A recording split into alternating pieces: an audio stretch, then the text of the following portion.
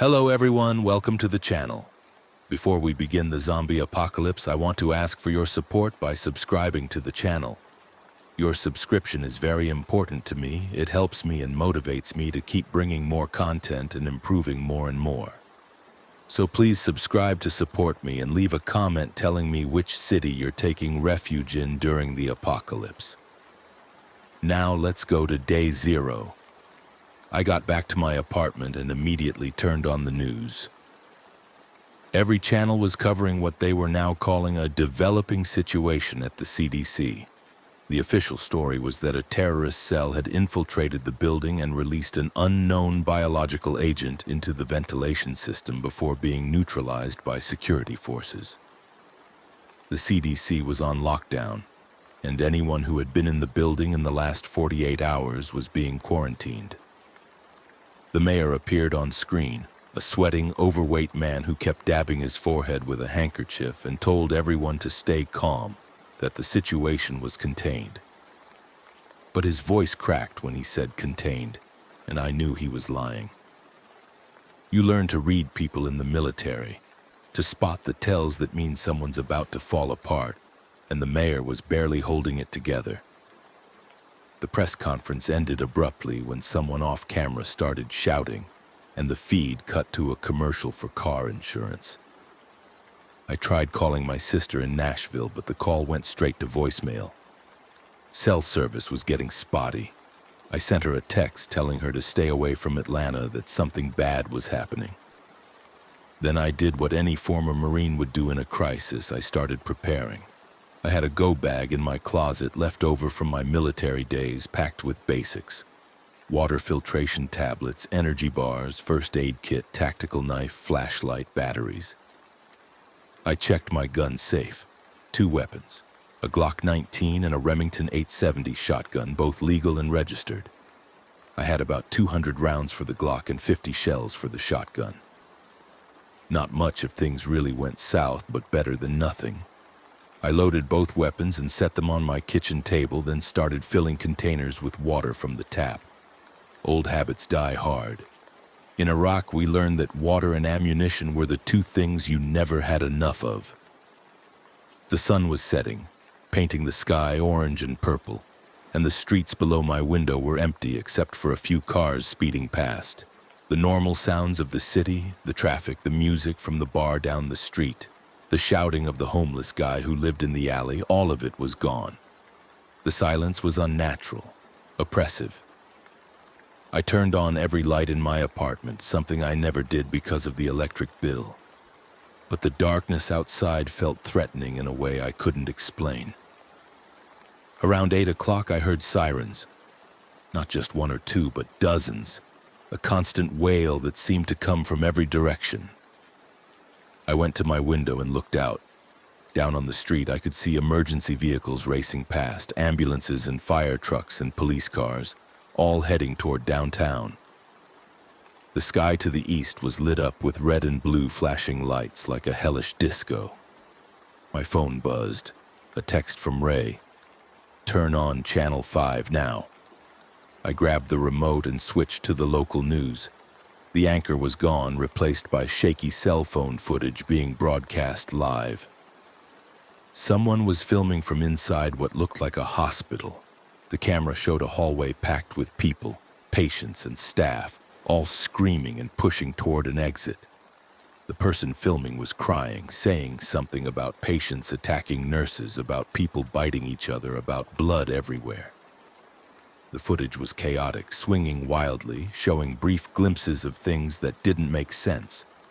A doctor with his throat torn out, a woman in a hospital gown crawling on all 4s and snarling like an animal, a security guard firing his gun into a crowd. Then the feed cut out, and the studio anchor came back on, looking shell-shocked. "We apologize for that disturbing footage," she said, her voice shaking. "We are trying to confirm reports of violence at multiple hospitals across the Atlanta metro area. We're also receiving unconfirmed reports of similar incidents in other cities. Please stay indoors and await further instructions from authorities." I felt my stomach drop. This wasn't a terrorist attack. This was something else, something worse. I'd seen enough combat to recognize the difference between organized violence and pure chaos. And what I'd just witnessed was chaos in its purest form. My phone started buzzing with alerts. Emergency messages from the city, the state, the federal government, all saying the same thing in different words. Stay inside, lock your doors, avoid contact with anyone showing signs of illness. Signs of illness. They listed symptoms: fever, aggression, loss of higher brain function, violent behavior, cannibalistic tendencies. That last one made my blood run cold. Cannibalistic tendencies. They were actually using that word in an official government alert. I spent the next few hours glued to the television, watching as the situation deteriorated in real time. By 10 o'clock, the news was reporting that Grady Memorial, Emory University Hospital, and at least 6 other medical facilities were experiencing crisis-level events. That was the euphemism they used instead of saying what was really happening. People were eating each other. Social media was exploding with videos and photos, most of them too graphic for the news to show. I saw footage of a man in a business suit attacking a woman on Peachtree Street, tearing into her flesh with his teeth while she screamed. I saw a video from inside a grocery store where infected people were chasing shoppers down the aisles. I saw a police officer emptying his magazine into someone who kept coming, kept advancing even after taking multiple shots to the chest. The only thing that stopped the person was a headshot, and even then the officer had to shoot twice before they went down.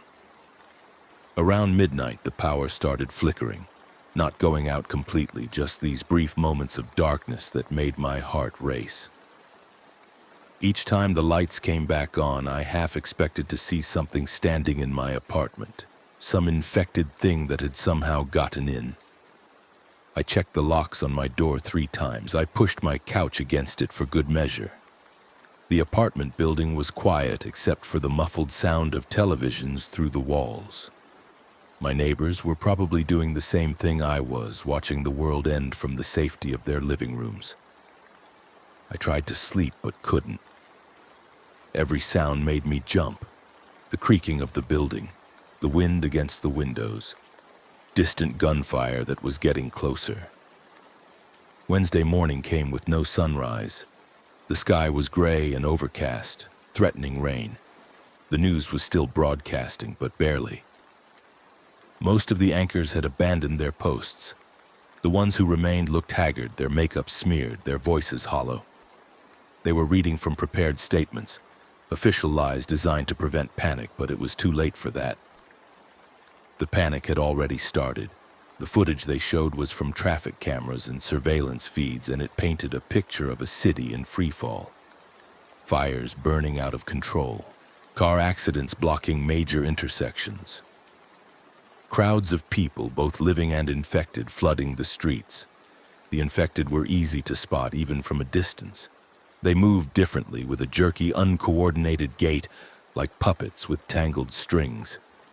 But they were fast when they wanted to be, especially when they spotted prey. I ate a breakfast of stale cereal and watched as the governor appeared on television, flanked by National Guard officers. He announced that martial law was now in effect for the entire metro Atlanta area. Curfew was immediate and indefinite. Anyone found outside would be detained or, if they posed a threat, neutralized. He said the word neutralized like he was ordering pizza, casual and detached. Then he mentioned something that made my blood run cold. The CDC had confirmed that the biological agent released by the terrorists was a weaponized virus, something called Solanum, designed in a classified research program as part of biodefense initiatives. It had been stolen from a high-security lab, possibly with inside help, and deliberately released into the CDC building's ventilation system. The virus attacked the brain, shutting down higher functions while leaving the brainstem active, creating what the governor called aggressive infected individuals with severely diminished cognitive abilities and enhanced physical aggression. He didn't use the word zombie, but that's what they were. That's what we all knew they were. The next part of his announcement was even worse. The virus was transmitted through bodily fluids, primarily through bites, but also through blood contact and possibly through airborne transmission in enclosed spaces.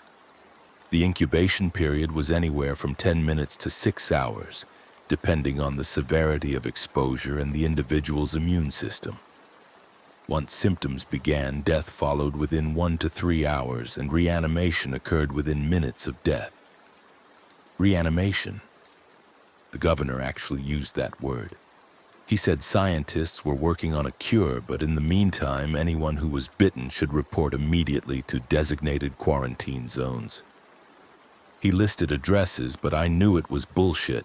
There was no cure. You could see it in his eyes.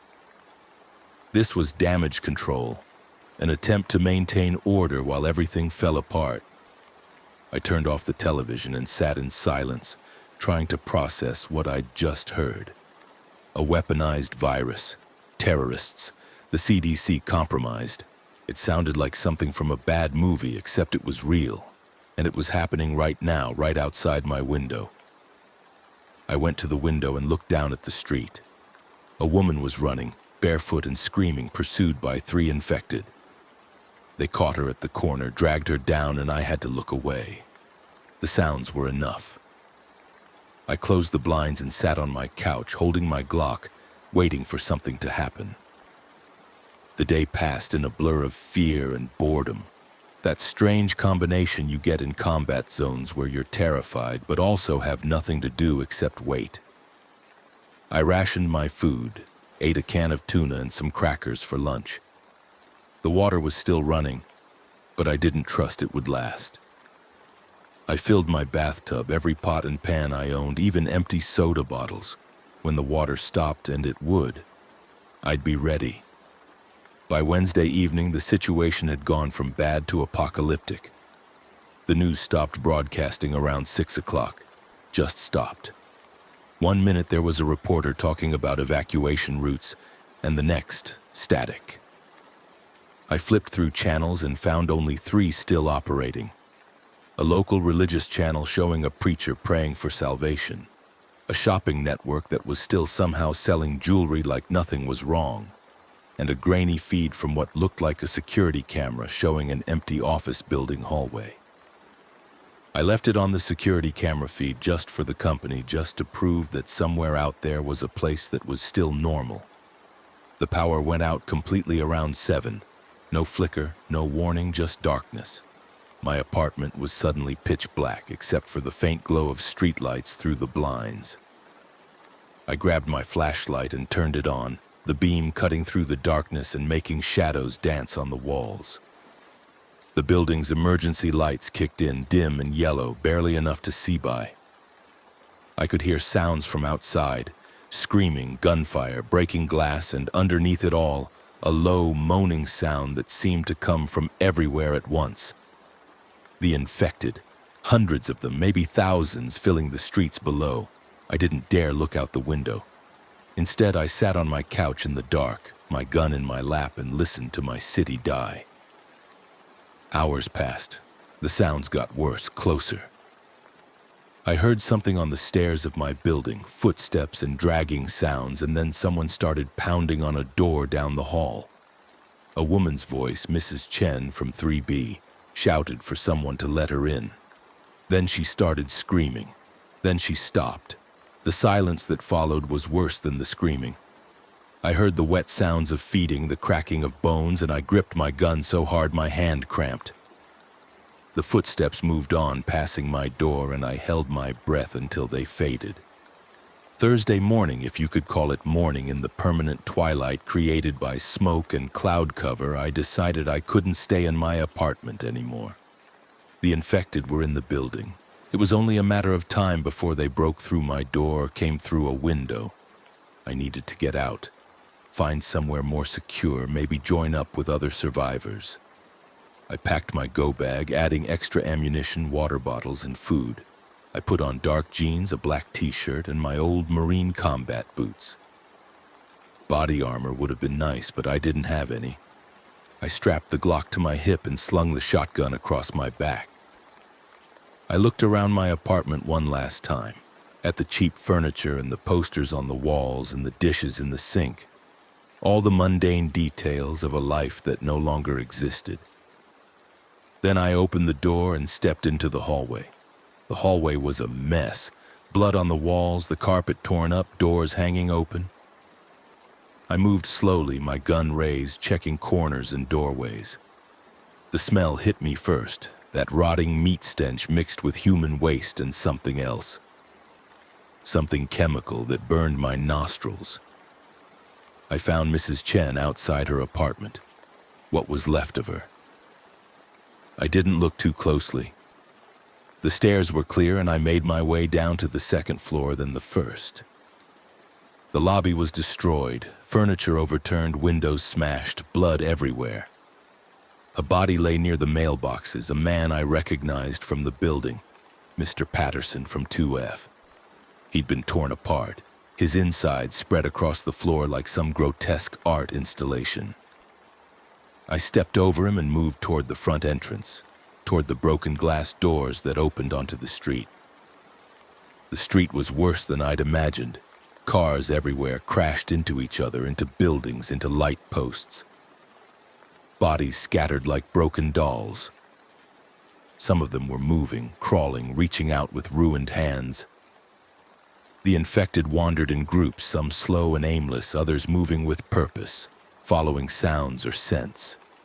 I crouched behind a burned-out taxi and surveyed the scene. 2 blocks to my left was a grocery store.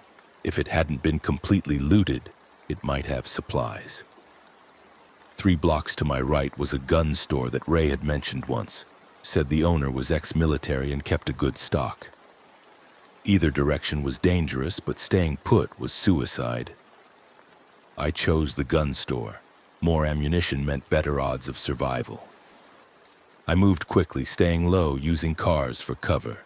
The infected didn't seem to notice me at first. They were focused on other things, other prey.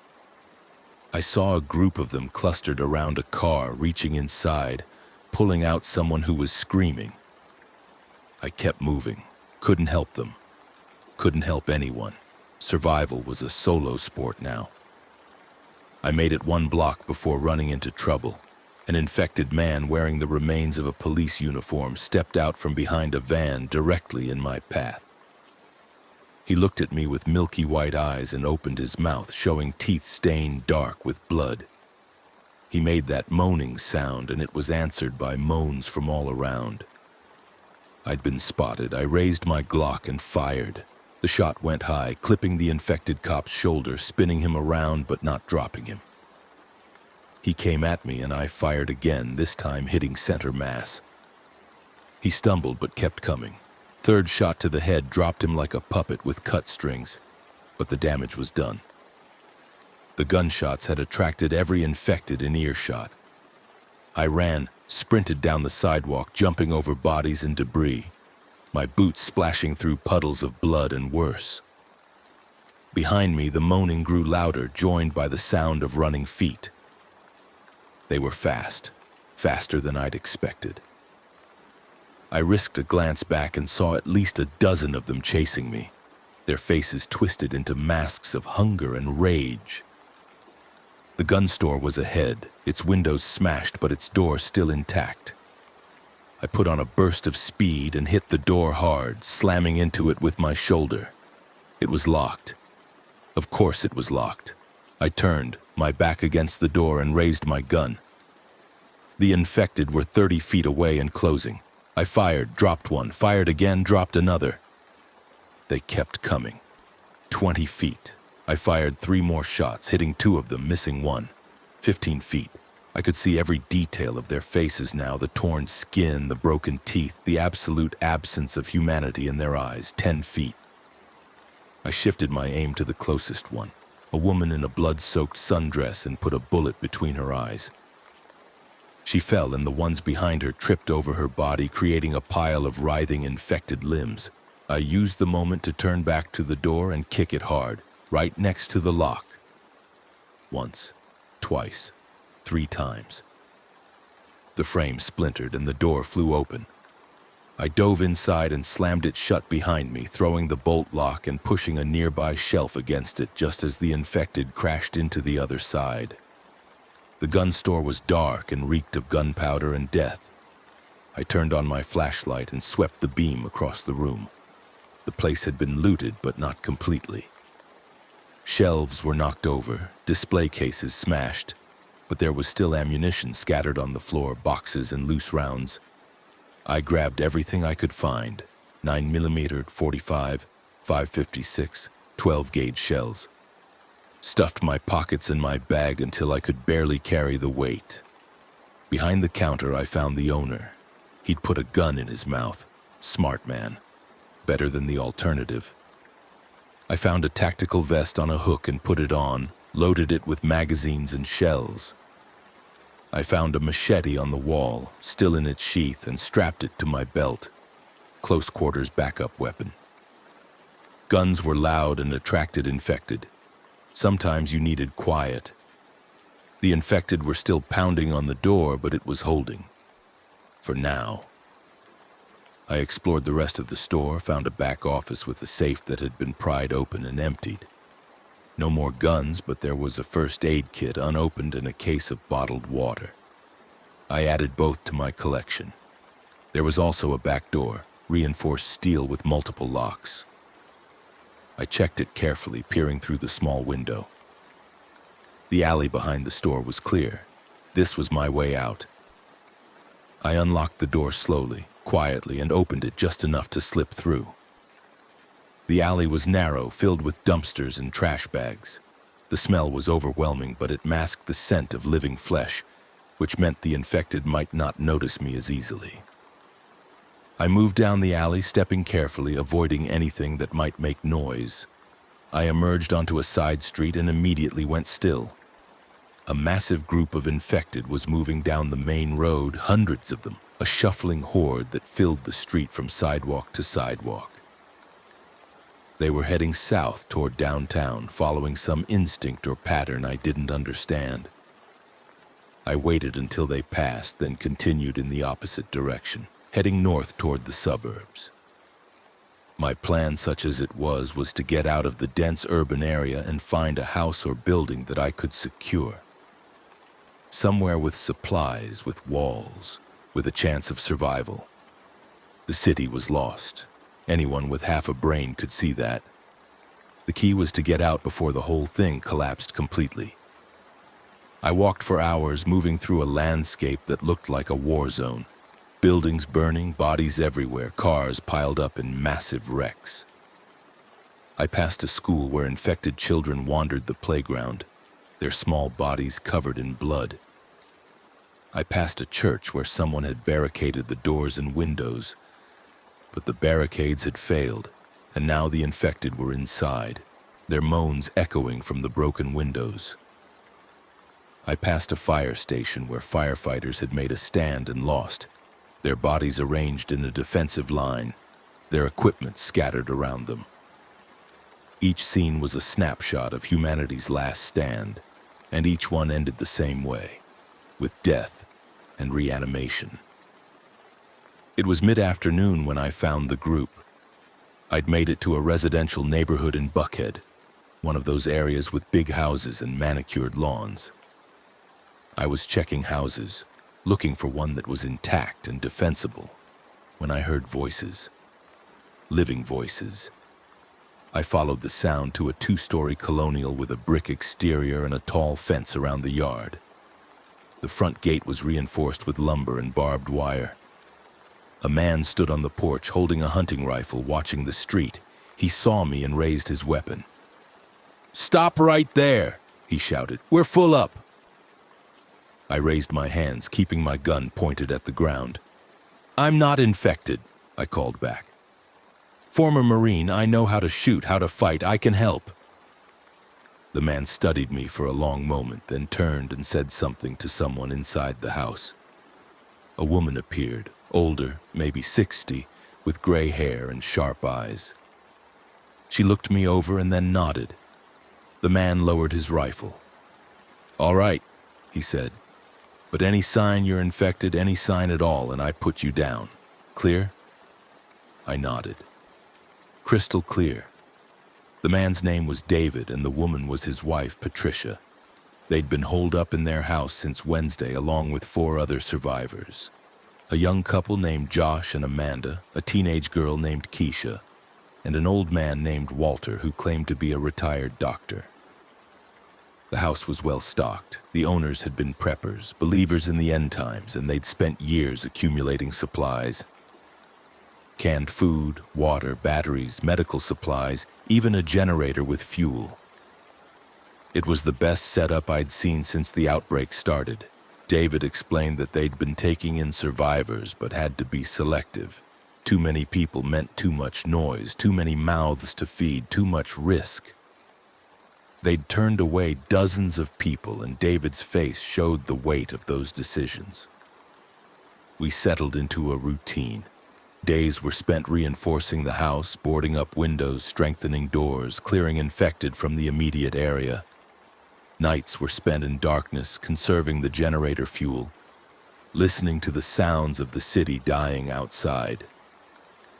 We took shifts on watch, always keeping someone alert, someone ready to sound the alarm if the infected broke through our defenses. The group dynamics were what you'd expect in a pressure cooker. Josh and Amanda clung to each other like the world made sense as long as they had each other.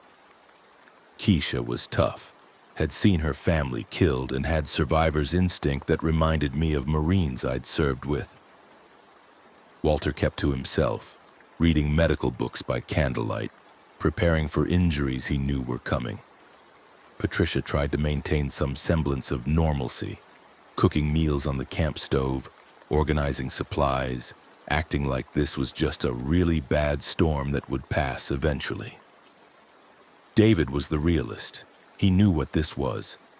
He'd fought in Vietnam, seen what happened when society collapsed, and he had no illusions about our chances. We'd been there for 3 days when we heard the broadcast. Patricia had an old ham radio, and she spent hours each day scanning frequencies, listening for anything official. Most of what she found was static or the screams of people dying on open channels. But on Saturday evening, she picked up a military frequency, an automated message on loop. All survivors are advised to proceed to established FEMA evacuation zones.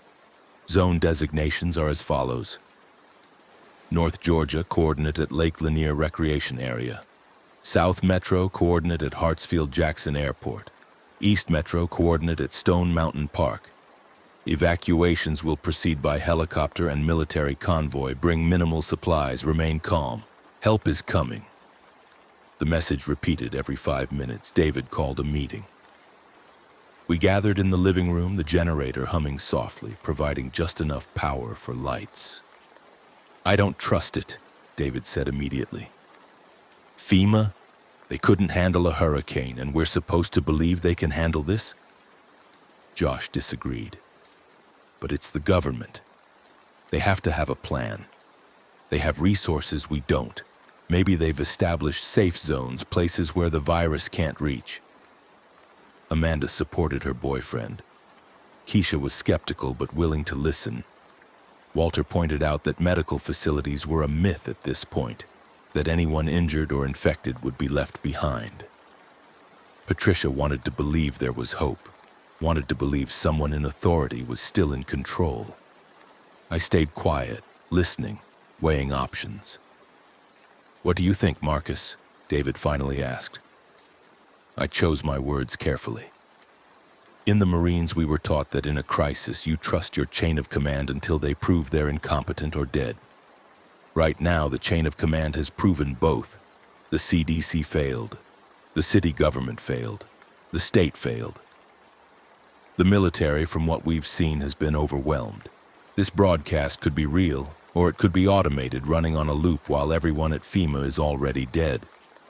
Going to an evacuation zone means leaving a secure position and traveling through infected territory to reach a location that might be swarming with infected or might not exist at all. It's a huge risk. David nodded. Agreed. We stay here. But Josh wasn't having it. You're condemning us to death. We have maybe 2 weeks of supplies if we ration. Then what? We starve? At least the evacuation zones offer a chance. The argument went on for hours. Eventually, we took a vote. David, Patricia, and Walter voted to stay. Josh, Amanda, and Keisha voted to go. I was the tiebreaker. They all looked at me, waiting. I thought about my training, about survival odds, about the reality of what was outside these walls. I vote we stay, I said. But I won't stop anyone from leaving. If you want to try for the evacuation zone, that's your call. I'll even help you get ready. Josh looked betrayed, like I'd personally slapped him. Amanda started crying. Keisha just stared at the floor. Fine, Josh said. We'll go. Tomorrow morning. Anyone who wants to come with us is welcome. The next morning, Josh, Amanda, and Keisha prepared to leave. Patricia packed them food and water, more than they needed, a mother's instinct to provide. David gave them weapons, a pistol and a shotgun with ammunition. I gave them a map and marked the safest routes I knew to Stone Mountain, where the East Metro evacuation zone was supposed to be. Stay off the main roads, I told them. Move during the day. If you see a horde, hide, don't run. Running attracts attention. Keisha hugged me, surprising me with her strength. Thanks for everything, Marcus. Maybe we'll see you again. I doubted it, but I smiled and nodded. Maybe. Stay safe. We watched from the porch as they left, moving quickly down the street, their backpacks bouncing, their weapons held awkwardly. They disappeared around a corner, and Patricia started crying. David put his arm around her. They made their choice, he said quietly. We went back inside and reinforced the gate they'd left through. That night we heard gunfire from the direction they'd gone. A short burst followed by screaming. Then silence. Patricia cried herself to sleep. David stared at the wall. Walter took a long drink from a bottle of whiskey he'd been saving. I cleaned my guns and tried not to think about 3 more people added to the death toll. The next few days were tense. Without Josh, Amanda, and Keisha, the house felt empty and our defenses felt weaker. We had fewer people for watch duty, fewer hands to maintain the barricades. The infected were getting bolder, or maybe just more numerous. They clustered around our fence at night, drawn by the smell of living flesh, moaning and clawing at the wood. We couldn't risk shooting them without attracting more, so we endured the sound, night after night, the constant reminder that we were surrounded. Supplies were dwindling faster than we'd calculated. David's prepper stash was impressive, but it wasn't infinite. We were going through water at an alarming rate, and the toilets had stopped working when the municipal water system failed. We'd resorted to digging a latrine in the backyard, a humiliating return to primitive conditions. It was Wednesday, exactly 1 week after the outbreak began, when the soldiers arrived. We heard vehicles in the distance, heavy engines, and David grabbed his binoculars and climbed to the second-floor window. "Military trucks," he reported. "Looks like a convoy. 4 vehicles, armed soldiers. They're stopping at houses, checking for survivors." Hope surged through us. Maybe the evacuation zones were real. Maybe help had actually come. We gathered our essential supplies and waited by the front door. The convoy got closer and I could hear voices shouting, orders being given. Then I heard screaming. A woman's voice, begging, pleading. Then a gunshot. Then silence. David looked through the binoculars again and his face went pale. "They're not evacuating people," he said. "They're executing them. Anyone who comes out of a house, they're shooting them. They're burning buildings." I grabbed the binoculars and looked for myself. He was right. Soldiers in full hazmat gear were systematically going house to house. They'd bang on the door, order anyone inside to come out, and when people emerged hoping for rescue, they'd gun them down. Then they'd toss incendiary grenades through the windows and move to the next house. The entire street was being cleansed, every potential infection vector eliminated. The official term would probably be sanitization. The reality was mass murder. "Everyone, basement now," David ordered. We grabbed what we could and headed down to the basement, a finished room with concrete walls and a small window near the ceiling. We huddled in the darkness, listening to the convoy get closer. The engine stopped outside our house, boots on the driveway. A megaphone. "Occupants of this residence, you are ordered to evacuate immediately. Exit through the front door with your hands visible. You have 60 seconds to comply." Patricia looked at David, her eyes wide with terror. "What do we do?" David's jaw was set. "We stay quiet. Maybe they'll think the house is empty." But Walter, old and confused and terrified, stood up. "We should go. They're military. They're here to help." Before anyone could stop him, he started up the stairs. David lunged for him, but Walter was already halfway up. We heard him open the basement door, heard him shuffling toward the front of the house. "Wait!" he shouted. "Wait, we're here! We're survivors!" A burst of gunfire cut him off. The sound was impossibly loud in the enclosed space of the house. We heard Walter's body hit the floor. Patricia screamed and David clamped a hand over her mouth. "Quiet," he whispered urgently. "If they know we're down here, we're dead." We heard boots inside the house, soldiers clearing rooms. They were thorough, professional, checking every space. I held my gun, knowing it was useless against a squad of trained soldiers in full gear, but unable to let it go. The boots came to the basement door. It opened. A flashlight beam cut through the darkness, finding us instantly. "Survivors in the basement," a voice called out. "4 of them." A response from upstairs. "Orders are to sanitize all structures, no exceptions." The soldier at the top of the stairs raised his rifle. I didn't think, just reacted. I raised my Glock and fired twice, hitting the soldier in the faceplate of his hazmat suit. The rounds didn't penetrate, but the impact staggered him back. David was moving too, firing his hunting rifle, the boom deafening in the enclosed space. The soldier went down, and we heard shouting from upstairs, orders being barked. "Contact! Basement! Armed survivors!" More boots running. David grabbed Patricia and shoved her toward the small window. "Go! Get out!" I helped him boost her up. She squeezed through the window, cutting her arms on the broken glass, and fell into the window well outside. David went next, moving fast for a man his age. I was last. Gunfire erupted from the stairwell, rounds punching through the drywall, sending up puffs of dust and debris. I returned fire, emptying my magazine toward the stairs, not aiming, just suppressing. Then I holstered my gun and jumped for the window. David grabbed my arms and pulled as I kicked my legs. My boots scraped against the concrete wall, and then I was through, tumbling into the window well. We ran, sprinting across the backyard, climbing the fence, dropping into the neighbor's yard.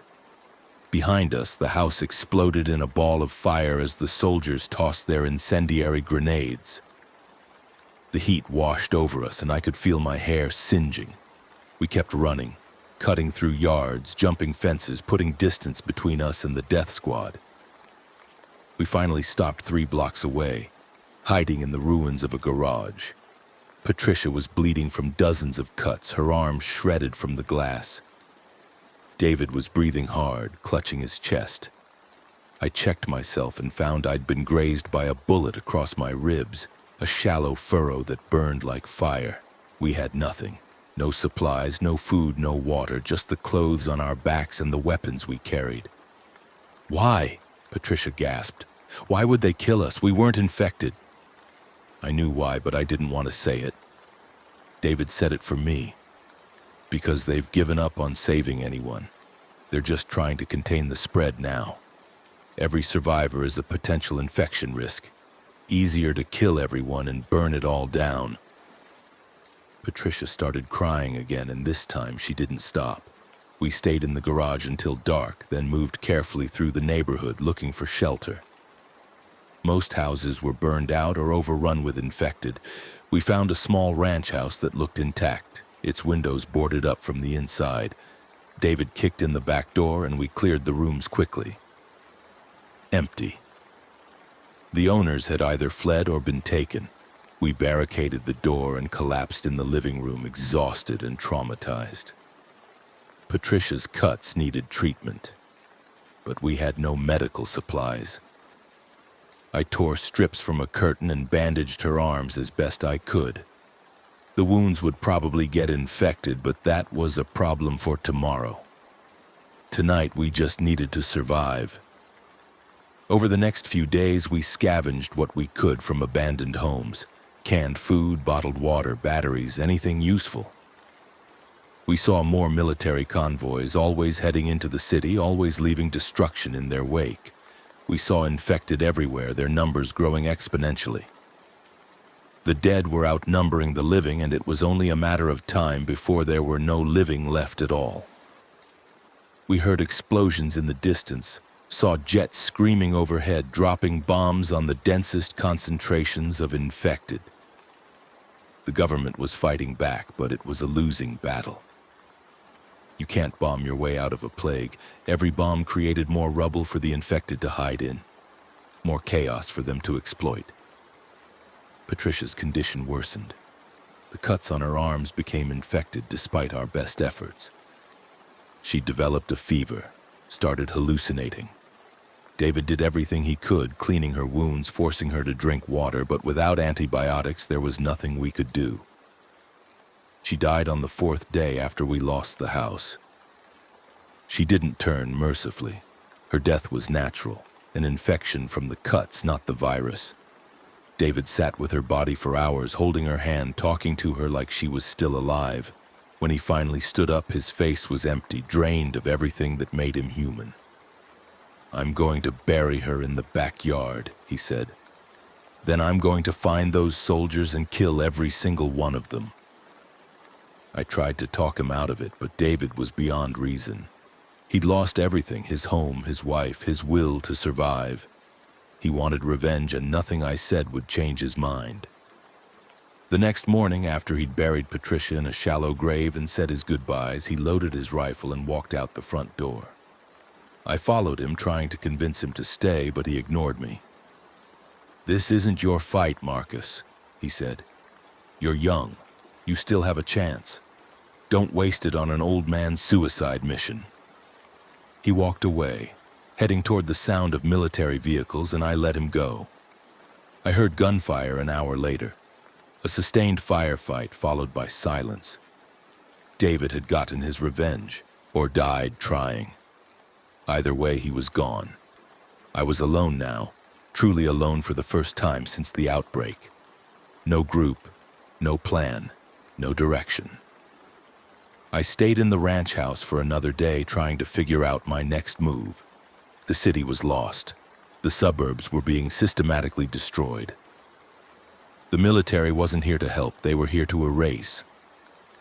My only option was to get out, leave Atlanta entirely, head north or west, find some rural area where the population density was low and the infected were few. But even that felt like a fantasy. The virus was spreading faster than anyone could run. Reports on the radio, when I could find them, talked about outbreaks in other cities: New York, LA, Chicago, Houston. The whole country was falling, and probably the world too. I was packing my meager supplies when I heard something that changed everything. A voice on the radio, not an automated message or a dying plea, but a clear, calm, human voice speaking English with a slight accent. "Attention all survivors in the Atlanta metropolitan area. This is Victor Drazen. I am broadcasting from a secure location with information about the Solanum virus and its origins. If you want to know why this happened, who is responsible, and how to survive, continue listening." I turned up the volume, my heart pounding. The voice continued. "The Solanum virus was developed by the United States Centers for Disease Control as part of a classified bioweapon program. The project was funded by defense contractors and overseen by individuals within the military-industrial complex who believed a controllable zombie pathogen could be used as a deterrent against enemy nations. The voice paused, and I heard papers rustling. However, the virus proved impossible to control. Every attempt at creating a vaccine or cure failed. When the CDC attempted to terminate the program and destroy all samples, certain individuals within the organization saw an opportunity. They contacted my organization with an offer: access to the virus in exchange for payment and assistance in its weaponization for the international market. We accepted. On the night of September 22nd, my team infiltrated the CDC facility, eliminated security personnel, and acquired 6 vials of concentrated Solanum virus. We released 1 vial into the building's ventilation system as a demonstration of its effectiveness. The remaining 5 vials are now in our possession and are being offered for sale to the highest bidders. I couldn't believe what I was hearing. This wasn't just a terrorist attack, it was a business transaction. Someone was selling the end of the world. The voice continued. Several governments have already expressed interest in purchasing the virus. The bidding starts at $1 billion per vial. To potential buyers, I can provide proof of the virus's effectiveness by pointing to the current situation in Atlanta. To survivors, I offer this advice. The infection cannot be cured, but it can be avoided. Stay out of enclosed spaces, avoid all bodily fluids from infected individuals. Headshots are the only reliable method of stopping an infected person. And most importantly, do not trust your government. They created this nightmare, and now they are trying to cover it up by killing everyone, infected or not. The broadcast ended with coordinates, a location where potential buyers could make contact, then static. I sat in stunned silence, processing what I'd heard. Victor Drazen. The name meant nothing to me, but the implications were staggering. This wasn't just about Atlanta, this was about weaponizing the virus and spreading it to other countries. Millions of deaths, maybe billions, all for profit. And somewhere in this dying city, Drazen was hiding, sitting on 5 vials of concentrated death, waiting to sell them to the highest bidder. A thought crystallized in my mind, sharp and clear. I had to find him. I had to stop him, not because I thought I could save the world, that ship had sailed, but because someone needed to hold him accountable. Someone needed to make sure that the people responsible for this horror faced consequences. Finding Drazen wouldn't be easy. The coordinates he'd broadcast were in downtown Atlanta, near the old warehouses by the railroad tracks. That area was a death trap, filled with infected and probably crawling with whatever forces Drazen had working for him. But I'd faced worse odds in Fallujah. At least here I spoke the language and knew the terrain. I spent the rest of the day preparing. I stripped down my gear to essentials: weapons, ammunition, water, a small amount of food. Speed and stealth would be more important than supplies. I studied a map of downtown, planning my route, identifying choke points and alternate paths. I shaved my head to avoid giving infected something to grab. I taped down anything that might rattle or make noise. By nightfall, I was ready. The journey into downtown took all night. I moved slowly, carefully avoiding infected and staying out of sight. The city was unrecognizable. Entire blocks were burning, the fires out of control, spreading from building to building. The streets were rivers of blood and debris. Infected wandered everywhere, some alone, some in groups, some standing still like broken machines waiting for input. I saw things I'll never forget. A woman pushing a stroller with a dead baby inside, her jaw hanging by a strip of flesh, moaning as she walked in circles. A group of infected tearing apart a dog, fighting over the scraps. A man in a business suit standing on a rooftop, screaming at the sky, before throwing himself off and splattering on the pavement below. I reached the warehouse district around dawn. The area was industrial, all concrete and steel, with massive buildings that had once housed shipping companies and logistics firms. Now they were tombs. I found the coordinates Drazen had broadcast and surveyed the location from a distance. It was a large warehouse with a reinforced metal door and barred windows. Armed guards patrolled the perimeter, 6 of them carrying automatic weapons and wearing tactical gear. These weren't infected. These were professionals, mercenaries probably, hired to protect Drazen and his precious cargo. Getting inside would require more than just stealth. It would require violence. I waited, watching their patrol patterns, timing their movements. They were good but not perfect. There was a gap in their coverage, a blind spot near the back of the building where a loading dock provided cover. I moved during the shift change when the guards were distracted and made it to the loading dock without being seen. The dock door was locked, but the mechanism was old and rusty. I used my knife to pry it open, wincing at every scrape of metal on metal. Inside, the warehouse was dark and smelled like oil and decay. I moved through the shadows, my shotgun raised, my finger on the trigger. The warehouse was larger than I'd thought, filled with rows of metal shelving and stacks of crates. I heard voices ahead, speaking in a language I didn't recognize. Russian, maybe. I crept closer and peered around a corner. 3 men were sitting at a table, playing cards and drinking from bottles of vodka. Behind them, in a refrigerated unit, I could see a metal case. The vials. They had to be. I considered my options. I could try to sneak past them, but the refrigerated unit was in an open area with no cover. I could try to take them out quietly, but 3 armed men were too many for a silent kill. Or I could go loud, accept that stealth was over, and fight my way through. I chose loud. I stepped out from behind the corner and fired. The shotgun roared, the blast catching the first man in the chest and throwing him backward. The other 2 scrambled for their weapons, shouting in Russian. I pumped the shotgun and fired again, missing one but hitting the table and sending cards and vodka flying. The man I missed returned fire with an assault rifle, the rounds sparking off the metal shelves around me. I dove behind a crate and switched to my Glock. The assault rifle went silent, either empty or jammed. I popped up and fired 3 times, hitting the man twice in the torso. He went down. The 3rd man had fled, running deeper into the warehouse, screaming for backup. Alarms started blaring, red lights flashing. I ran to the refrigerated unit and grabbed the metal case. It was locked, but I shot the lock off and opened it. Inside, cushioned in foam, were 5 vials of clear liquid. The Solanum virus. The end of the world in a box. I closed the case and slung it over my shoulder, then turned to leave. That's when I saw him. Victor Drazen stood at the far end of the warehouse, flanked by a dozen armed men.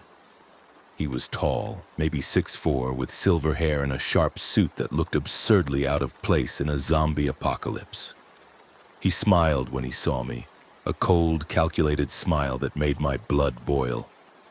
"You must be Marcus Cole," he said, his accent thick but his English perfect.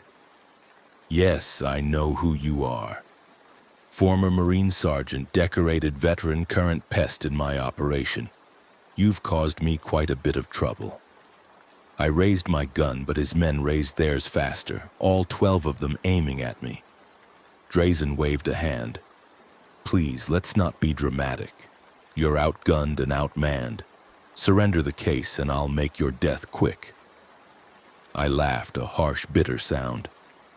"You think I'm afraid of dying? I've been dead since this started. The only question is whether I take you with me." Drazen's smile faded. Idealistic and suicidal, how very American. He nodded to his men and they advanced. I fired at Drazen, but one of his guards stepped in front of him, taking the bullet. The others opened up and I was forced to dive behind a concrete pillar. Rounds chewed up the pillar, sending chips of concrete flying.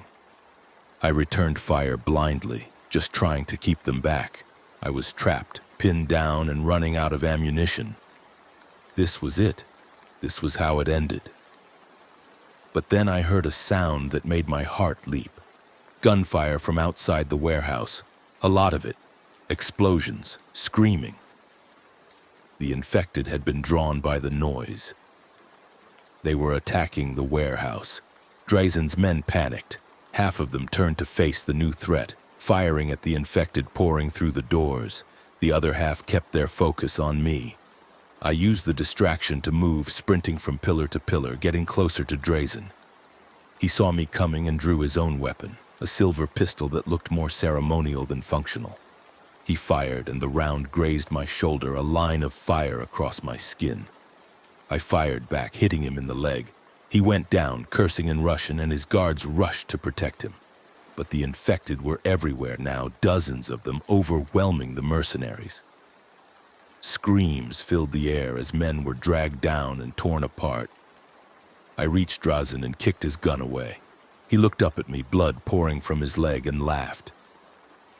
"You think this changes anything? The virus is already out there. 5 governments have purchased samples. By next month, every major city in the world will be like Atlanta. You've changed nothing." I pointed my gun at his head. "Maybe. But at least you won't be around to profit from it." He smiled. "Then do it. Pull the trigger. Become the thing you hate." I hesitated, and in that moment, an infected lunged at me from the side. I twisted and fired, dropping it, but the moment was enough for Drazen to grab a knife from his boot and slash at me. The blade cut across my forearm deep, and I dropped my gun. He lunged at me, knife raised, but I caught his wrist and twisted. We grappled, rolling across the floor, fighting for control of the knife. His strength was surprising for a man his age, but pain and adrenaline fueled him. We crashed into the refrigerated unit, and the knife fell from his hand. I grabbed him by the throat and slammed his head against the metal door, once, twice, 3 times. His skull cracked, blood running from his nose and ears. He stopped struggling, his eyes going glassy. I slammed his head one more time, and he went limp. I let him fall and staggered back, bleeding from multiple wounds. Around me, the warehouse was chaos. The infected had killed most of Drazen's men and were now fighting over the bodies. I grabbed the metal case and made for the exit, moving as fast as my injuries allowed. I could hear more infected coming, drawn by the gunfire and screams. The warehouse was lost. I made it outside and immediately regretted it. The street was filled with infected, hundreds of them, a sea of undead flesh stretching in every direction. I ran anyway, clutching the case, firing my last few rounds to clear a path. I felt teeth sink into my calf, and I kicked the infected off, limping badly. Another one grabbed my arm, and I smashed its skull with the metal case. I was bleeding, exhausted and running on fumes, but I couldn't stop. I had to get the case somewhere safe, somewhere it couldn't be used. I thought of the CDC, the irony of returning the virus to its birthplace. If I could make it there, maybe I could destroy it, burn the whole facility down with the vials inside. The CDC was miles away, and I was in no condition to walk that far. I found a car with keys still in the ignition, a miracle in the chaos. I threw the case in the passenger seat and started the engine. The infected swarmed the car, pounding on the windows, clawing at the doors. I floored the gas and smashed through them, the car rocking as bodies went under the wheels. The streets were a nightmare, but I navigated by instinct and memory, taking side streets and alleys, avoiding the main roads where the infected congregated. The car's windshield cracked from impacts, blood and worse obscuring my view. I kept driving. Halfway to the CDC, the car died, just stopped, the engine seizing with a terrible grinding sound. I abandoned it and continued on foot, limping, bleeding, barely conscious. The world spun around me, and I wasn't sure if it was from blood loss or infection. I'd been bitten, scratched, exposed to infected fluids. The virus was probably already in my system, rewriting my DNA, shutting down my higher functions. I had minutes, maybe hours if I was lucky. I clutched the case and stumbled forward, one foot in front of the other, driven by pure will. The CDC building loomed ahead, surrounded by military vehicles and barricades. It was still occupied, soldiers in hazmat suits guarding the entrance. I approached with my hands raised, the case held above my head. "I have the virus!" I shouted. "The stolen vials! I need to destroy them!" The soldiers raised their weapons, and a voice over a megaphone ordered me to stop. I stopped. "I'm infected," I said. "I don't have long, but these vials can't fall into the wrong hands. Please, let me destroy them." The soldiers conferred, and then one of them approached slowly, his weapon trained on me. He looked at the case, then at me. "How do I know you're telling the truth?" I laughed, a wet, bubbling sound. "Because if I wanted to use them, I wouldn't be here." He took the case and backed away. Another soldier raised what looked like a flamethrower. "I'm sorry," the first soldier said. "Orders are to eliminate all infected on sight." I nodded. "I understand. Just make sure those vials are destroyed." He nodded back. "I'll try." The flamethrower ignited and I closed my eyes. The heat was intense, instant, all-consuming. My last thought was of Atlanta, my city, burning along with me. Then nothing. But death wasn't the end. I woke up hours later, or maybe days, I had no way to know. I was in a concrete room chained to a wall, my body covered in burns and bandages. A man in a white coat stood across from me, making notes on a tablet. "Subject exhibits unusual resistance to the Solanum virus," he muttered. "Burns should have killed him, but vitals remain stable. Infection appears to have been fought off by immune system, possibly due to previous exposure to biological agents during military service." He looked at me and I tried to speak, but my throat was raw, scorched. "Don't try to talk," he said. "You're lucky to be alive, if you can call this luck. The vials you brought us are being studied. We're trying to develop a cure, but progress is slow." Days turned into weeks. I recovered slowly, my body healing from the burns and injuries. The scientist, Dr. Reeves, explained that I was one of a handful of people who showed natural immunity to the virus. My immune system had fought it off, something that should have been impossible. They kept me isolated, running tests, taking blood samples, trying to understand why I survived when millions didn't. Through the small window in my room, I could see the city, or what was left of it. Buildings were collapsed, streets were empty except for the wandering infected. The military had pulled back to established safe zones, abandoning the rest of Atlanta to the dead. Then came the announcement. Dr. Reeves entered my room one morning, his face grim. "The president has authorized a nuclear strike on Atlanta," he said. "They've determined that the infection can't be contained through conventional means. The bomb will be dropped at noon today. This facility is outside the blast radius, but the fallout will be significant. We're evacuating all personnel to a secure location in North Georgia." I stared at him. "A nuke? You're going to nuke the city?"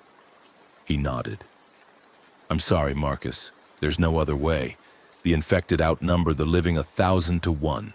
Even with your immunity, even with the research we've done, we're no closer to a cure. The virus adapts, evolves.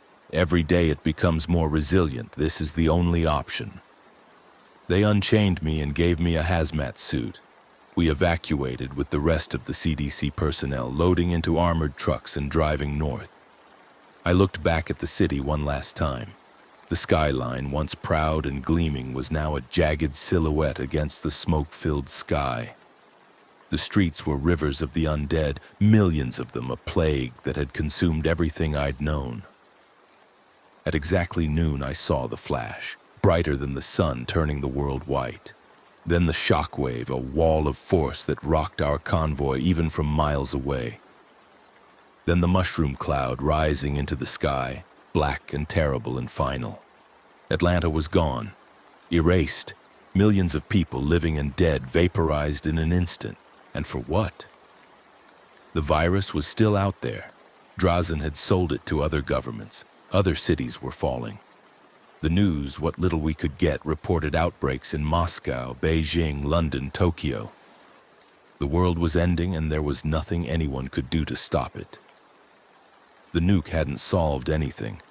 It had just bought time, a temporary reprieve before the inevitable. They took us to a bunker in the mountains, a Cold War relic designed to house government officials in the event of nuclear war. Hundreds of people lived there now, scientists, soldiers, politicians, all clinging to the illusion that humanity could survive this. Dr. Reeves continued his research, using my blood trying to synthesize a vaccine. But every test failed. The virus was too complex, too adaptive. It was like trying to cure evolution itself. Months passed. The bunker became a prison, a tomb for the living. We had supplies, power, safety, but no hope. Every day the news got worse. More cities fallen, more governments collapsed. The infected were everywhere and they weren't stopping. I volunteered for a surface expedition, a mission to gather supplies from nearby towns. Anything to get out of the bunker, to feel like I was doing something useful. The world outside was a wasteland. Towns were abandoned, overrun by infected. We moved carefully, scavenging what we could, avoiding confrontation. But the infected were getting smarter, or at least more coordinated.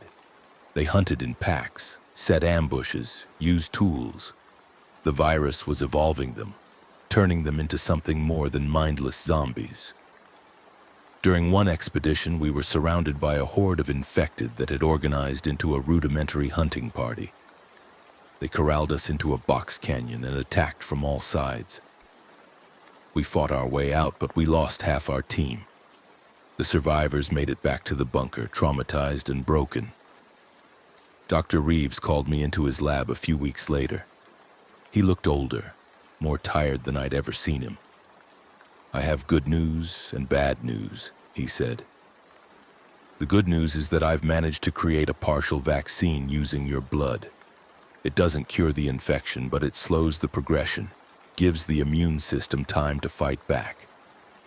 It could extend survival time from hours to days, maybe even weeks." I waited for the bad news.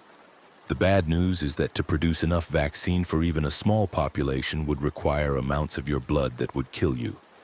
And even if we could produce it, distribution is impossible. The infrastructure is gone. There's no way to get it to people who need it. I nodded. "So it's useless," he sighed. "Not useless, just insufficient. We can save a few people, maybe a few hundred, but not the world. The world is already lost." He was right. The world was lost. The infected controlled every major city, every population center. Survivors were scattered, isolated, living in small enclaves that would eventually fall. The governments that remained had retreated to military bases and bunkers, preserving what little power they had, but unable to retake territory. Humanity was on the brink of extinction, and there was no coming back. The Solanum virus had won. Drazen had won, even in death. His legacy was the end of civilization, and his name would be remembered long after everything else was forgotten. I think about that sometimes in the quiet moments when I'm alone in my quarters. I think about the people I failed to save. Josh, Amanda, Keisha, David, Patricia, Walter. I think about the millions who died in Atlanta when the bomb fell. I think about the billions who will die in the months and years to come as the virus spreads unchecked. I think about Victor Drazen and the men like him who saw the apocalypse as a business opportunity, who profited from death until death claimed them too. I killed Drazen, put a bullet through his skull, but it didn't matter. The damage was already done. The virus was already out there, spreading faster than we could fight it. Dr. Reeves tells me that my immunity makes me valuable, that I'm humanity's best chance at survival. But I know the truth. There is no survival. There's only delay, postponement of the inevitable. The bunker will run out of supplies eventually. The generator will fail. The infected will find a way in. And when they do, we'll all become what we feared most. Mindless, hungry monsters driven by nothing but the need to feed.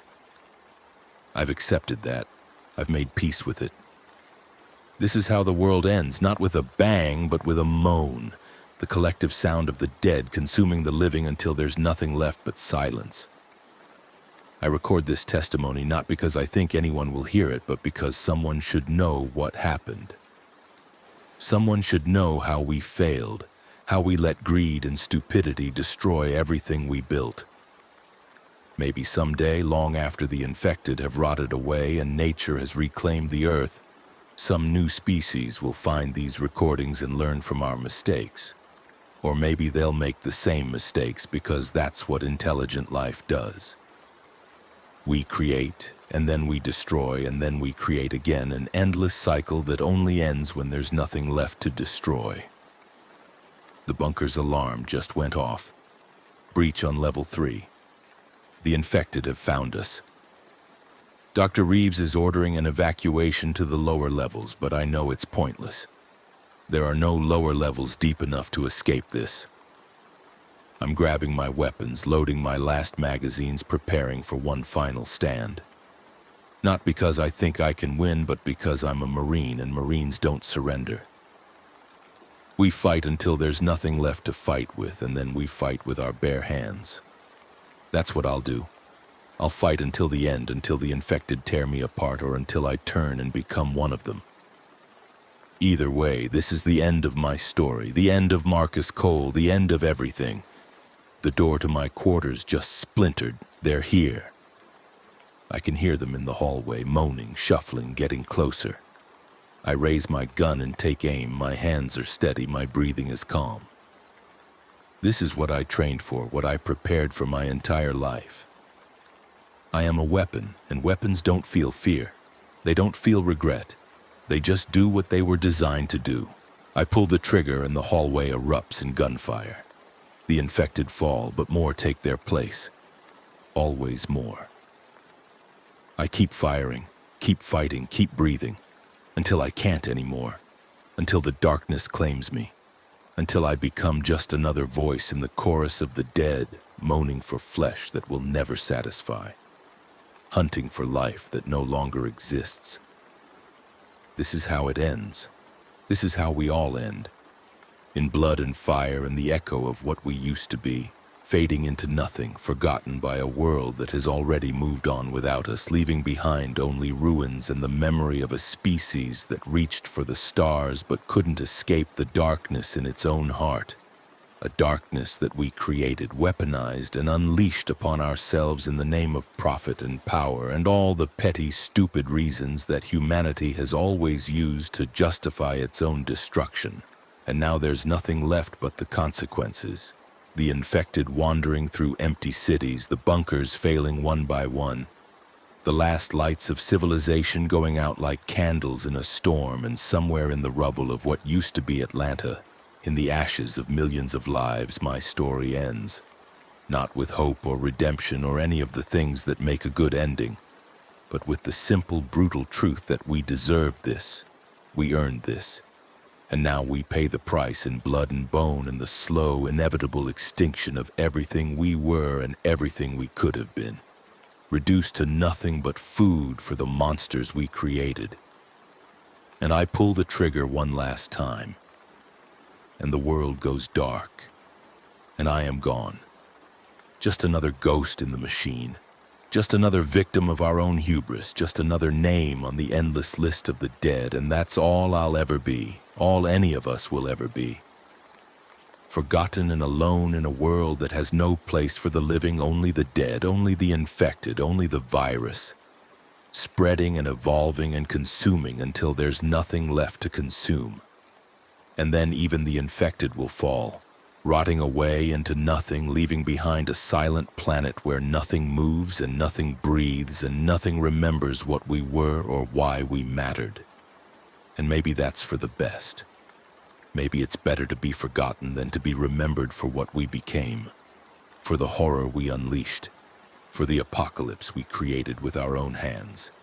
And as the darkness closes in and my consciousness fades and I feel the teeth sinking into my flesh, and the pain that signals the end of everything I am. I have one final thought, one last moment of clarity before I lose myself forever. We had our chance, we had our world, and we threw it all away for nothing, for greed and fear and hatred, and now we're gone, erased from existence. And the earth will heal without us, will flourish without us, will forget us as easily as we forgot all the other species we drove to extinction. And maybe that's justice. Maybe that's what we deserve.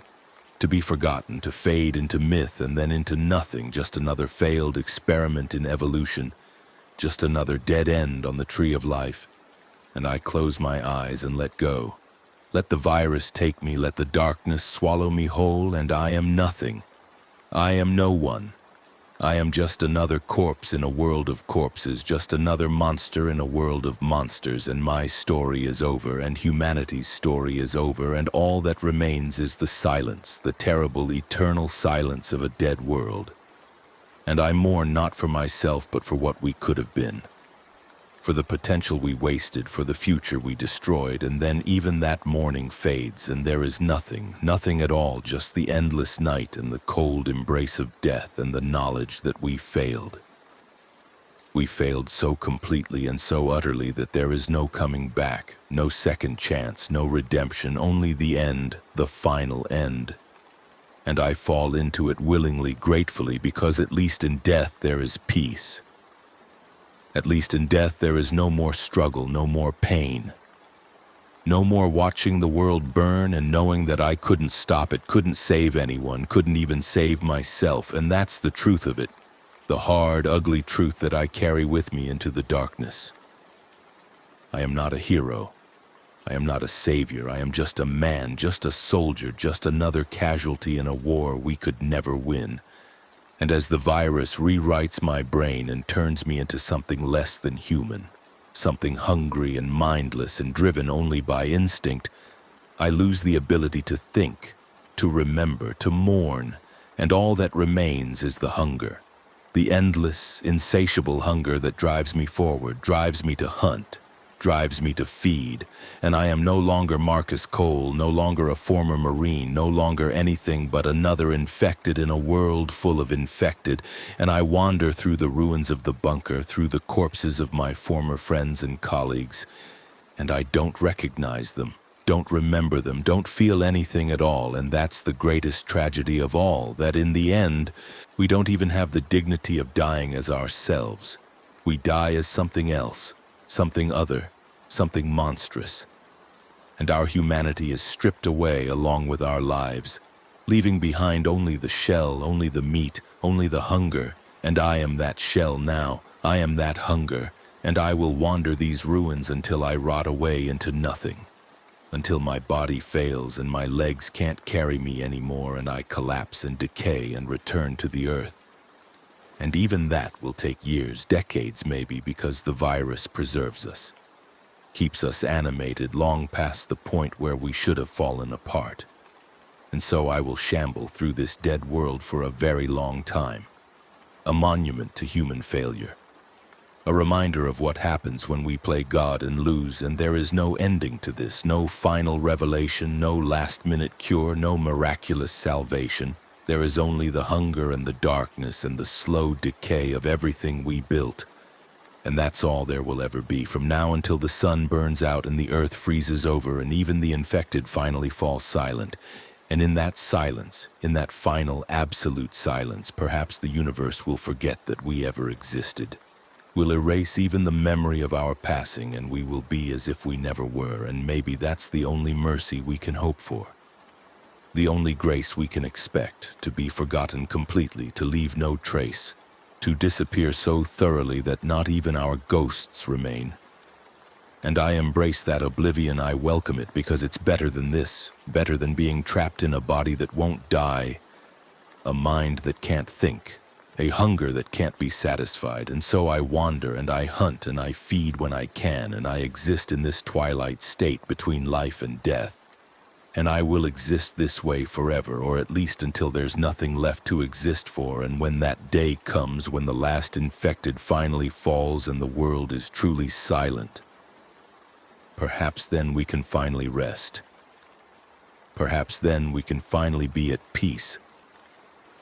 But until that day, I am cursed to walk this earth as a monster, a reminder of humanity's greatest failure, and there is no escape, no redemption, no second chance.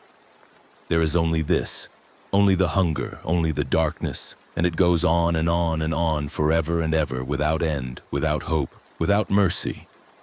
And that is the true horror of the Solanum virus, not that it kills us, but that it won't let us die, won't let us rest, keeps us animated and aware enough to know what we've become, but not aware enough to stop it. And we are trapped. All of us, the living and the dead and the infected, trapped in this nightmare that we created. And there is no waking up, no escape, no happy ending. There is only this moment stretching out into eternity, and I am in it. And I will always be in it, and nothing will ever change, nothing will ever get better, and that's the truth, the final truth, the only truth that matters anymore in this world of the dead. And I accept it, I embrace it, I become it, and I am nothing, and I will always be nothing, and that's all there is, all there ever was, all there ever will be, nothing but the hunger and the darkness and the slow, inevitable end of everything. And I close my eyes, or I would if I could still control my body, and I let go, or I would if I had anything left to let go of, and I die, or I would if the virus would let me, but it won't. It never will.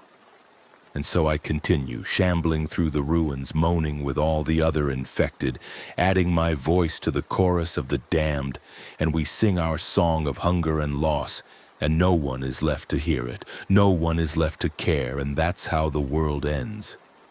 Not with a bang or a whimper, but with a moan, the endless moan of the infected echoing through empty cities and abandoned bunkers and burned forests. A testament to humanity's arrogance and stupidity and greed, and it will echo forever, or at least until the universe itself ends, and even then perhaps in some other dimension or timeline or reality. The moan will continue, will persist, will remind whatever comes after us that we were here. We existed, we mattered, and we destroyed ourselves, and that's all we'll ever be, all we can ever be. Destroyers and destroyed, victims and monsters, human and inhuman, living and dead, and something in between. And I am all of these things and none of these things.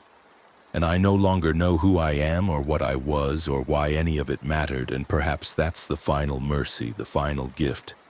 To lose even the memory of loss, to forget that there was ever anything to forget, to exist in a state of pure, mindless hunger, free from regret and guilt and sorrow. And maybe that's what I wanted all along, what we all wanted.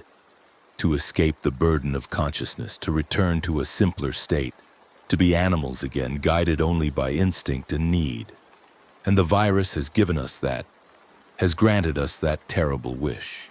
And we should be grateful, or we would be if we could still feel gratitude, but we can't. We can't feel anything except the hunger. And so we hunt and we feed and we exist. And that's all we'll ever do for all eternity.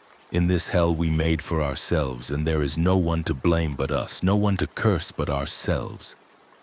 And in the end, that's the greatest tragedy of all, that we knew, we always knew, that this was where we were headed, that this was the inevitable result of our choices, and we did it anyway. We chose it anyway, because that's what humans do. We choose self-destruction over salvation every single time, and now we have what we chose. And we will live with it forever, or die with it, or exist with it in this state that is neither life nor death, but something worse, something eternal and hopeless and dark. And I am part of it now, indistinguishable from it, merged with it completely, and I will never be free, never escape, never find peace, and that's my fate, that's all our fates. To wander through the ashes of our civilization until the end of time itself. And even then, even when time itself stops, we will still be here, still moaning, still hungry, still searching for something we can never find. And that's the end, the true end. The only end that matters, and it goes on forever, and I am in it. And you would be too if you were here, if you had survived, if you had seen what I've seen and done what I've done, and maybe that's why I'm recording this, why I'm leaving this testimony. Not because I think it will help anyone, but because I need someone to know, someone to understand that we tried, we fought, we did everything we could, and it wasn't enough. It was never enough, and now we're gone. And all that remains is the hunger and the darkness and the echo of what we used to be, fading into the void. And I close my eyes and I let go, and I am gone. Now let's move on to the next story. I went back inside carrying my jump bag and a portable defibrillator, which looking back was insane, but training and instinct were still driving me. The terminal was a war zone. Bodies littered the floor, some still moving and moaning, others torn open and very clearly dead. The fluorescent lights flickered and sparked where someone had crashed into them, and fire alarms were blaring, adding to the chaos. I saw a security guard trying to restrain one of the infected with his baton. But the man he was fighting didn't seem to feel pain, just kept coming even after the guard broke his arm. And then the infected man got his teeth into the guard's neck, and they both went down in a spray of arterial blood. I found a young mother crouched behind a row of seats holding a crying infant, and I got them up and moving toward the exit, shoving them ahead of me while I scanned for more survivors. A teenage boy with a broken leg was dragging himself across the floor, and I got my arm under his shoulder and hauled him upright, half carrying him toward the doors. Behind us, the infected were spreading, their numbers growing with every person they caught and bit. And I could see the exact moment when someone changed, their eyes going milky and dead, their movements shifting from human to something else. We made it outside, and I got the mother and her baby and the injured kid away from the terminal, directing them toward the parking structures where they might find safety, and then I heard Rodriguez calling my name. I turned and saw him stumbling away from the ambulance, his face pale and sweaty. And the bite wound on his arm had turned black around the edges, the veins radiating from it dark and swollen like ink spreading through water. He looked at me with confusion and fear, like he was trying to tell me something but couldn't find the words, and then his eyes rolled back and he collapsed. I ran to him, dropped to my knees beside him, and started checking vitals. His pulse was thready and fast, his skin burning up with fever, and the wound on his arm was getting worse by the second, the flesh around it turning gray and necrotic. I'd never seen an infection progress this fast. It was impossible. It violated everything I knew about biology and pathology. I got an IV line in his other arm and started pushing fluids, but even as I worked, I could see him changing, his breathing getting shallower, his skin taking on that same corpse-like pallor I'd seen in the woman who'd bitten him. More sirens were converging on the airport now, fire trucks and police cars and ambulances, and I could hear helicopters overhead, news choppers probably, getting footage of the disaster. I tried calling for backup on my radio, but the channels were clogged with traffic, everyone trying to report in at once, dispatchers overwhelmed and confused. Rodriguez's eyes snapped open, milky and dead like all the others, and I barely got my hands up in time to stop him from biting my face.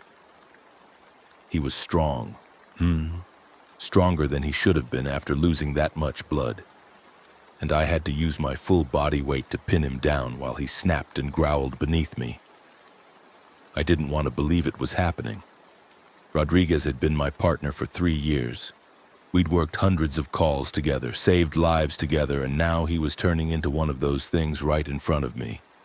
His teeth were inches from my throat, and I could smell the rot on his breath, could see the intelligence draining out of his eyes and being replaced by nothing but hunger. I grabbed the portable defibrillator I'd brought out of the terminal, flipped it on, and pressed the paddles against his chest, my hands shaking so badly I could barely keep them steady. The machine charged with a high-pitched whine and then discharged, sending 200 joules through Rodriguez's body. He convulsed and went limp, smoke rising from the contact points on his shirt. I sat back on my heels, breathing hard, staring at my dead partner.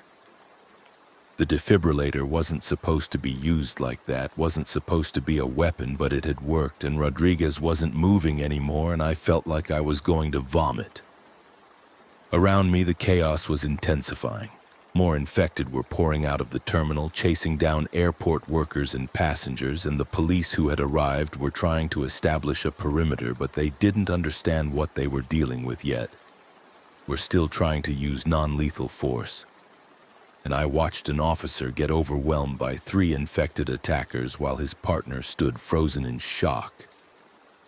I forced myself to move, to think. I needed to get away from here, needed to get somewhere safe where I could process what I'd seen, but first I needed information. I needed to understand what this was, what was causing it, whether it was contagious just through bites or if there were other vectors. I went back to the ambulance and grabbed Rodriguez's radio and my phone, and that's when I saw them. 3 men in dark suits moving through the chaos with purpose, not running or panicking, but walking deliberately. And they were heading straight for the terminal entrance. They didn't move like civilians. Their movements were too controlled, too tactical, and they were scanning the area like they were looking for something specific. One of them made eye contact with me and said something into a radio on his wrist, and then all 3 of them changed direction and started walking toward me. Something in my gut told me to run, some primal instinct that recognized predators, and I dropped everything except my phone and started sprinting toward the parking garage. Behind me, I heard one of them shout, "Stop! Federal agents!" But I didn't stop. I kept running, weaving between abandoned cars and emergency vehicles. Gunfire cracked through the air and concrete chips exploded near my feet. They were shooting at me. Federal agents were shooting at me. None of this made any sense. The world had gone completely insane, and all I could do was keep running and hope I didn't catch a bullet in the back. I made it into the parking structure and took the stairs 3 at a time, my lungs burning, my legs screaming. Behind me, I could hear footsteps echoing in the stairwell, multiple sets getting closer. I burst out onto the 3rd level and ran between rows of parked cars, looking for somewhere to hide, some way to lose them. A black SUV screeched around a corner ahead of me, and I had to dive behind a pickup truck to avoid being run down. The SUV's doors flew open and 2 more men in tactical gear emerged, carrying assault rifles. I was trapped between them and the men from the stairwell. My heart was hammering so hard I thought it might explode. One of the tactical guys raised his rifle and I heard that voice again. "Kevin Clark, paramedic badge 4472, you need to come with us right now." They knew my name. They knew my badge number. How the fuck did they know who I was?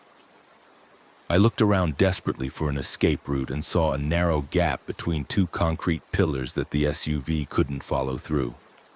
I ran for it, heard more gunfire, felt a bullet pass so close to my head that my ear went numb. The gap opened onto a ramp leading down to the 2nd level, and I half ran, half fell down at my shoes skidding on the painted concrete. I could hear engines starting behind me, tires squealing, and I knew they'd be coming around to cut me off. I spotted a Honda Civic with its windows down, door unlocked, probably because the owner had run for their life when the chaos started. I jumped inside, thanked God the keys were still in the ignition, and got the engine started just as the black SUV came screaming down the ramp behind me. I floored the gas pedal and the Civic lurched forward, tires squealing. The SUV was bigger and faster, but I had a head start, and I knew the airport's layout from 7 years of emergency calls here. I took a hard right that almost flipped the little car onto its side, then accelerated down a long straightaway toward the exit. In my rearview mirror, I could see the SUV gaining, and then I saw muzzle flashes from the passenger window, and my back windshield exploded in a shower of safety glass. The exit gate was coming up fast, the barrier arm down, and I didn't slow down, just ducked low and prayed. The Civic smashed through the barrier in an explosion of plastic and wood, and then I was out on the airport access road, merging into traffic that was already starting to jam up as people fled the terminal. I took side streets and back roads, driving like a maniac, checking my mirrors constantly for the SUV. My hands were shaking on the wheel so badly I could barely steer, and my mind was spinning, trying to make sense of any of this.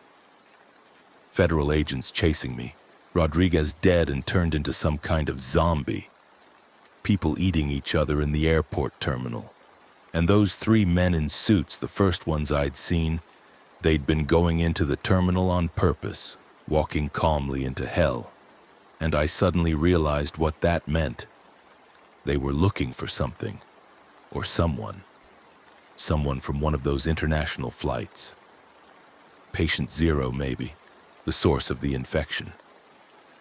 I pulled into an alley behind a strip mall and killed the engine sitting there in the stolen Civic while my heart rate slowly came down. I checked my phone and saw I had 17 missed calls, most of them from the firehouse, a few from numbers I didn't recognize. I also had 3 text messages from Rodriguez's phone, which was impossible because Rodriguez was dead. And when I opened them, they just said, "Destroy the sample. They cannot know the shepherd sees all." The shepherd. I'd never heard that name before, but the way it was capitalized made it feel important, like a title rather than a name. I stared at the messages, trying to understand, and then my phone rang. Unknown number. I almost didn't answer, but something made me pick up. And a male voice with a faint accent I couldn't place said, "Mr. Clark, you've made a serious mistake. The samples you encountered at the airport are essential to national security. If you attempt to interfere with their recovery or share what you've seen, you will be considered an enemy combatant and dealt with accordingly." I found my voice and said, "Who the fuck is this? What samples? I'm a paramedic. I don't have anything." You made contact with patient Zero, the voice continued, ignoring my questions. You were exposed to her blood and saliva. You are now a carrier of valuable biological data. The shepherd requires this data to be contained. Return to O'Hare immediately and surrender to the recovery team, or we will find you and everyone you care about. The line went dead. I sat there in shock, staring at my phone, and then I looked down at my hands and saw the dried blood on my gloves from when I'd treated Rodriguez, from when I'd been grabbed by that woman in the terminal. If she'd been patient Zero, if her blood had some kind of sample in it they wanted, then I was contaminated with whatever they were looking for. And they were willing to kill me to get it or keep it secret. I needed help. I needed to talk to someone who could make sense of this. I thought about calling 911, but they'd just route me back to the fire department. And I didn't know who I could trust there, didn't know how deep this conspiracy went. The CDC, maybe. They'd have to take this seriously. I Googled the CDC's emergency hotline and dialed, and after being put on hold 3 times, I finally got through to someone who identified himself as Dr. Marcus Webb, an epidemiologist with the emergency response team. I told him everything, starting from the collapsed woman at O'Hare and ending with the phone call I'd just received. There was a long silence when I finished, and then Dr. Webb said, "Mr. Clark, I need you to listen to me very carefully. What you're describing is consistent with something we've been monitoring for the past 72 hours. There's been an outbreak of a hemorrhagic fever variant in Southeast Asia, and we have reason to believe it's being weaponized. If you had direct contact with an infected individual, especially one who was transported internationally, you may have been exposed to a bioengineered pathogen." "A bioweapon?" I said, the word tasting like poison in my mouth. "You're saying someone did this on purpose?" "We don't have confirmation yet," Dr. Webb said. "But the pattern of spread is inconsistent with natural transmission. Multiple simultaneous outbreaks in different countries, all originating from individuals who passed through certain research facilities. Mr. Clark, I need you to come in immediately. We have a mobile containment unit at Northwestern Memorial Hospital. I'm sending you the address now. Don't make any stops. Don't contact anyone else. Just get there as fast as you can." He hung up and a text message appeared with an address. I sat there for a moment longer, trying to decide if I could trust him, if this was the right move. But what choice did I have? I was sitting in a stolen car in an alley while Chicago descended into chaos, and I had nowhere else to go. I started the engine and pulled back out into traffic, heading east toward the hospital. The streets were getting worse by the minute. I could hear sirens everywhere, a constant wail that blended into white noise, and the traffic lights at major intersections had stopped working, leading to gridlock and accidents. I saw a fender bender that had turned into a fist fight. 3 guys beating the shit out of each other in the middle of the street while cars honked around them. I saw a woman running down the sidewalk screaming with blood all over her shirt, and I couldn't tell if she was injured or infected or just terrified. The radio was playing emergency alerts telling people to stay in their homes, avoid contact with anyone showing signs of illness, and wait for further instructions. A news helicopter was reporting live from above O'Hare, and the reporter's voice was shaking as he described the scale of the disaster. Hundreds of infected, the airport completely overrun, police and fire departments overwhelmed. Then the feed cut off abruptly, replaced by static, and when it came back it was a different voice, calmer and more official, saying that the situation was under control and there was no cause for panic. But I could see the panic all around me. People were abandoning their cars and running. Store windows were being smashed as looters took advantage of the chaos. A fire had broken out somewhere to the south, thick black smoke rising into the afternoon sky. I checked the clock on the Civic's dashboard and was shocked to see it was only 1:47 p.m. All of this, everything that had happened, had occurred in less than 4 hours. The world was ending in real time, and I was driving through it in a stolen car with a dead man's blood on my hands. I made it to Northwestern Memorial and found the mobile containment unit parked in a loading zone behind the main building. A big white trailer with CDC logos and biohazard symbols. 2 people in hazmat suits were standing outside, and when I got out of the Civic, they immediately approached with equipment in their hands, some kind of scanning device that they passed over my body. One of them, a woman whose voice was muffled by her suit, said, "Kevin Clark?" I nodded, and she said, "We need to get you inside and decontaminated right now." They hustled me into the trailer, which was set up like a mobile laboratory, all stainless steel and plastic sheeting and bright fluorescent lights.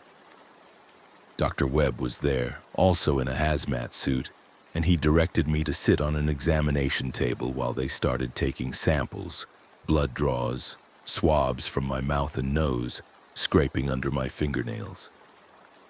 He was asking me questions the whole time, wanting exact details about my contact with patient 0, whether she'd bitten me, whether I'd ingested any of her bodily fluids, how long the exposure had lasted. "I never got bitten," I told him. "She grabbed my wrist, but I had gloves on. I got her blood on my hands when I was treating my partner after she bit him. But it was just external contact, no open wounds." Dr. Webb nodded, making notes on a tablet. "Your partner, where is he now?" "Dead," I said, and my voice cracked a little. "He turned into one of those things, and I stopped his heart with a defibrillator." "Turned?" Dr. Webb looked up from his tablet. "Can you describe the progression of symptoms?" I told him about Rodriguez's deterioration, how fast the infection had spread from the bite, the fever and the necrosis, and the loss of consciousness followed by reanimation. Dr. Webb's expression behind his face shield was grim, and he exchanged a look with one of the other researchers that made my stomach clench with fear. "What is this?" I asked. "What kind of disease does that?" "People don't just come back from the dead."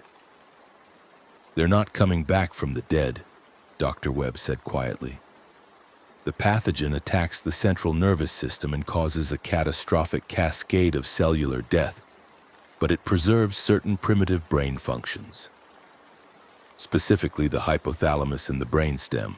The infected lose all higher cognitive function, all personality and memory, but they retain the drive to consume protein to fuel the virus's replication. It's not reanimation in any supernatural sense. It's biological hijacking. Jesus Christ, I whispered. And someone made this? On purpose? We believe so. The virus's structure shows clear signs of genetic manipulation, specific sequences that don't occur naturally. Someone took a base pathogen, possibly a rabies or Ebola variant, and engineered it to be more virulent, more aggressive, and to override the host's consciousness while preserving motor function. He paused, then added, "We've been tracking a terrorist network called the Faithful, who have been making threats about bringing down Western civilization through biological warfare. They're led by someone who goes by the name the Shepherd. If your contact mentioned that name, then we're dealing with exactly what we feared. The Shepherd, the same name from the text messages." I felt cold all over, even though the trailer was warm. Why would they do this? What do they have to gain from releasing a plague? Ideology, Dr. Webb said. Some people want to watch the world burn. The Shepherd has been connected to multiple terrorist incidents over the past decade, all designed to destabilize governments and create chaos. This virus, which we're calling the Walker virus based on the way the infected move, is his masterpiece. If it gets fully established in a major population center, it could be impossible to contain. One of the other researchers came over and showed Dr. Webb something on a computer screen, and his face went pale. He looked at me and said, "Mr. Clark, I need to ask you something very important. At any point during your time at the airport, did you see anyone who appeared to be coordinating the infected? Anyone who seemed to be giving directions or commands?" I thought back, trying to remember details through the chaos and terror. "Those 3 men in suits," I said. "The ones who chased me. They didn't look scared, they looked like they were on a mission. They went into the terminal on purpose, even though everything was going to hell." "The Shepherd's agents," Dr. Webb said. "They were probably there to recover patient 0 or ensure the outbreak reached critical mass. Mr. Clark, this is going to sound crazy, but we need you to help us. You were in direct contact with patient 0 and you survived without being infected. That means you might have some kind of natural immunity, or you might be carrying antibodies we can use to develop a treatment. We need you to come with us to the main CDC facility in Atlanta, where we can run more comprehensive tests." "I can't," I said, shaking my head. "I have to find my family, make sure they're safe. My sister lives in Evanston with her kids. If this thing is spreading—" "It's already spreading," Dr. Webb interrupted. "We're getting reports of outbreaks all over Chicago. O'Hare was just the beginning. The Shepherd's people planted infected individuals on multiple flights, multiple trains, multiple buses. This was coordinated. By tomorrow morning, this entire city could be a hot zone." I stood up from the examination table, suddenly feeling trapped in the small trailer. "Then I need to get my family out. I need to—" An explosion outside cut me off, close enough to shake the trailer and make the lights flicker. Through the small windows, I could see flames and smoke rising from somewhere in the hospital complex. And then alarms started blaring. Not fire alarms, but something else, something I'd never heard before. A harsh electronic wail that made my teeth ache. Dr. Webb grabbed his radio and started shouting into it, demanding status reports, and one of the other researchers ran to the door and looked outside, then slammed it shut again with her eyes wide with terror. "They're here," she said. "The infected are here." Through the windows, I could see them coming, dozens of them stumbling and lurching across the parking lot toward the hospital. Some of them were still wearing hospital gowns, others in street clothes, and they moved with that horrible jerky quality that was already becoming familiar. Dr. Webb was on his radio trying to coordinate an evacuation, but I could hear the panic in his voice, could hear him realizing that they weren't prepared for this, hadn't set up proper security protocols. I looked around the trailer for anything that could be used as a weapon and spotted a red emergency case mounted on the wall. Inside was a fire axe and a first aid kit, and I grabbed both, my paramedic training kicking in despite the insanity of the situation. Dr. Webb saw what I was doing and said, "Mr. Clark, you need to stay calm. We have security personnel who will handle this." But the security personnel were already dying. I could see them through the window, hospital guards with tasers and batons trying to stop the infected, and the infected weren't stopping. Were just pushing through the pain and tearing the guards apart. Blood sprayed across the parking lot asphalt, and the screaming was getting louder, closer, and I knew we had maybe seconds before they reached the trailer. I went to the door, and Dr. Webb tried to stop me, but I pushed past him and stepped outside into the nightmare. The infected were maybe 20 yards away now, a wave of gray-skinned, blood-covered people moving with singular purpose toward any living thing they could see. I raised the fire axe, feeling its weight in my hands, and realized I was about to kill human beings, or what used to be human beings, and there was no time to process the moral implications of that because they were on me. The first one was a woman in scrubs, a nurse probably, and when she lunged at me, I swung the axe in a wide arc that caught her in the side of the neck. The blade bit deep, nearly taking her head off, and hot blood sprayed across my face and chest. She went down, but there were more behind her, so many more, and I was swinging and backing up and swinging again, each impact sending shockwaves through my arms. Behind me, I could hear the trailer's door slamming shut, heard Dr. Webb shouting something, but I couldn't make out the words over the moaning and snarling of the infected. A man in a business suit grabbed my jacket, and I drove the axe down into the top of his skull, felt it crack through bone, and when I tried to pull it free, it was stuck, wedged in too deep. I had to let go and use my hands, punching and shoving and kicking, and one of them got its teeth into my shoulder, but my jacket was thick enough to stop it from breaking skin. I spun and threw my elbow into its face, heard its nose break, and then I was running, just running, because there were too many of them and I was going to die if I stayed. I ran back toward the stolen Civic, my lungs burning, my legs pumping. Behind me, the infected were giving chase, their moans following me like a wave. I got the car door open and threw myself inside, slammed it shut just as hands started pounding on the windows. Faces pressed against the glass, mouths open and teeth gnashing, and I got the engine started and floored it, running over two of them as I peeled out of the parking lot. In my rearview mirror, I could see the mobile containment unit being overwhelmed, infected pouring inside through the door I'd left open. And I had maybe 3 seconds of guilt before survival instinct took over completely. And I focused on driving. The streets around Northwestern were chaos. People running and screaming, more infected, staggering between cars and attacking anyone they could reach. I saw a mother trying to shield her child and both of them getting pulled down by 3 infected hospital patients. I saw a police car crashed into a storefront, the officer inside being torn apart by the crowd that had surrounded it. I drove north, trying to get to Evanston, trying to get to my sister's house. The traffic was impossible. Every major road gridlocked with people trying to flee the city. I had to take side streets and residential areas, weaving through neighborhoods where people were barricading themselves in their homes with whatever furniture they could find.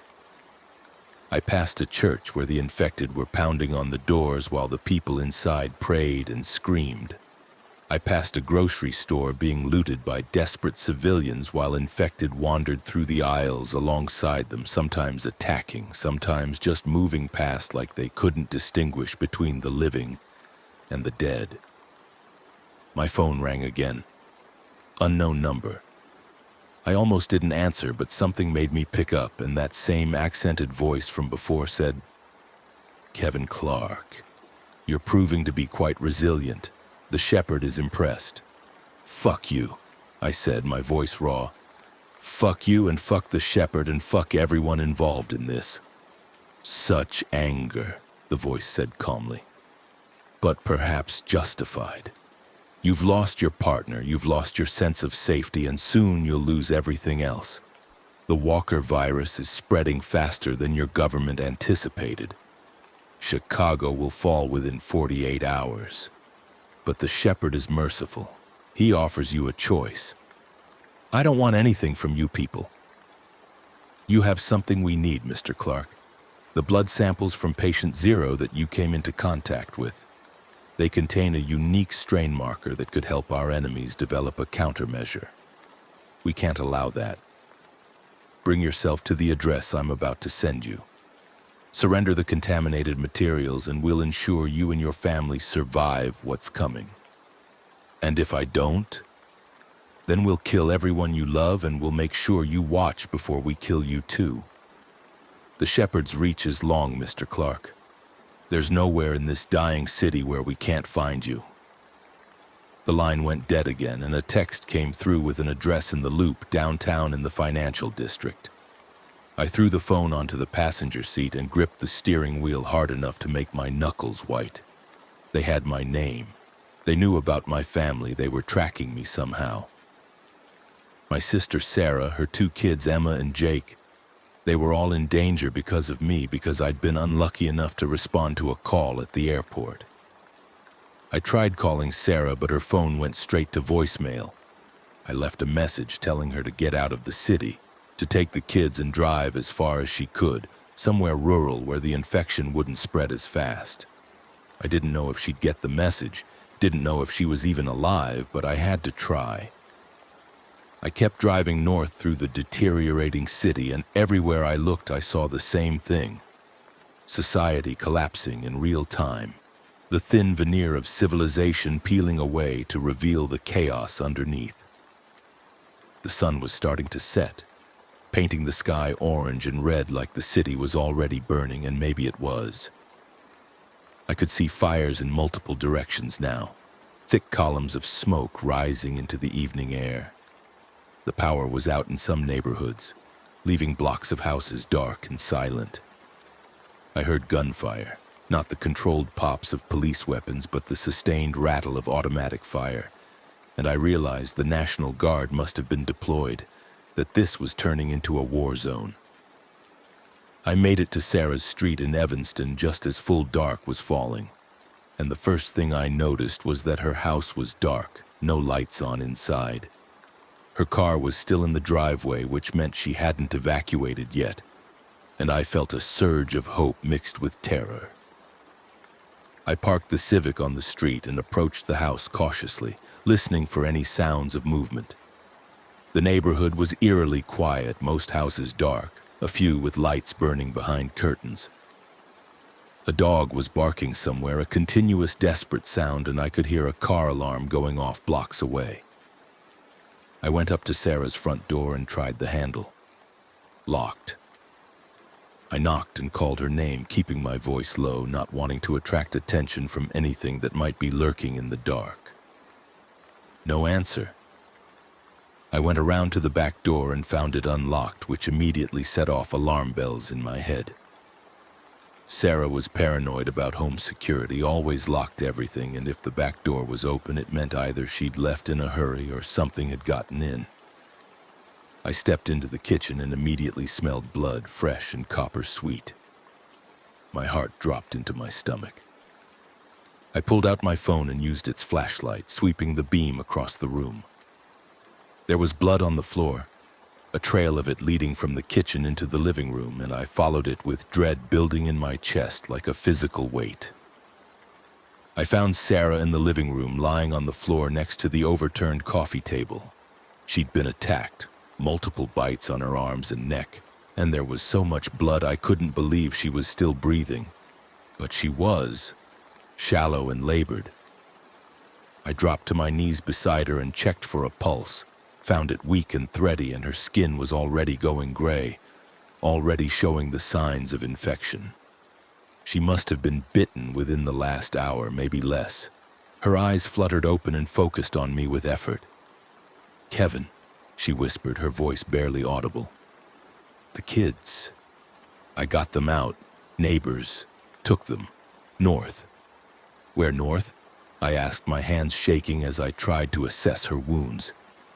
Sarah, where did they go? Wisconsin. Meg's cabin. Emma knows.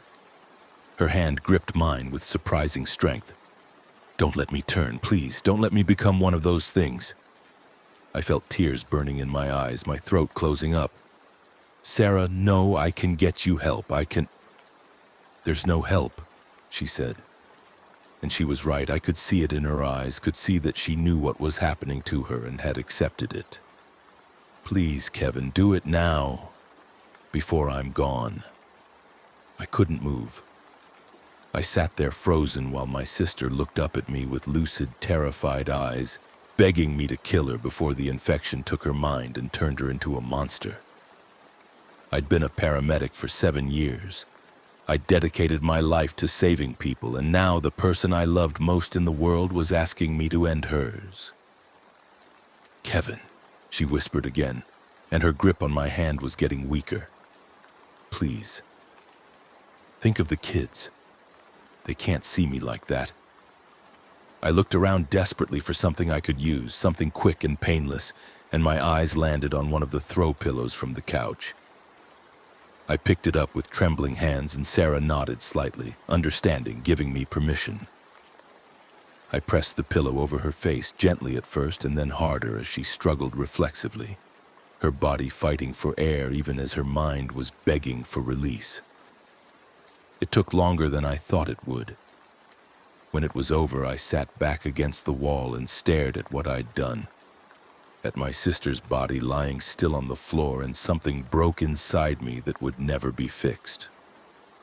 I don't know how long I sat there. Could have been minutes or hours. Eventually, I forced myself to stand, to keep moving, because I had to find Emma and Jake, had to make sure they were safe. Sarah had said something about the neighbor Meg, who had a cabin in Wisconsin. I went to Sarah's bedroom and found her laptop, booted it up and searched through her emails until I found an address, a property in Door County, 3 hours north of Chicago. I wrote it down, then went through the house gathering supplies. Sarah had kept an emergency kit in the basement, probably left over from her divorce when she'd gone through a survivalist phase, and it had canned food, bottled water, batteries, a first aid kit, and a hunting rifle with 2 boxes of ammunition. I loaded everything into a backpack and a duffel bag, trying not to think about the fact that I was looting my dead sister's house. Before I left, I went back to the living room and covered Sarah with a blanket, the only funeral I could give her. I whispered that I was sorry, that I'd take care of her kids, that I'd make sure they survived this somehow. Then I got out of that house before I completely lost my mind. The streets were worse than before. Full night had fallen and the power was out across most of the city now, leaving everything dark except for fires burning in the distance and the occasional flicker of emergency lights. I could hear screaming echoing between buildings, moans and snarls from infected wandering in the shadows, and the constant background noise of gunfire and sirens.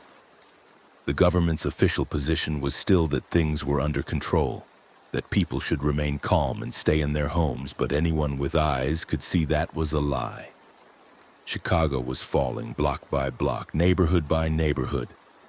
I got back to the Civic and loaded my supplies into the trunk, then sat in the driver's seat trying to decide what to do next. I needed to get to Wisconsin to find Emma and Jake, but I also needed to deal with the Shepherd's people, needed to figure out what they actually wanted from me. If they really could track me, if they really had agents throughout the city, then running might just lead them straight to the kids. And the text message from Rodriguez's phone kept echoing in my head. Destroy the sample. What if that was the key? What if the Shepherd wanted me not because of who I was, but because I'd been contaminated with Patient Zero's blood? And that blood contained something important. Some genetic marker or antibody or piece of evidence that could be used against them? Dr. Webb had said I might have immunity, might be carrying antibodies. If that was true, if my blood could be used to develop a cure or a vaccine, then the shepherd would absolutely want to eliminate me before that happened. I pulled out the address they'd sent me downtown in the Loop. It was probably a trap, probably a kill box where they'd be waiting to ambush me, but maybe that was exactly what I needed to do. If I could get to the shepherd directly, if I could stop him or at least slow him down, maybe that would buy time for someone to develop a cure, to save some part of the world from this plague. I started the engine and headed south, back toward the heart of the city, toward the address in the Loop. The drive took almost 2 hours because I had to navigate around roadblocks and abandoned vehicles and groups of infected. I saw the National Guard setting up checkpoints on major roads, soldiers in full combat gear checking people for bites and signs of infection, turning away anyone who showed symptoms. I saw one checkpoint get overrun by a wave of infected, watched the soldiers try to hold the line with gunfire before being forced to retreat, leaving their position to the dead. The Loop was a ghost town. All the office buildings dark and empty, streets littered with abandoned cars and bodies. I parked the Civic 2 blocks away from the address and approached on foot, carrying the hunting rifle and the fire axe I'd recovered from Sarah's garage. The building I was looking for was a parking structure, 12 stories of concrete and shadows, and the entrance was open, the security gate torn off its hinges. I went inside slowly, every sense on high alert, the rifle raised and ready. The ground floor was empty except for a few parked cars and piles of trash. I could hear water dripping somewhere, the echo distorting it so I couldn't tell where it was coming from. I found the stairwell and started climbing, checking each level as I went, looking for any sign of the shepherd's people or for an ambush. On the 5th floor I found them, 3 black SUVs parked in a circle around what looked like a mobile command center. Computers and communication equipment set up in the middle of the parking level. There were maybe a dozen people, some in tactical gear and some in suits, and in the center of it all was a man who had to be the shepherd. He was older than I expected, probably in his 60s with gray hair and a neatly trimmed beard, wearing an expensive suit that looked completely out of place in the ruins of the city. He was talking to someone on a satellite phone, his voice calm and measured, like he was discussing stock prices instead of mass murder. I raised the rifle and centered the sights on his chest. I could take the shot from here, maybe 50 yards, and end this right now. But before I could pull the trigger, something hard pressed against the back of my head and a voice said, "Drop the weapon, Mr. Clark." I froze. The person behind me pressed the gun harder against my skull and repeated the command. I let the rifle fall to the ground and hands grabbed me from behind, patting me down and taking the axe and the knife I'd tucked in my belt. They zip-tied my hands behind my back and marched me forward into the light of the command center. The shepherd looked up from his phone call and smiled at me like we were old friends. "Kevin Clark," he said warmly. "I'm so glad you could join us. I've been very impressed by your resourcefulness. Not many civilians would have survived as long as you have." "Fuck you," I said because it was all I could think to say. He laughed, actually laughed like I'd told a good joke. Such spirit, such determination. You remind me of myself when I was younger, before I understood the truth about this world. He gestured around the parking structure. "Look at what your government has built. Look at the society they created. Corruption and greed and spiritual emptiness, all held together by lies and force. The Walker virus is simply revealing the truth that was always there. When you strip away the veneer of civilization, all that's left is hunger and violence." "You're insane," I said. "You killed thousands of people. You're going to kill millions more." "I've liberated them," the shepherd said calmly, "from the chains of their meaningless existence, from the burden of choice and consciousness. The infected are pure in a way we can never be. They have no politics, no prejudice, no capacity for cruelty or deception. They simply are." One of the tactical guys handed the shepherd a tablet. and he looked at it for a moment before showing it to me. It was a map of Chicago with red zones spreading across it like a virus, exactly like a virus, showing the infected areas growing and merging. 70% containment failure, the shepherd said. By dawn, this entire city will be lost, and Chicago is just the beginning. We have teams in New York, Los Angeles, Miami, Houston. The Walker virus will spread across this nation like wildfire, and there's nothing anyone can do to stop it. The CDC will develop a cure, I said. You haven't one yet? Ah, yes, the CDC, Dr. Webb and his mobile containment unit. I'm afraid they won't be developing anything. We dealt with them an hour ago.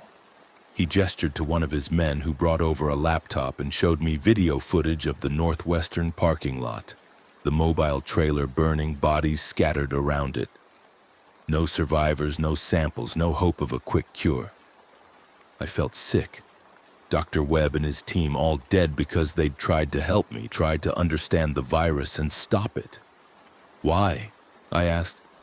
Why did you do this? What do you gain from destroying the world? I gain nothing, the shepherd said. That's the point. This isn't about gain or profit or power. It's about revelation, about showing humanity its true face. When the old world is ashes, something new will rise, something honest and pure. He nodded to one of his men who stepped forward with a syringe filled with dark red liquid. Now, Mr. Clark, we come to the reason you're here. You were exposed to patient Zero's blood, and that makes you potentially valuable. Your immune system may have produced antibodies, may have adapted to the virus in a way that could be studied and exploited. We can't allow that. So we're going to take your blood, all of it, and then we're going to ensure you never become a problem again.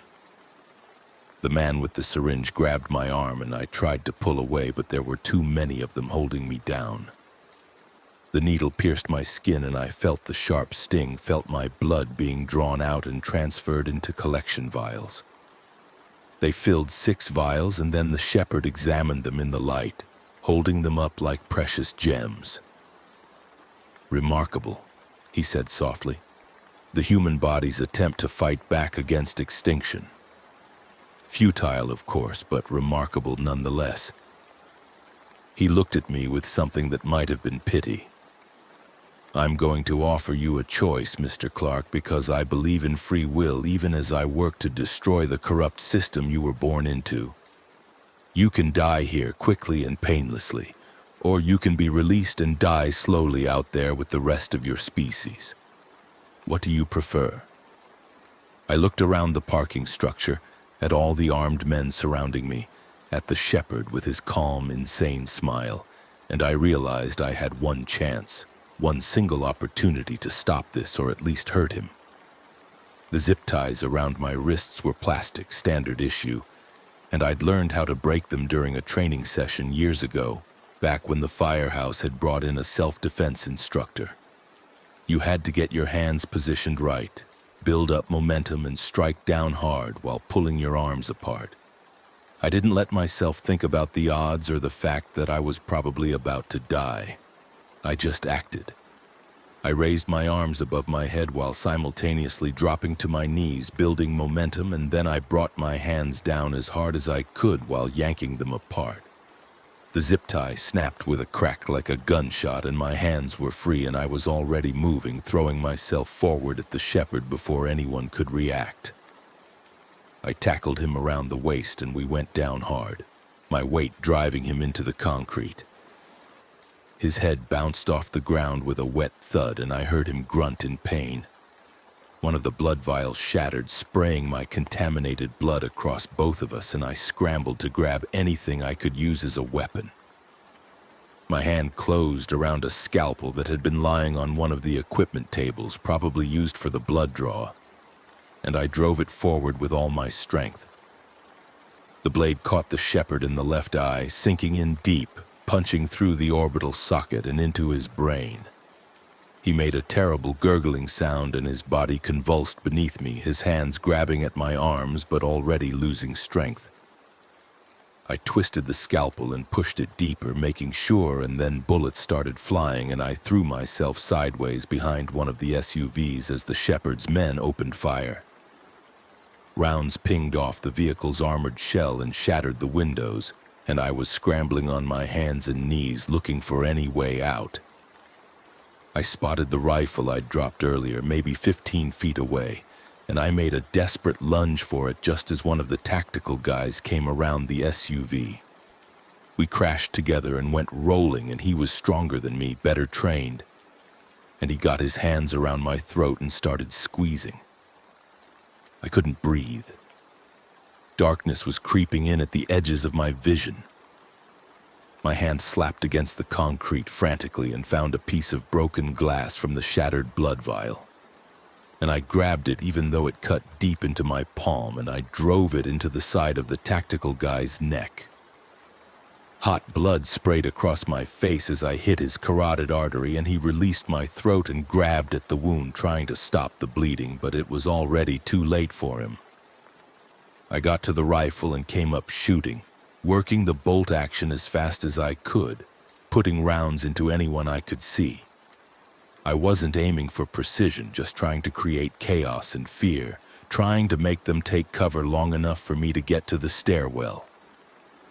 2 of them went down, one in the chest and one in the leg, and the rest scattered behind the vehicles and started returning fire in earnest.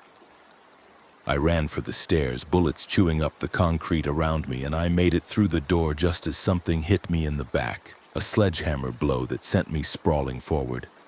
I'd been shot. The realization came with surprising clarity. I'd been shot and I was probably going to die here in this parking structure, but at least I'd killed the Shepherd, at least I'd done that much. I forced myself to keep moving, half running, half falling down the stairs, leaving a trail of blood behind me. Behind me, I could hear the Shepherd's men giving chase, their boots pounding on the concrete, their voices shouting coordinates and orders. I made it down 3 levels before my legs gave out and I collapsed against the wall, clutching at the wound in my back. When I brought my hand away, it was covered in blood, dark and slick. I could hear them getting closer, knew I had maybe seconds before they reached me, and I looked around desperately for any kind of weapon or shelter. The stairwell door on this level was propped open, and through it I could see the 3rd floor of the parking structure, mostly dark except for emergency lighting. I stumbled through the door and found myself in a maze of parked cars and concrete pillars. Behind me, the door burst open again and gunfire erupted, muzzle flashes lighting up the darkness. I dove behind a pickup truck and crawled underneath it, trying to control my breathing, trying to stay quiet despite the pain radiating from my back. I could hear them spreading out, searching methodically, and I knew they'd find me in minutes if I didn't move. That's when I heard the other sounds, the now familiar moans and snarls of the infected. The parking structure wasn't empty. The infected must have wandered in from the street, drawn by noise or movement or whatever guided them. And now they were on this level, and the Shepherd's men were about to run right into them. The first scream came from somewhere to my left, a man's voice cutting off abruptly in a wet gurgle. More gunfire, more screams, and chaos erupted across the parking level. I stayed under the truck while the battle raged around me. The Shepherd's men fighting off the infected with automatic weapons while I bled onto the concrete and tried to stay conscious. Eventually, the shooting stopped, replaced by the sound of engines starting and tires squealing. The survivors were pulling out, abandoning the search for me in favor of getting away from the infected. I waited until the sound of engines had faded completely before I dragged myself out from under the truck and tried to get my bearings. The parking level was a slaughterhouse, bodies everywhere, both infected and the Shepherd's men. I found one of the tactical guys who'd been bitten and shot himself rather than turn, and I took his pistol and spare magazines, his combat knife and flashlight. I also found a first aid kit in one of the abandoned SUVs, and I used it to pack the bullet wound in my back as best I could, knowing it wasn't enough but hoping it would buy me a few hours. I had to get out of the city, had to get to Wisconsin and find Emma and Jake before the Shepherd's remaining people found them. I stumbled back to where I'd left the Civic and somehow managed to get the engine started, then began the long, agonizing drive north through the dying city. Chicago was burning now, literally burning. Massive fires consuming whole neighborhoods while the infected roamed the streets in growing numbers. The National Guard had pulled back to defensive positions around key infrastructure, leaving most of the city to its fate. I drove through intersection after intersection of chaos and carnage, past overturned vehicles and makeshift barricades and piles of bodies that had been set on fire to prevent them from turning. The radio was broadcasting emergency instructions, but they'd given up on maintaining the fiction that everything was under control. Now they were just telling people to evacuate if possible, to head for designated safe zones in the suburbs, to avoid the city center at all costs. A martial law declaration had been issued for all of Cook County. The governor was calling for federal assistance. The president was scheduled to address the nation at midnight. I made it to the northern suburbs as dawn was breaking, painting the sky blood red behind me. The Civic was running on fumes and I was running on nothing but adrenaline and stubbornness. The bullet wound in my back had soaked through the bandages and my shirt was sticky with blood, and I knew I was going into shock. Knew my body was shutting down, but I couldn't stop, couldn't rest. Not until I got to the kids. I found a gas station that hadn't been looted yet and filled the tank, using a credit card that probably wouldn't work much longer since the financial system was collapsing along with everything else. I also grabbed bottles of water and energy bars from inside, stepping over the dead clerk behind the counter without looking at his face. And then I was back on the road pushing north into Wisconsin. The president's address came on the radio at midnight, but it wasn't the president's voice. It was the vice president, and that told me everything I needed to know about how bad things were in Washington. She spoke in measured, serious tones about the crisis facing the nation, about the unprecedented biological attack that had struck multiple cities simultaneously, about the difficult decisions that lay ahead. She didn't say that Chicago was lost, but she didn't have to. Everyone who had eyes could see the satellite footage, could see the red glow of fires consuming the third largest city in America. I crossed into Wisconsin around 2 a.m., 3 hours into a drive that should have taken 3 hours but had taken me almost 12 because of all the detours and delays. The roads up here were less chaotic, fewer refugees, fewer infected, but I could see the fear in people's faces at the gas stations and rest stops I passed. They knew what was coming, knew that the Walker virus was spreading north like a wave, and they were frantically preparing or fleeing or just paralyzed with terror.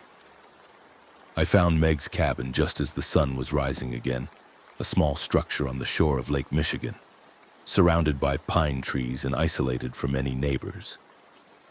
Meg's car was parked outside, and when I pulled up and stumbled out of the Civic, the front door opened and Emma came running out, 9 years old with her mother's eyes, and she threw her arms around me crying. "Uncle Kevin," she sobbed into my chest.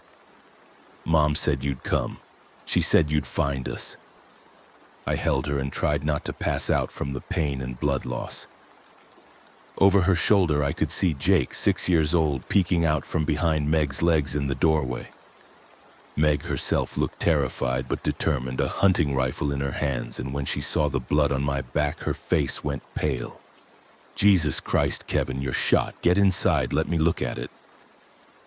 She helped me into the cabin and got me stretched out on the couch while Emma and Jake watched with wide, frightened eyes. Meg had been a nurse before she retired, and her hands were steady as she cut away my shirt and examined the wound. "It went through," she said. "Entry and exit. Looks like it missed anything vital, but you're going to need antibiotics and real medical care." "No hospitals," I said through gritted teeth. "No doctors. The Shepherd's people will be looking for me." I told her everything, starting from the outbreak at O'Hare and ending with the Shepherd's death in the parking structure. Meg listened with growing horror, occasionally checking on the wound and changing bandages, and when I finished, she just sat back and whispered, "My God, Sarah's really gone?" "Yeah," I said, and felt tears burning in my eyes again. "I'm sorry, Meg. I'm so sorry I couldn't save her." "You saved her kids," Meg said quietly. "That's what matters now. That's all that matters." We spent the next few days in a kind of suspended reality, listening to the radio and watching the civilization collapse on the television before the broadcasts stopped.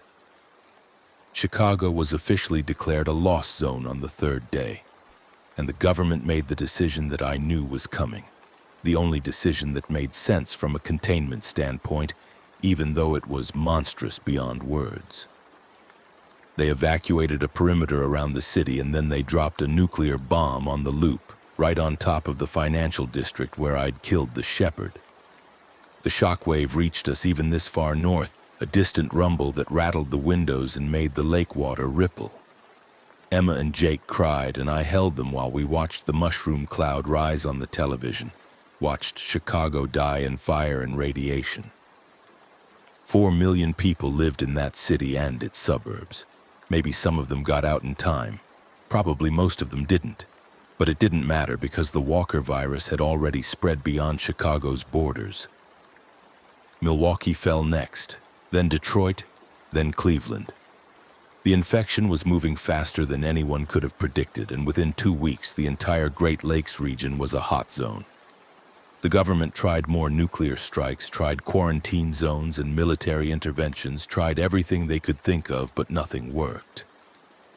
The infected kept spreading, kept overwhelming every defense, and the living kept turning into the dead. We lasted another month at the cabin before the infected found us. They came shambling through the woods one morning, maybe 20 of them, drawn by the smoke from our fire or the sound of the generator we'd been using. Meg held them off with the rifle while I got Emma and Jake into the car. And then we ran again, heading further north, always further north, looking for somewhere safe that didn't exist. I'm writing this now from a farmhouse in the Upper Peninsula, 6 months after that Tuesday morning at O'Hare. Emma is sleeping beside me, Jake curled up against her, both of them exhausted from another day of scavenging and running. Meg didn't make it. She got bitten 3 weeks ago when we were searching a grocery store, and she made me promise to take care of the kids before she put the rifle under her chin and pulled the trigger. The Walker virus is everywhere now. The government is gone, fractured into warlords and military holdouts and scattered civilian communities, all of them slowly being ground down by the endless tide of the infected. There's no cure. There never will be a cure. Dr. Webb was right that I have some kind of immunity. I've been bitten twice now and never turned. But my blood isn't enough to save the world. Nothing is enough to save the world. The infected own the earth now. They wander through the ruins of our cities and towns, shambling through streets that used to be filled with life. And every day there are fewer of the living and more of the dead. The shepherd got exactly what he wanted. He revealed humanity's true face, showed us that all our civilization and progress and achievement was just a thin shell over the same hunger and violence that drives the infected.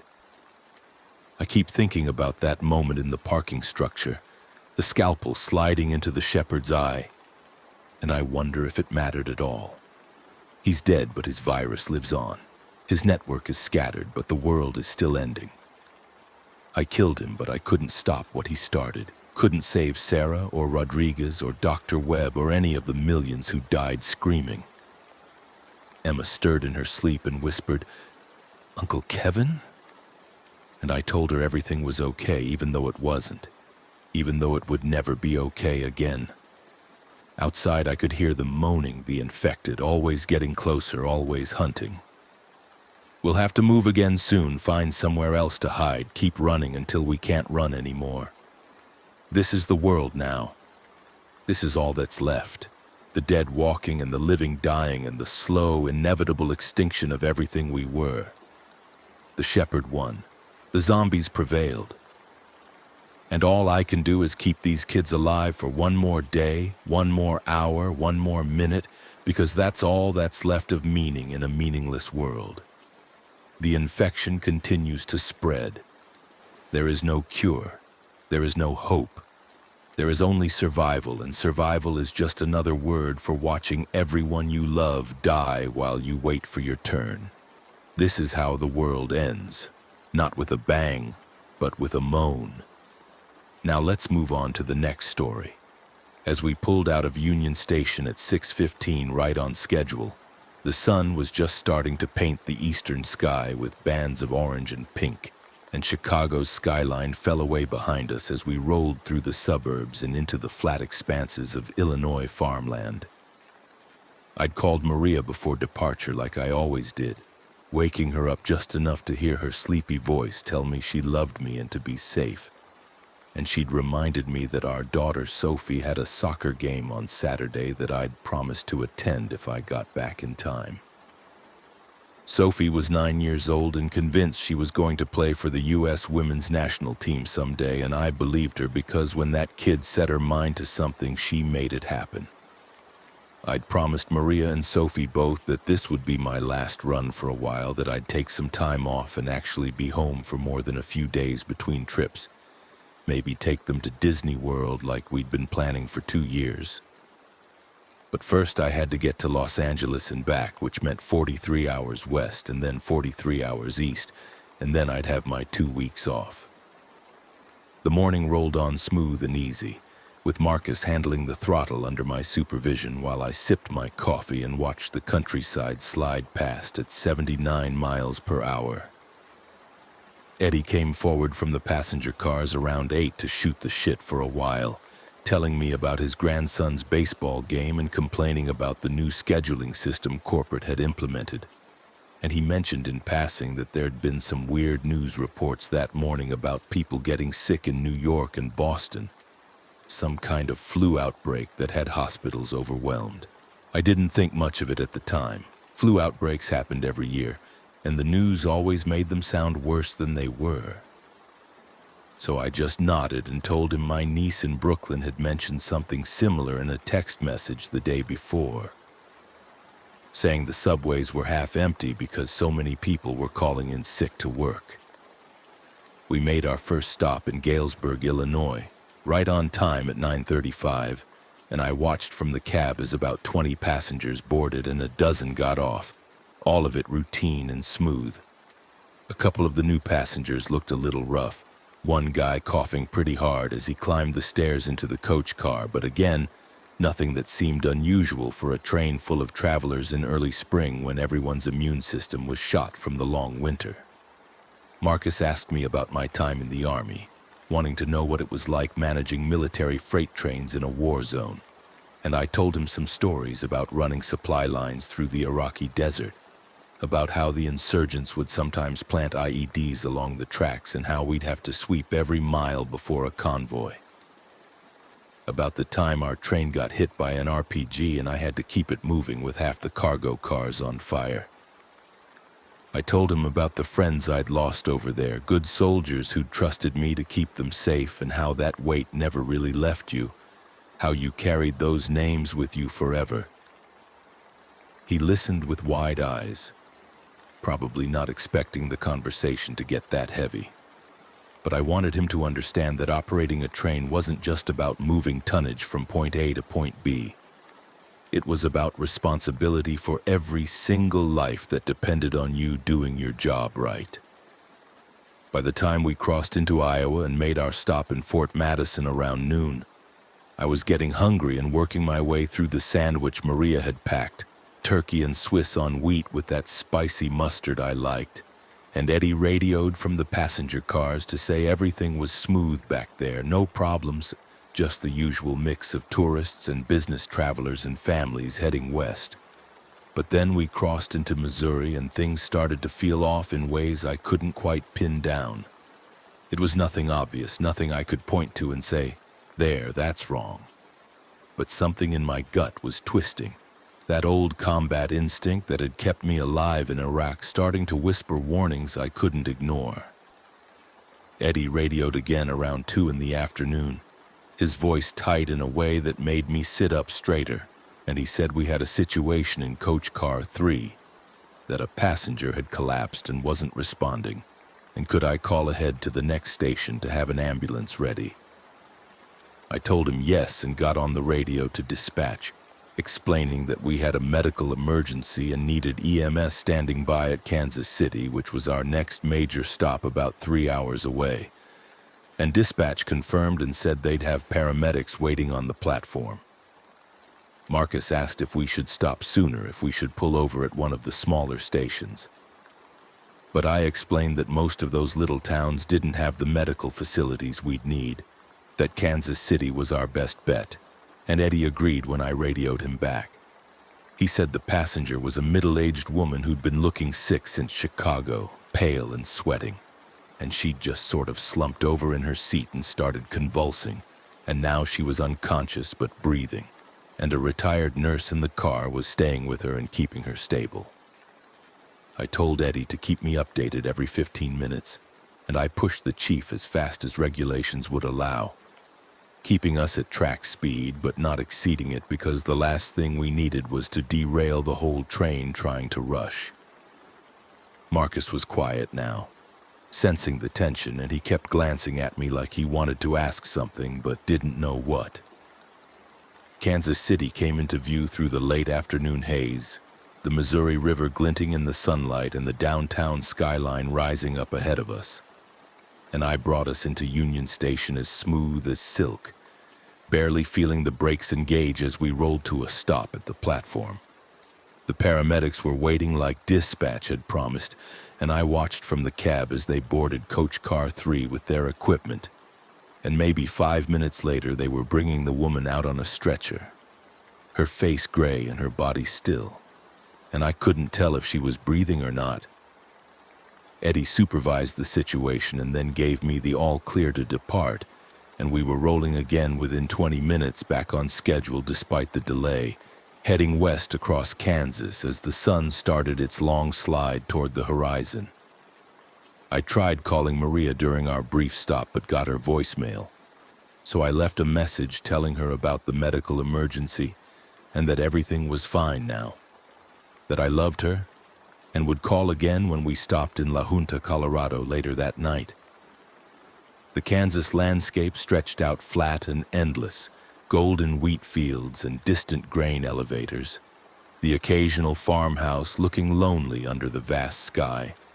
And I found myself thinking about those news reports Eddie had mentioned, about the flu outbreak in the eastern cities, and wondering if that collapsed passenger had been suffering from the same thing.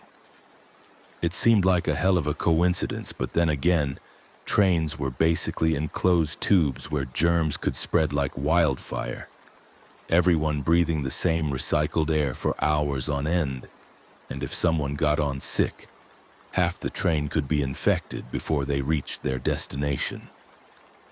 We crossed into Colorado as night fell, the landscape transforming into darker shapes against a purple sky, and I turned on the headlight as we approached the mountain passes, the beam cutting through the gathering darkness and illuminating the tracks ahead.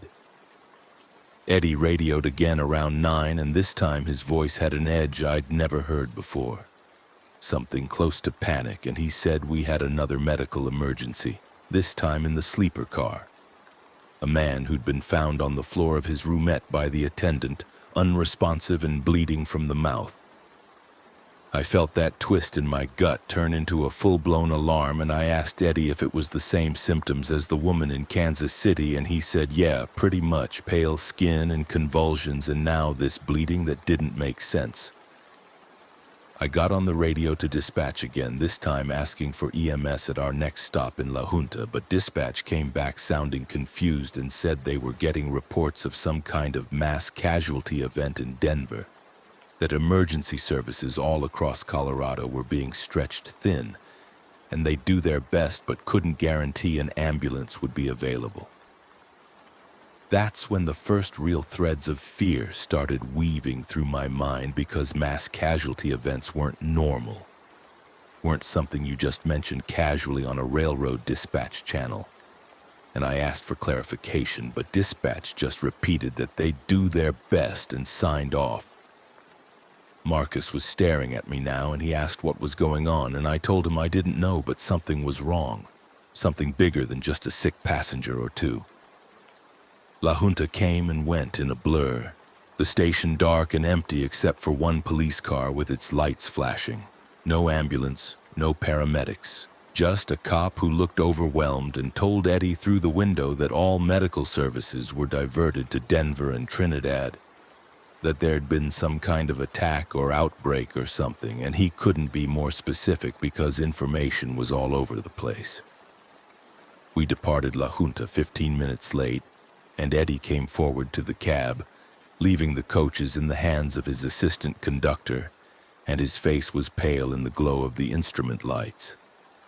He told me he thought we should turn around, that something seriously fucked up was happening, and maybe we should take the train back to Kansas City or even Chicago. But I explained that we couldn't just reverse course on a whim, that we'd need authorization from dispatch and corporate, and besides, the tracks behind us might not be any safer than the tracks ahead. We were committed now, rolling west through the Colorado night with 300 passengers who had no idea that the world was falling apart around them. I tried calling Maria again during the brief stop, but her phone went straight to voicemail.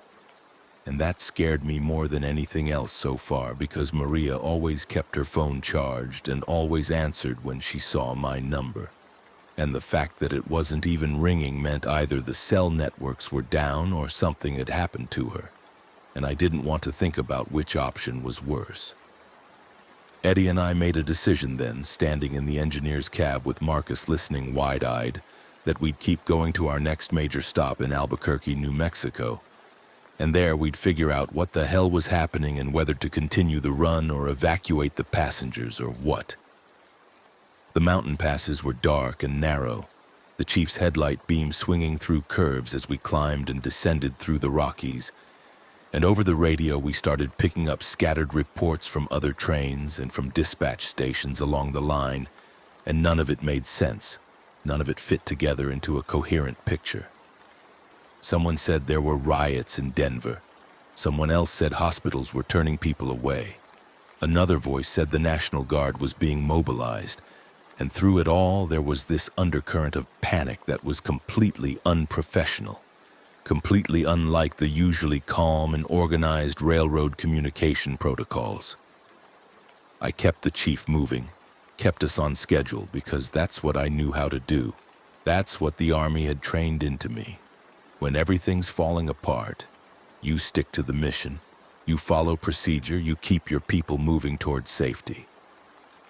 But as we descended out of the mountains and into the high desert of New Mexico, as the clock ticked past midnight and into the early hours of Friday morning, I couldn't shake the feeling that we weren't moving towards safety at all, that we were rolling straight into the heart of something terrible, something that would change everything forever.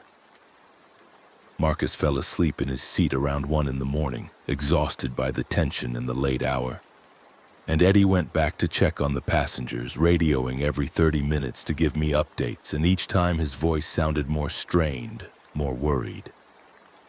He said people were starting to ask questions, starting to notice that something was wrong, that the train crew looked scared, that there were weird news reports on people's phones, that some passengers were getting sick, coughing and sweating and complaining of headaches and nausea. We rolled into Albuquerque at 3:15 in the morning, nearly an hour late because I'd been pushing the chief hard but still had to respect speed limits through the mountain passes, and the platform was chaos. I could see it from the cab as we approached, people running, security guards trying to maintain order, police cars with lights flashing, and what looked like a goddamn military presence. Soldiers in uniform with rifles. I brought the train to a stop and immediately got on the PA system, my voice echoing through every car, telling passengers to remain in their seats, to stay calm, that we were sorting out the situation.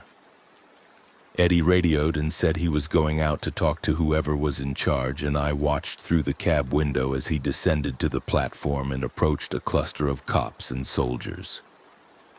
The conversation lasted maybe 5 minutes, Eddie gesturing and pointing, the cops shaking their heads, and when he came back aboard, his face was the color of old snow.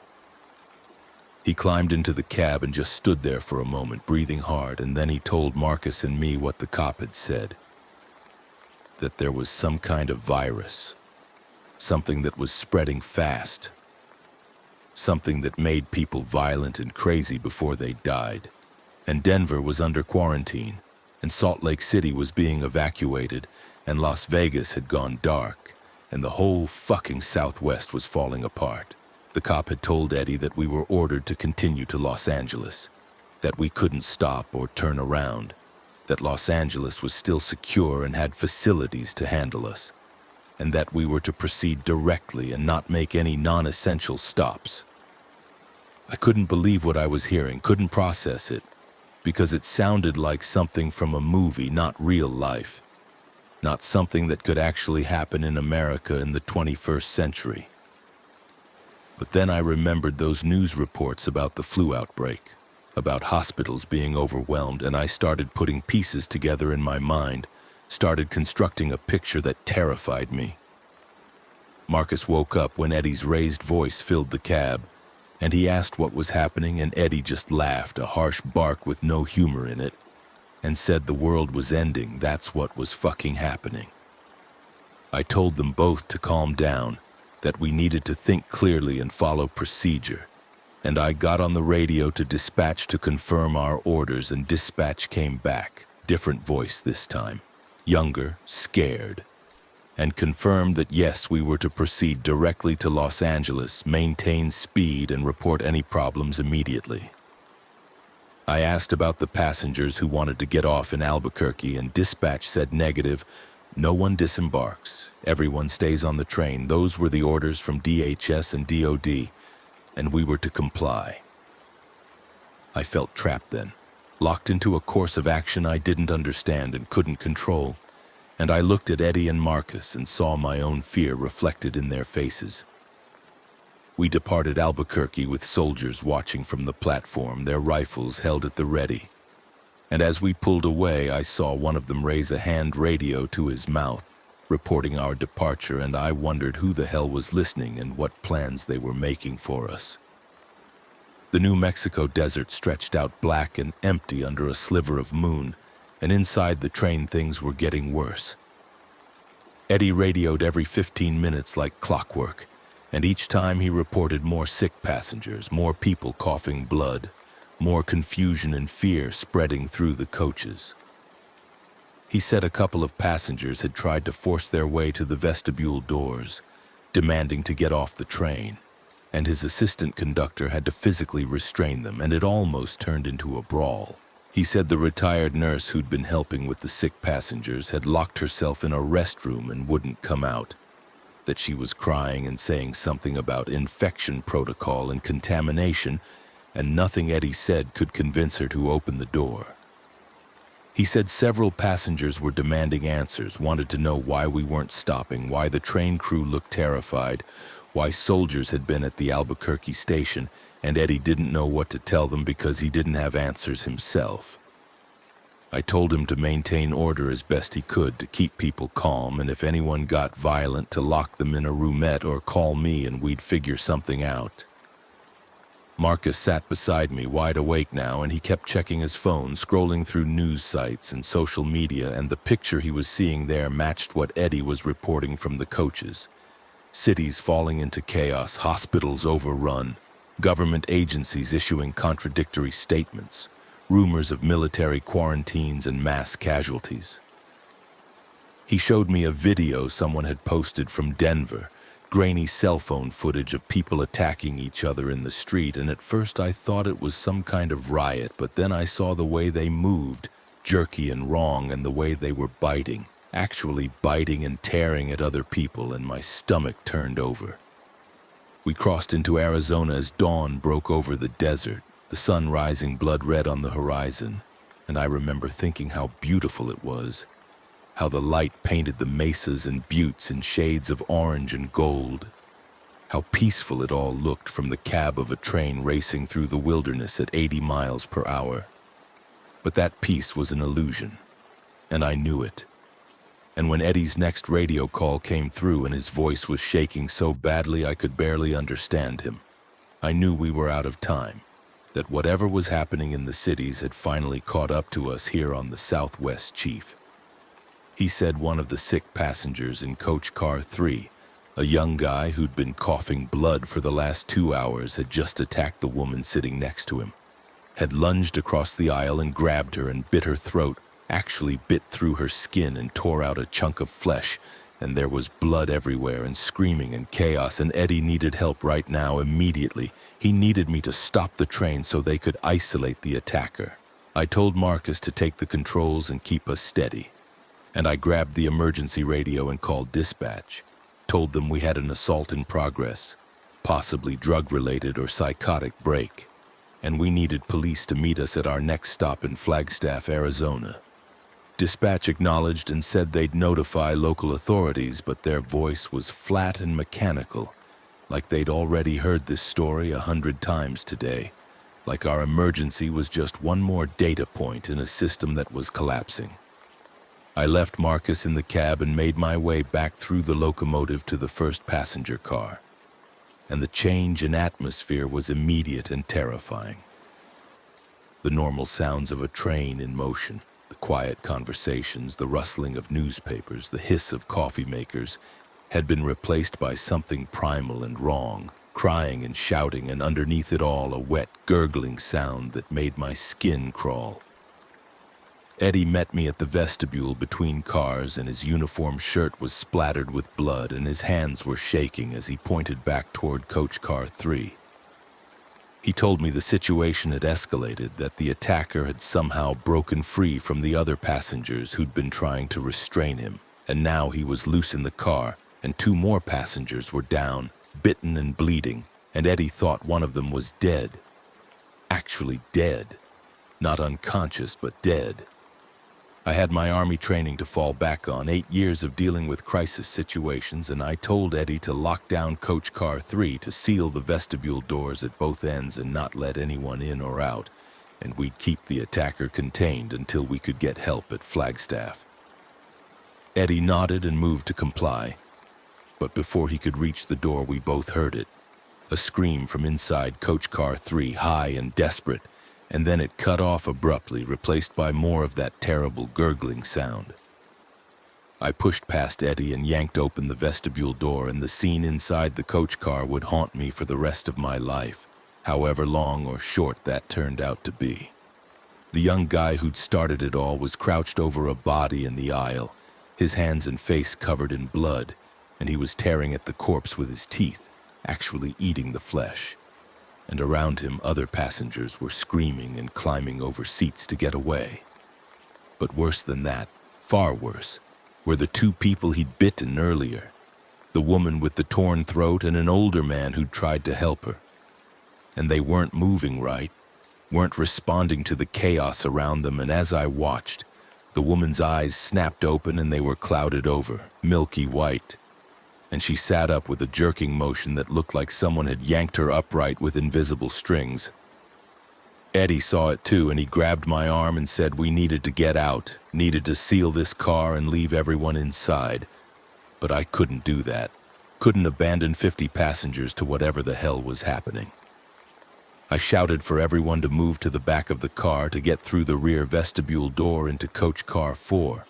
And most people heard me and started moving, pushing and shoving in their panic, parents grabbing children and elderly passengers helping each other. But some were frozen in shock, staring at the carnage with blank faces.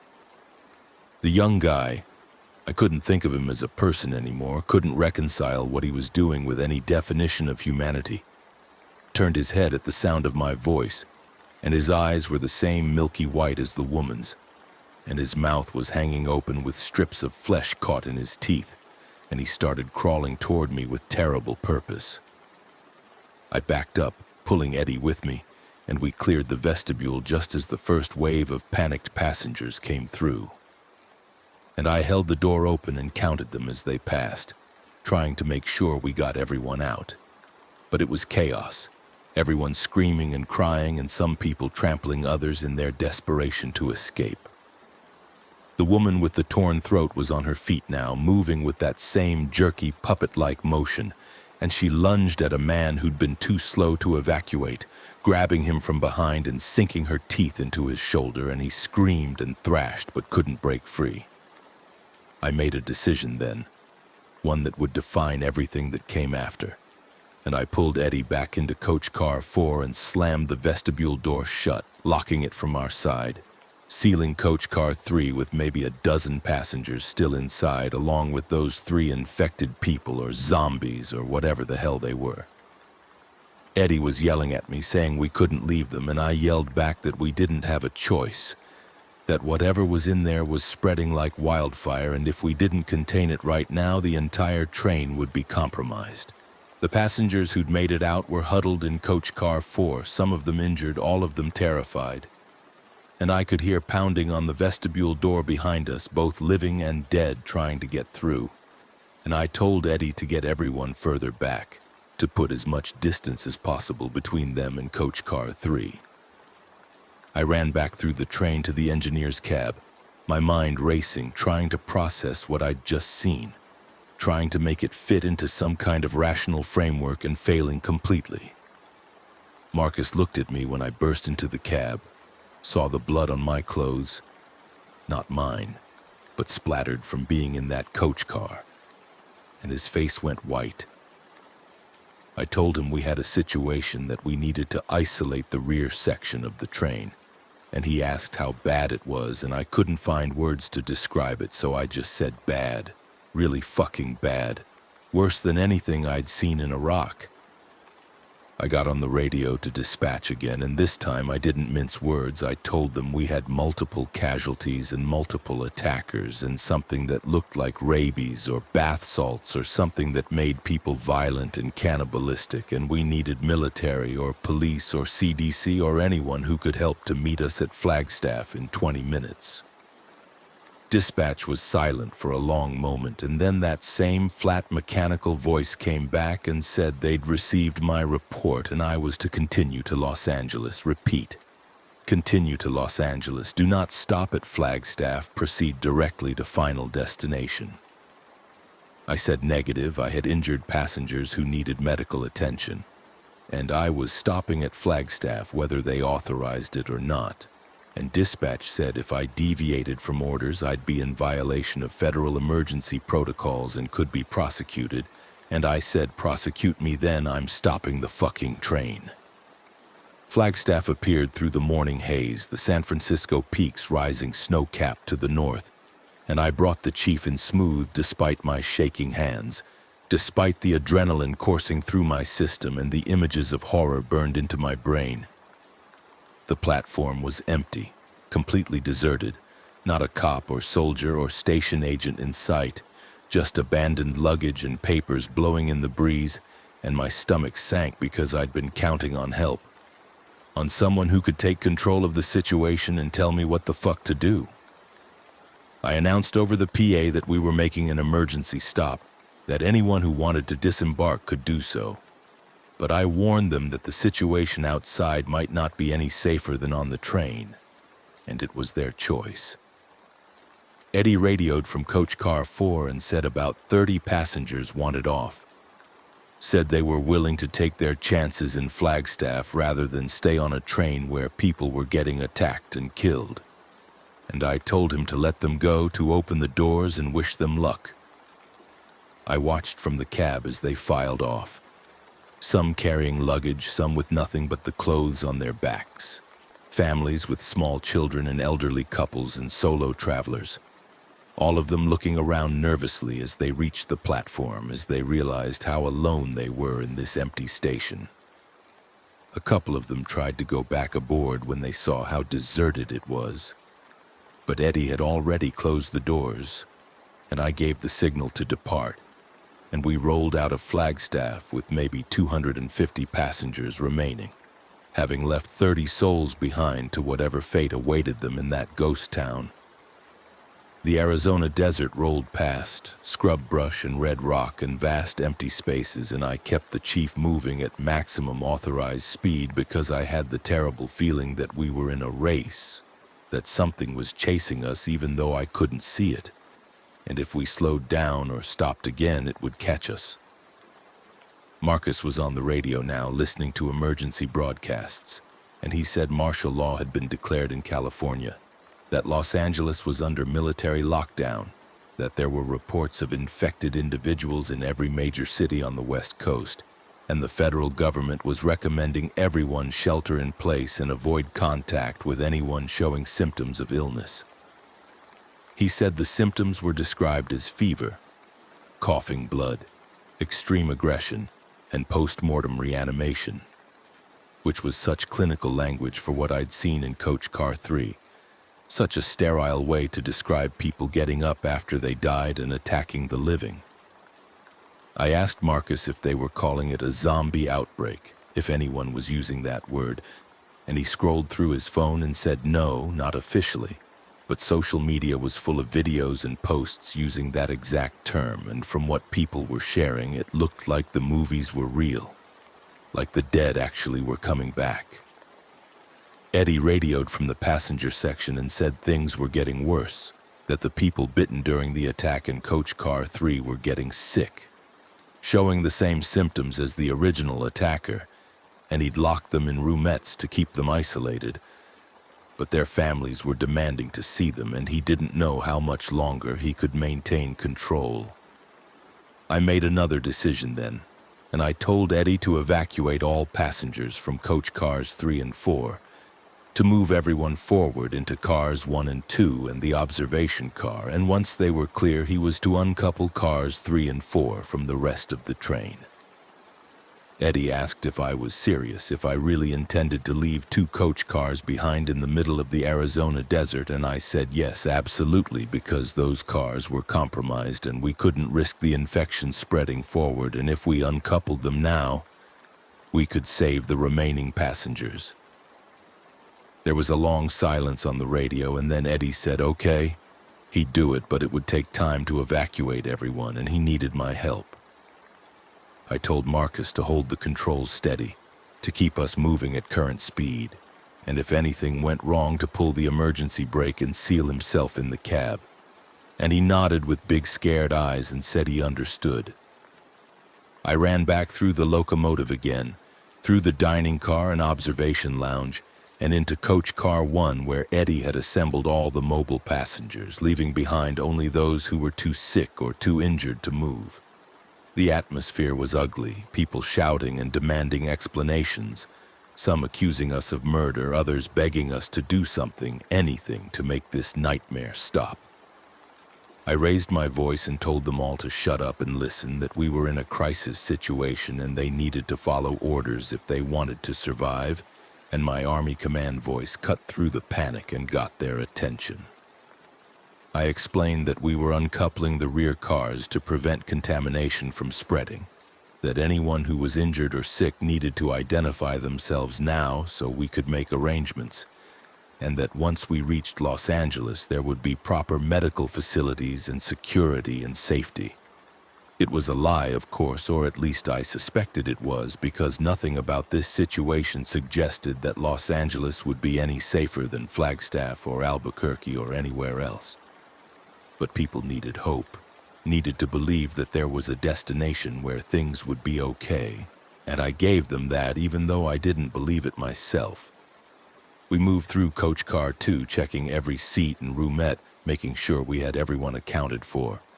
And we found an elderly man who died sometime in the night, just passed away from natural causes unrelated to the attacks, and we left him covered with a blanket because there was nothing else we could do. In Coach Car 4, we found the passengers Eddie had locked in roomettes, 3 of them now, all showing advanced symptoms. Pale gray skin, labored breathing, blood leaking from their eyes and mouth, and that terrible absence of humanity in their faces, like whatever made them people had already fled and left just meat and bone behind. Their family members were outside the roomette doors, pounding and pleading, and I had to physically pull a woman away from her husband's room, had to drag her screaming and kicking into Coach Car 2 while she cursed me and spat in my face. Eddie and I worked the coupler mechanism, disengaging the connection between cars 2 and 3, and as I was finishing, I heard a crash behind me and turned to see one of the roomette doors burst open. The frame splintered, and the man inside came stumbling out. He was dead. I knew that instantly, knew it from his eyes and his movements and the way his jaw hung slack and the gray skin and the blood, but he was moving. Walking, reaching for his wife who'd broken away from the other passengers and run back to him. I screamed at her to get away, but she didn't hear me or didn't care, and she threw her arms around her dead husband, sobbing his name, and he grabbed her and bit into her neck before any of us could react, and blood sprayed across the walls of the coach car. Eddie and I ran forward, dragging the woman away, but it was too late, the damage done, and she collapsed in the aisle, clutching her torn throat while her husband lurched after us. I pushed Eddie toward the vestibule door and told him to get through and seal it behind us. And we both tumbled into Coach Car 2 and slammed the door shut just as the dead husband crashed against it from the other side. Through the window, I could see more roomette doors opening in Car 4, more infected people emerging, and I knew we'd gotten out just in time. The woman we'd dragged forward was dying, her blood pooling on the floor, and several passengers were trying to help her, and I told them to back away, to leave her, but they wouldn't listen, and I knew she'd turn just like the others had, and we'd have the infection forward of the coupler instead of behind it. I made the hardest decision of my life then and pulled out the knife I carried on my belt, a combat knife from my army days, and I drove it into the dying woman's skull before she could reanimate, before she could attack the people trying to save her. The coach car erupted in screams and accusations, people calling me a murderer, and maybe they were right. Maybe I'd just killed an innocent woman who could have been saved, but I'd also maybe prevented the infection from spreading forward, and I'd make that trade every fucking time. Eddie was staring at me with horror and understanding mixed together, and he nodded slowly and said we needed to go. Needed to finish uncoupling the train. We went through the vestibule to the coupler again, and I completed the mechanical separation while Eddie kept watch, and then I gave the signal over my radio for Marcus to reduce speed gradually. And as the chief slowed, I felt the weight of cars 3 and 4 drop away, their momentum carrying them backward as our forward motion decreased, and within 30 seconds they were 50 feet behind us, then 100, then 200, and I told Marcus to accelerate again, and we left those cars sitting on the tracks in the Arizona desert with maybe 15 people trapped inside, along with God knows how many infected. I watched them recede through the rear window until they were just a dark shape in the distance, and then they disappeared around a curve and they were gone. The passengers who'd seen what I did to the dying woman were quiet now, shock replacing anger, and I addressed them all one more time, my voice hoarse and my hands still bloody from the knife. I told them we were continuing to Los Angeles, that they needed to stay together and stay alert, that anyone who got sick needed to report it immediately, and that we would survive this if we worked together and followed orders. Some of them nodded, some looked away, but they heard me, and that's what mattered. I returned to the engineer's cab, washed my hands as best I could in the tiny sink, and relieved Marcus, who looked at me like he didn't know whether I was a hero or a monster, and maybe I was both. Or maybe those categories didn't mean anything anymore in a world where the dead walked and ate the living. We crossed into California around noon, the landscape changing from desert to the eastern slopes of mountain ranges, and the radio traffic was getting more chaotic, more desperate, snippets of conversation that painted a picture of total social collapse. Someone was screaming about a horde overrunning a checkpoint. Someone else was calling for air support.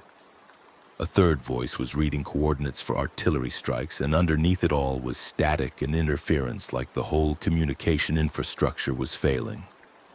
Marcus showed me his phone again, More videos from Los Angeles, and the city looked like a war zone. Smoke rising from dozens of fires, streets packed with abandoned cars, military helicopters circling overhead, and in the streets themselves, those jerking, stumbling figures, thousands of them, tens of thousands maybe, all converging on the remaining pockets of living people. I knew then that Los Angeles wasn't going to be our salvation, that we were driving the Southwest Chief straight into hell. But I didn't know what else to do. Didn't have an alternative plan, so I kept the train moving west because it was the only thing I knew how to do. Eddie radioed from the passenger section, his voice barely a whisper, and said one of the passengers who'd been in coach car 4 during the attack was showing symptoms. A teenage boy who'd been scratched by one of the infected, just a scratch across his forearm, barely bleeding. But now he was running a fever and coughing blood, and his parents were frantic. I told Eddie to isolate the boy immediately, and Eddie said he already had. Locked him in a roomette despite the parents' protests. But the kid was deteriorating fast, and Eddie thought we had maybe an hour before he died and turned. The parents were outside the roomette door demanding we do something, take him to a hospital, give him medicine, anything, and Eddie didn't have the heart to tell them that hospitals probably didn't exist anymore. That medicine wouldn't help their son, that he was going to die, and then he was going to try to kill them. I told Eddie I'd handle it, and I left Marcus in the cab again and made my way back through the reduced train to the sleeper car where the boy was locked up. His parents saw me coming, and his mother grabbed my shirt and begged me to save her son. Said he was only 16.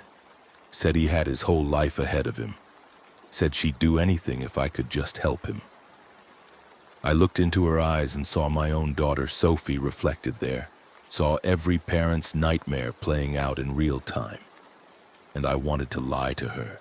Wanted to promise that everything would be okay, but I couldn't.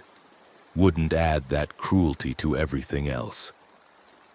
I told her the truth, that her son was infected with something we didn't understand, something that killed people and brought them back wrong. And there was no cure, no treatment, no hope. She collapsed against me, sobbing, and her husband pulled her away, his face carved from stone, and he asked me what we should do. Asked me to make the decision they couldn't make. I said we'd keep their son isolated until the end, and then we'd make sure he couldn't hurt anyone, and the father nodded and said he understood, and he asked if he could stay with his son until it was over, and I said yes. They went into the roomette together, the whole family, and I locked the door from the outside and told them to knock 3 times when it was done, when their son had passed, and I'd come back. I stood outside that door for a long time, listening to their voices inside. The mother singing a lullaby, the father's low murmur, the boy's labored breathing. And I thought about Maria and Sophie back in Chicago. Wondered if they were safe, if they were even alive. And I realized I might never see them again. Might never get to apologize for all the times I'd chosen work over family, all the missed soccer games and school plays and quiet evenings at home. My phone had no signal, hadn't had signal since Arizona, and I felt utterly cut off from the world, trapped on this train with 200 souls depending on me to somehow get them to safety that probably didn't exist. Eddie came and stood beside me, and we didn't say anything, just shared the silence and the grief and the terrible knowledge that we were probably going to die in the next few hours, that this train was our coffin, and we were just riding it to the graveyard. The knock came 45 minutes later, 3 slow raps on the roomette door, and I opened it to find the father standing there, his face wet with tears, and behind him the mother cradling their dead son's body. And I could see the bloody knife in the father's hand, see what he'd been forced to do to prevent his boy from turning. I helped them move the body into an empty roomette, and we covered it with sheets, and the parents went back to their own compartment without a word, moving like ghosts. And I knew they were broken, that they'd never be whole again no matter what happened next. Eddie and I did a count of remaining passengers and came up with 218, not counting crew. And of those, maybe 30 were showing symptoms of infection. Fever, coughing, aggression, confusion. We were carrying a plague train through California, spreading death wherever we went, and I understood now why dispatch had been so insistent that we continue to Los Angeles, because they wanted us contained, wanted to keep the infection moving in one direction rather than spreading it through stops at every small town along the route. We were a guided missile aimed at the heart of LA, and we were going to detonate whether we wanted to or not. Marcus called on the radio from the engineer's cab, his voice tight with panic, and said there were cars on the tracks ahead, multiple vehicles parked across the rails, and we were going to hit them in about 30 seconds at our current speed. I ran forward, my heart hammering, and burst into the cab to see what Marcus was describing. A barricade of cars and trucks, deliberately placed to stop the train, and beyond it I could see people, armed people, pointing weapons at us. I grabbed the emergency brake and threw it hard, the train's brakes screaming as they bit, and the chief shuddered and slowed, but not nearly fast enough. And we were still doing maybe 30 miles per hour when we hit the barricade, and the impact threw me against the control panel, and Marcus slammed into his seat, and the whole train seemed to accordion behind us, cars jackknifing and grinding against each other with the sound of tortured metal. The vehicles on the tracks exploded outward from the impact, tumbling off the rails, and somehow we stayed upright. Somehow the chief didn't derail, and we came to a grinding halt with steam hissing from ruptured lines and alarms blaring in my head, ringing from where I'd cracked it against something hard. Marcus was unconscious, blood running from a gash on his forehead, and I shook him and got no response, so I propped him in his seat and secured him with the safety belt and turned to look out the shattered windshield at the scene ahead. The armed people were approaching now, maybe a dozen of them, rifles and shotguns raised, and they were shouting at us to get out, to surrender the train. And I realized this was a hijacking, that someone had decided they wanted our train for themselves, wanted our supplies and our shelter and maybe our passengers as hostages or worse. I got on the PA system and warned passengers to stay away from windows, to get down on the floor, that we were under attack, and I could hear Eddie on the radio from the rear of the train saying we had injuries from the collision, people thrown from their seats, maybe some broken bones and concussions. The armed people outside were at the locomotive now, banging on the door, demanding we open it, and I shouted back that they needed to back off, that we were a federal railroad under government protection, which was probably meaningless in the current situation, but it was all I had. Their leader, a big guy with a beard and a tactical vest covered in ammunition, shouted back that they didn't give a fuck about the government, that the government was gone, and they needed our train to evacuate their people to safety, and if we didn't cooperate, they'd storm it and take it by force. I looked at Marcus, still unconscious, looked at the weapons pointed at us, and made a calculation about our chances of fighting back versus cooperating, and the math wasn't good. I told Eddie to bring all crew to the forward cars to get everyone together, and I was going to talk to these people, see if we could work something out. Eddie said that was suicide, they'd just kill us all, but I said we didn't have choice, and maybe I could convince them to let us continue on if we took some of their people aboard. I opened the cab door and climbed down to the tracks, my hands raised to show I was unarmed, though I still had my combat knife hidden on my belt. The bearded leader approached, his rifle pointed at my chest, and up close I could see he was scared, not aggressive or crazy, but genuinely terrified, and that made him more dangerous because fear made people unpredictable. He asked who I was, and I told him Nathan Torres, engineer, former Army, and I asked who he was, and he said his name was Jack Chen, and he was the sheriff of this county, and his town was being overrun by those things, and he had 50 civilians who needed to get out now, today, and our train was their only option. I looked past him at the group behind him, and I could see he was telling the truth. These weren't bandits or raiders, they were ordinary people, families with children, elderly folks, terrified civilians who'd armed themselves because they had no other choice. I asked Jack if he knew what was on our train, if he knew we were carrying infected passengers, and he said yes, he knew. They'd been tracking us on emergency channels, but they were desperate. Their town was burning, and they'd rather take their chances with infected passengers than stay here and die for certain. I made a deal with him then, told him he could bring his people aboard, but they had to go in the rear coach cars, had to stay separated from our original passengers, and if anyone got infected, they'd be isolated immediately, and Jack agreed. His people boarded quickly, efficiently, like they'd been planning this, and I realized they probably been waiting for any train that came through, and we were just unlucky enough to be the first. They brought supplies with them, food and water and weapons, and I didn't stop them because we were probably going to need all of that before this was over.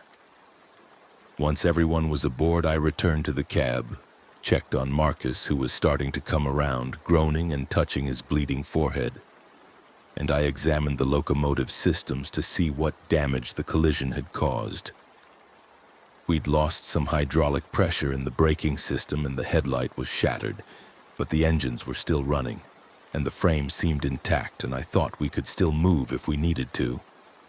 Eddie radioed and said the collision had caused chaos in the passenger cars, that several people were injured, and the new passengers from Jack's group were already having confrontations with our original passengers, accusations and threats being thrown back and forth, and Eddie thought we were about to have a riot if I didn't do something. I got on the PA again, and this time I didn't ask. I commanded. Everyone was to stay in their assigned cars. Anyone who started a fight would be locked in a roomette or thrown off the train. We were all in this together, whether we liked it or not. And our only chance of survival was to reach Los Angeles, where the military had established a safe zone. I hoped that last part was true, but I was starting to doubt it. We rolled out of the barricade site with the twisted remains of vehicles pushed to the side of the tracks, and I kept our speed moderate because I didn't trust the locomotive systems after the collision. Didn't want to push too hard and have something catastrophic fail. The California landscape outside was on fire in places, literal fires burning across hillsides, and we passed through small towns that looked abandoned, saw bodies lying in the streets, saw crashed cars and smashed windows, and all the signs of society falling apart. Marcus was conscious now, but groggy, and I had him sit still while I radioed ahead to the next station, trying to get any information about what we were heading into. But all the frequencies were either dead or full of screaming, and I couldn't get a clear picture of what was happening in Los Angeles. As we approached Barstow in the late afternoon, the sun sinking toward the western horizon, Eddie radioed with panic in his voice and said we had infected in the passenger cars, plural, that at least 5 people had turned, had died from their injuries or their sickness and had come back, and they were attacking passengers, and he needed help immediately. I told Marcus to take control again, and I grabbed a fire axe from the emergency equipment locker, and I ran back into the train for what felt like the 100th time, and each time it got worse. Each time the nightmare deepened. Coach Car 1 was a slaughterhouse. Blood splashed across the windows and walls. Bodies on the floor, and the infected stumbling through the aisles, grabbing at anyone they could reach, biting and tearing with mindless hunger. I saw a woman I'd spoken to earlier, a grandmother traveling to see her daughter in Los Angeles. And now she was one of them, her face gray and her eyes clouded, her teeth stained red, and she lurched toward me, and I swung the axe and caught her in the side of the head, the blade crunching through bone, and she dropped instantly. I'd killed 3 people now. Or maybe they weren't people anymore. Maybe they were just things wearing human skin, but each death weighed on me. Each face would haunt me forever. Eddie was fighting 2 infected near the vestibule, trying to keep them away from the passengers who'd barricaded themselves in the far end of the car. And I helped him, the axe rising and falling, and we put them down together. And then we moved to the next car and the next, hunting the infected through the train. And by the time we were done, there were 11 bodies cooling on the floor and maybe 30 more passengers who were injured or traumatized or both. Jack Chen's people had joined the fight, their weapons finally useful, and several of them had taken defensive positions at the vestibule doors between cars, creating choke points where the infected had to come through one at a time. And they dropped them efficiently, brutally, like they'd been doing this for days already. We held a council of war in the observation lounge, Eddie and Jack and myself and a couple of Jack's lieutenants, and we spread out a map of the rail lines and tried to figure out our options. Los Angeles was still 2 hours away at our current speed, and the radio report suggested it was completely overrun, that the military had abandoned the downtown area and fallen back to defensive positions around the ports and the airport. Jack said his people had family in San Diego, asked if we could divert south, but I explained that the rail lines didn't work that way, that we were committed to the route we were on, and any deviation would require switching tracks at controlled junctions that might not be operational anymore. One of Jack's men, a younger guy with a hunting rifle, said we should just stop the train and scatter. Everyone take their chances on foot, but I said that was suicide, that there were infected everywhere, and at least on the train we had speed and metal walls between us and them. We debated for maybe 30 minutes, going in circles, and finally I made the decision because I was still the engineer and this was still my train. We'd continue to Los Angeles, or at least to the rail yards on the outskirts, and there we'd assess the situation and decide whether to keep going or abandon the train and try to find shelter elsewhere. Nobody liked the plan, but nobody had a better alternative, so we went with it. As we approached the Los Angeles basin, descending from the high desert into the urban sprawl, the scope of the catastrophe became clear. The city was burning, dozens of fires creating a pall of smoke that turned the sunset into something hellish and blood-red.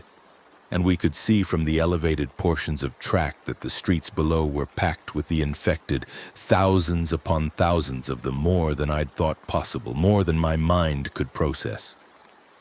Marcus was staring out the window with his mouth hanging open, and he kept saying, "Oh my God," over and over like a prayer or a curse. And I understood, because I felt the same overwhelming dread, the same realization that humanity had lost, that these things had won, that the world we'd known 48 hours ago was gone forever.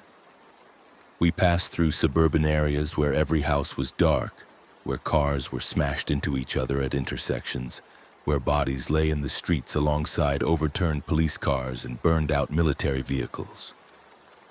The radio crackled with a new transmission, different from the chaos we'd been hearing. A calm, official voice that said all rail traffic was suspended, that the Los Angeles rail yards were under military control, and any approaching trains were to stop immediately and await instructions. I acknowledged the transmission and said we were the Southwest Chief inbound from Chicago with approximately 250 passengers and crew, many injured, requesting permission to enter the yards for evacuation and medical assistance. The voice came back and said negative. "Do not approach the yards. The facility is contaminated and under quarantine. Repeat, do not approach." I asked where we should go then, where we could take our passengers, and there was a long silence. And then the voice said to hold position, instructions would follow, and the transmission cut out. Marcus looked at me and asked what we should do, and I didn't have an answer because every option looked bad. Every choice led to death or worse. Eddie called from the passenger section and said people were demanding answers, demanding to know what was happening, and some of them wanted off the train now, were threatening to force the doors open and jump if we didn't stop immediately. I made an announcement over the PA, my voice raw from shouting and exhaustion, and I told everyone the truth, that Los Angeles was overrun, that there was no safe zone, that we were on our own, and we needed to stay together and stay on the train because it was the only protection we had. Some passengers accepted this, went quiet and resigned, but others reacted with anger and panic, and Eddie reported that he had a near riot starting in Coach Car 2 and I needed to get back there. Before I could move, before I could leave the cab, the radio crackled again, a different voice this time, heavily accented, European maybe, and it said, "Engineer Torres, this is Victor Drazen. I've been waiting to speak with you." My blood went cold because somehow this voice knew my name, knew who I was, and that wasn't right. Wasn't possible unless someone had been tracking us deliberately. I keyed the radio and asked who the hell Victor Drazen was and what he wanted, and he laughed, a sound like broken glass, and said he was the man who'd started all of this, the man who'd released the Walker virus into the world, and I was carrying his greatest achievement across the American continent. He said he'd been aboard the train since Chicago, hiding among the passengers, coordinating with his cell members stationed at various points along the route, ensuring the virus spread exactly as planned. He said the woman who'd collapsed in Coach Car 3 back in Kansas, the young man who'd attacked his neighbor, they were his operatives, infected deliberately with a timed release version of the virus, designed to activate hours into the journey when we were far from major medical facilities. He said he'd chosen the Southwest Chief specifically because of its route, because it connected so many population centers, because passengers would disembark at stations along the way and carry the infection into their communities, creating dozens of outbreak points simultaneously. I felt sick, physically ill, because he was describing exactly what had happened, describing the cascade of horror that had unfolded over the last 2 days, and it wasn't random, wasn't bad luck or divine punishment. It was deliberate. It was terrorism on a scale I couldn't comprehend. I asked him why. Why would anyone do this? And Drazen said because the world deserved it. Because humanity was a plague that needed to be cleansed. Because the strong would survive and build something better from the ashes. I asked him where he was, which car, and he laughed again and said I'd find out soon enough. But first he wanted me to know that his operatives were going to ensure the train reached Los Angeles, that his mission was almost complete, and if I tried to stop it, they'd kill me and everyone loyal to me and take control themselves. He said he had people scattered throughout the passenger cars, armed and trained, and they'd been waiting for his signal, and that signal was coming very soon. The transmission ended, and I was left standing in the cab with Marcus staring at me in horror and Eddie's voice coming over the radio asking what the hell that was about, and I realized we weren't just fighting zombies or trying to survive a pandemic. We were in the middle of a planned attack, a biological weapon deployment, and the man responsible was somewhere on this train, probably watching me right now, probably enjoying my panic. I got on the radio to Eddie and Jack Chen, told them both about Drazen and his claims, and Eddie said he'd find the bastard, would search every passenger until he located him, but I said no. That would trigger exactly what Drazen wanted, would expose Eddie and others to his operatives who were apparently armed and waiting. Instead, I told them to quietly identify anyone who seemed suspicious, anyone who wasn't panicking like normal passengers would. Anyone who seemed too calm or too organized, and to watch them but not confront them yet. Jack said his people were good at spotting threats, said they'd handled raiders and looters during the initial outbreak in their town, and they'd keep their eyes open. Marcus asked me if I believed Drazen, if I really thought there were terrorists on the train, and I said yes because it made too much sense, explained too many things that hadn't added up before. We were approaching the outskirts of Los Angeles now, the rail yards visible in the distance, and I could see military helicopters circling, their searchlights cutting through the smoke-filled air. And on the ground below were tanks, actual tanks, forming a perimeter around what looked like a tent city full of refugees. The official voice came back on the radio and ordered us to stop immediately, to set brakes and await boarding by military personnel. And I complied because what else could I do? And we rolled to a stop maybe half a mile from the rail yards, with the sun disappearing behind the burning city and darkness coming on fast. Soldiers approached from the military perimeter, maybe 20 of them in full combat gear with rifles raised, and they surrounded the train and ordered everyone off, told us to line up on the embankment with our hands visible, and I knew this was the end. That they were going to detain us or shoot us or worse, But I followed orders because the soldiers had the guns and we didn't. The passengers disembarked slowly, carefully, families clutching each other. Jack Chen's people moving as a group, everyone scared and confused and exhausted.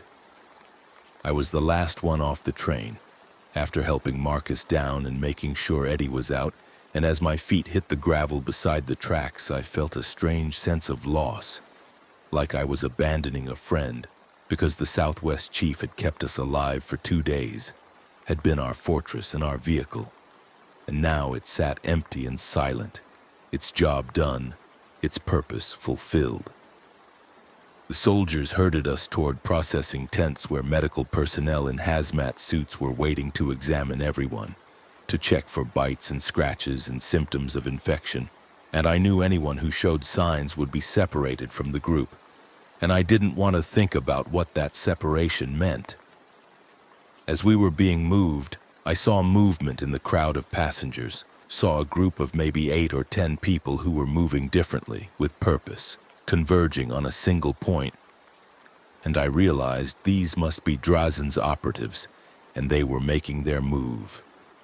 They produced weapons from their clothing, pistols and knives, and they started pushing through the crowd toward me specifically. And I understood that Drazen had marked me as the primary target, the one who needed to be eliminated before his operatives could complete their mission. Jack Chen saw the threat at the same instant I did, and his people reacted with the speed of experienced fighters, forming a protective circle around me and engaging Drazen's operatives with their rifles and shotguns. The soldiers guarding us were caught off guard, confused about who was attacking whom, and they started shouting orders that nobody could hear over the gunfire and screaming. I dove to the ground, crawling under the Southwest chief's wheels to get cover, and from there I watched chaos erupt as passengers scattered in every direction, as Drazen's people fought Jack's people, as soldiers tried to restore order by firing into the air, and as infected passengers who'd been hiding their symptoms during the military examination suddenly turned and started attacking everyone around them. It was a 3-way battle between the living, the infected, and Drazen's operatives, all happening in the growing darkness beside a burning city. And I knew with absolute certainty that we were all going to die here. I crawled along the length of the train, using the wheels and undercarriage for cover, trying to reach the locomotive where I'd stashed my combat knife, and above me I could hear footsteps on the train's roof. Someone running from car to car, and I had a terrible feeling it was Drazen himself, using the chaos to get into position for whatever his endgame was. I reached the locomotive and climbed the access ladder, entered the cab through the side door, and found Drazen waiting for me inside, exactly as I'd feared. He was older than I'd expected, maybe 55 or 60, with gray hair and a weathered face and eyes that held no warmth, no humanity, just cold calculation and something like madness lurking underneath. He had a pistol pointed at me, and he smiled when I came through the door. Said he'd been hoping I'd come back here, that he wanted to meet face to face the man who'd survived his virus deployment for so long. I stood very still, my hands raised, and I asked him again why. Why do this? Why kill millions of innocent people? And he said because the world was corrupt, diseased at its heart, full of weakness and degeneracy, and his virus was the cure, the purifying fire that would burn away the old and make room for something new.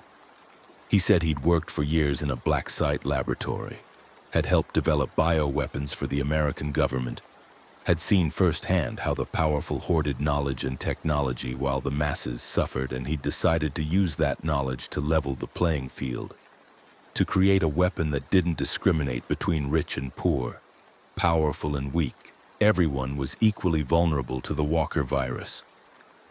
I asked him about Area 51, about the lab where this started, and he smiled wider and said yes, that's where they'd been researching rapid cellular regeneration as a treatment for cancer and battlefield injuries, trying to create a serum that could bring dying soldiers back from the brink. But instead, they'd created something that brought the dead back entirely. Something that reanimated corpses and filled them with insatiable hunger for living flesh. He said there'd been an accident, a containment breach, several researchers infected, the whole facility locked down, but he'd already stolen samples of the virus before the lockdown, had already made contact with his cell members around the world.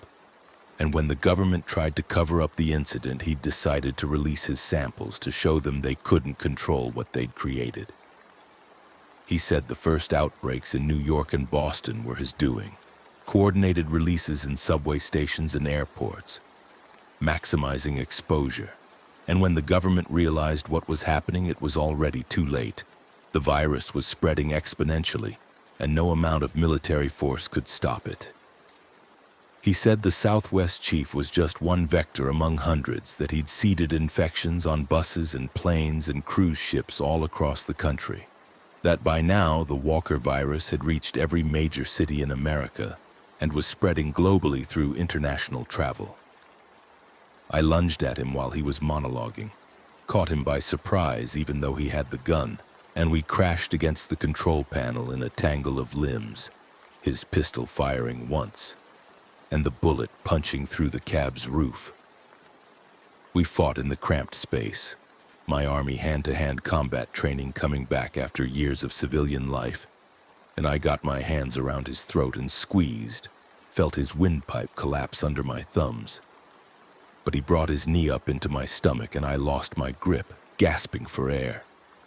He scrambled for the dropped pistol, but I kicked it away, sent it sliding under the control panel, and I pulled my combat knife from my belt and drove it toward his chest.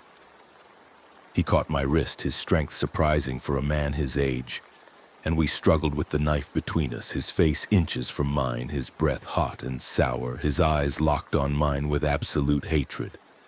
I could hear chaos continuing outside, gunfire and screaming, and I knew if I didn't end this now, if I didn't kill Drazen, his operatives would complete whatever mission he'd given them, would ensure his virus continued to spread, would poison any hope of humanity surviving this plague. I used a trick I'd learned in Iraq, went limp suddenly as if giving up. And when Drazen pushed forward to take advantage, I rolled to the side and used his own momentum against him, flipping him over my hip and slamming him face first into the metal floor of the cab. The impact stunned him, and I didn't give him time to recover. I was on him immediately, the knife in my hand again, and I drove it into the back of his neck, severing his spine, and he went limp beneath me, dead or dying. And I rolled off him and lay on the cab floor, panting and bleeding from a dozen minor cuts and bruises. I'd killed the man responsible for ending the world, but it didn't feel like victory, didn't feel like anything except exhaustion and emptiness. Because Drazen was right about one thing. It was too late. The virus had spread too far, and killing him didn't change anything except maybe giving me a small measure of revenge. I heard Eddie calling my name from outside the locomotive, and I dragged myself to the door and looked out to see that the battle had ended. That Jack Chen's people had killed or driven off Drazen's operatives. That the soldiers had established a perimeter and were systematically shooting the infected passengers who'd revealed themselves during the fight. Maybe 30 or 40 passengers remained alive and uninfected, huddled together under military guard, and Eddie was among them, his face covered in soot and blood but alive, and he saw me and waved, relief evident even from a distance. I climbed down from the locomotive on shaking legs, and Jack Chen met me at the bottom of the ladder, and he said his people had secured the immediate area, but the situation was deteriorating fast, that the military perimeter was under assault from thousands of infected coming from the city, and the soldiers were talking about falling back, abandoning this position. I looked toward Los Angeles, toward the burning skyline, and I could see what Jack was describing. A tide of infected surging toward us, moving with terrible purpose, drawn by the noise and lights of the military encampment. The soldiers were firing into the mass, their rifles creating a constant roar, but for every infected they dropped, 10 more took its place, and I knew the perimeter would be overrun within the hour, maybe sooner. A military officer approached, a captain with the exhausted face and thousand-yard stare, and he said they were evacuating all personnel to secondary positions near the port, that anyone who wanted to come should mount up now, but they couldn't take everyone. Couldn't guarantee safety for civilians. I gathered Eddie and Marcus and Jack and the remaining passengers, maybe 40 people total, and I told them we had a choice. Go with the military and hope their secondary position was more secure, or stay with the train and try to use it to escape further south or east, away from the main outbreak zone. Most people chose to go with the military, understandably, because soldiers and guns seemed like better protection than an empty train. But Jack and his people chose to stay, said they'd come too far together to split up now. And Eddie stayed too, loyal to the end. And Marcus stayed because he didn't know what else to do. The captain nodded and said good luck, and his forces pulled back in organized units, boarding armored vehicles and heading toward the port, and within minutes, we were alone beside the tracks with infected closing in from all directions. We boarded the Southwest Chief again, Jack's people taking defensive positions at the windows and doors, and I got into the engineer's cab and started the engines, praying they'd turn over after everything we'd been through, and they did. They roared to life like they'd been waiting for me, and I felt a surge of hope that maybe, just maybe, we could still get out of this. But as I engaged the throttle and tried to move, the train lurched and stopped. The brakes locked. And I realized the military had sabotaged the tracks, had thrown switches or damaged the rails to prevent anyone from using them, to keep the infection contained in this area. I tried reversing, tried moving forward with more power, but the chief was stuck, immobilized, and through the cab window I could see the infected wave getting closer. Maybe 500 yards away now, a wall of dead flesh and gnashing teeth. Eddie radioed from the passenger section and said we were fucked, that we needed to abandon the train and run, but I said no, there was nowhere to run to. The infected were all around us, and our only chance was to make a stand here. Use the train's metal walls as protection and hope we could hold out until the infected moved past us toward other targets. It was a desperate plan, probably doomed, but it was all we had, and Jack's people prepared for a siege, boarding up windows with luggage and seats, creating firing positions, rationing their ammunition because they knew this fight could last hours or even days. The infected hit the train like a tsunami, swarming around it, climbing on the wheels and couplers, smashing against the windows and doors, their moaning creating a sound like the damned crying out in hell. Jack's people fired through the broken windows, dropping infected with precise shots. But there were too many, hundreds becoming thousands, and for every one they killed, 3 more took its place. I stayed in the engineer's cab with Marcus, both of us armed with makeshift weapons, my combat knife and a length of pipe I'd found. And we defended the door, stabbing and clubbing any infected that managed to breach it, their bodies piling up in the vestibule until we couldn't close the door anymore. Eddie was fighting in Coach Car 1, his voice coming over the radio in gasps and curses, describing how the windows were giving way, how infected were getting inside, how his ammunition was running out. I told him to fall back to the observation car to get everyone together in one location where they could defend more easily, and he acknowledged but said they were losing people, that some of Jack's men had been pulled through broken windows, that the casualties were mounting. I wanted to help, wanted to leave the cab and fight alongside them, but I knew if I left, if the cab was compromised, we'd lose our only secure position, and whoever survived in the passenger cars would have nowhere to retreat to. Hours passed in a blur of violence and exhaustion, the night turning into an endless cycle of fighting and brief respites when the infected paused to feed on fallen bodies. And by dawn, maybe half of our group was dead, their corpses adding to the pile surrounding the train, and the survivors were running on nothing but adrenaline and terror. Eddie had stopped responding to radio calls, and I feared the worst. And when Jack made his way forward to the cab covered in blood and gore, he confirmed that Eddie was gone, torn apart when Coach Car 1 was finally breached, and most of his assistant conductor crew with him. Jack said they'd retreated to the observation car like I'd suggested, but it was only a matter of time before the infected overwhelmed them there too, that the glass walls of the observation dome were already cracking, and he estimated they had maybe an hour before total breach. I asked how many survivors remained, and Jack said maybe 15, including himself and Marcus and me, and most of them were injured and they were out of ammunition except for what they'd scavenged from the dead. I told Jack there was one last option, one desperate gambit that might save whoever was left, and he asked what. And I explained that if we could get the train moving again, if we could somehow break free of whatever was holding us, we might be able to outrun the infected horde. Might be able to find a section of track that wasn't damaged and continue south towards San Diego or east into the desert where the population density was lower. Jack said it was impossible, that the tracks were sabotaged, but I said maybe not completely, maybe just the switches and signals, and if we had someone who could go outside and manually throw the switches, we might be able to change tracks and find a clear route. Jack looked at me like I was insane, and maybe I was, because going outside meant wading through thousands of infected with no guarantee of success. But he saw in my eyes that I was serious, that I was willing to try it, and he said if I was going out there, he was coming with me, that he wasn't going to let me die alone. We told the survivors in the observation car what we were planning, and they thought we were crazy too.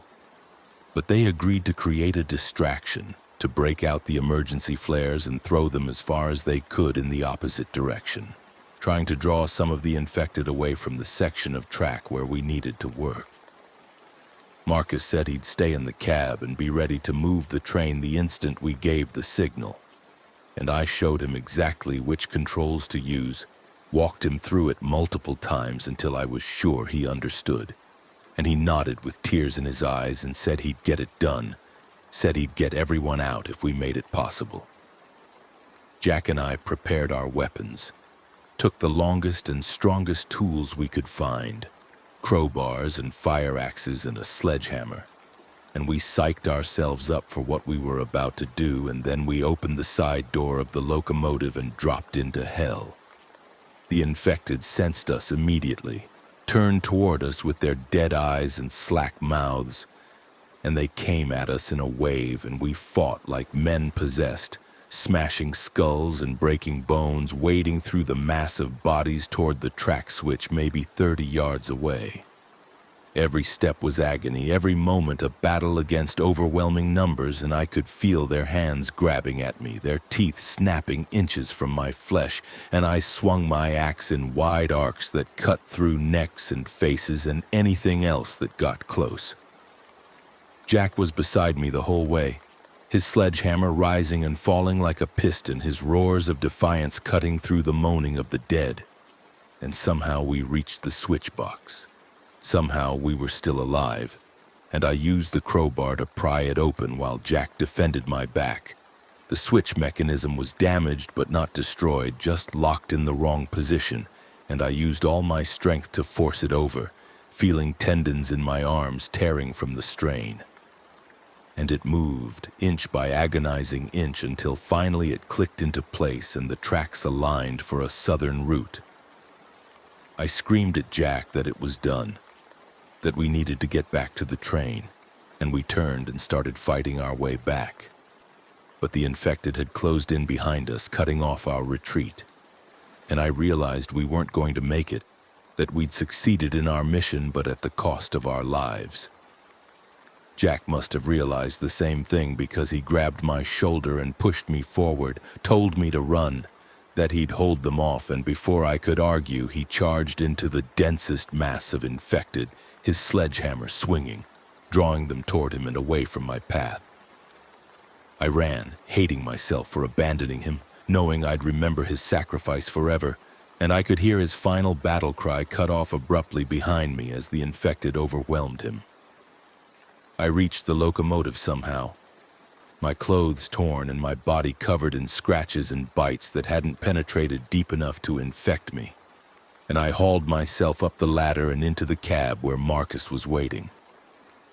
I screamed at him to move now, and he engaged the throttle, and the Southwest Chief lurched forward, the wheels biting into the rails, and we were moving, actually moving, leaving the killing ground behind as we accelerated south.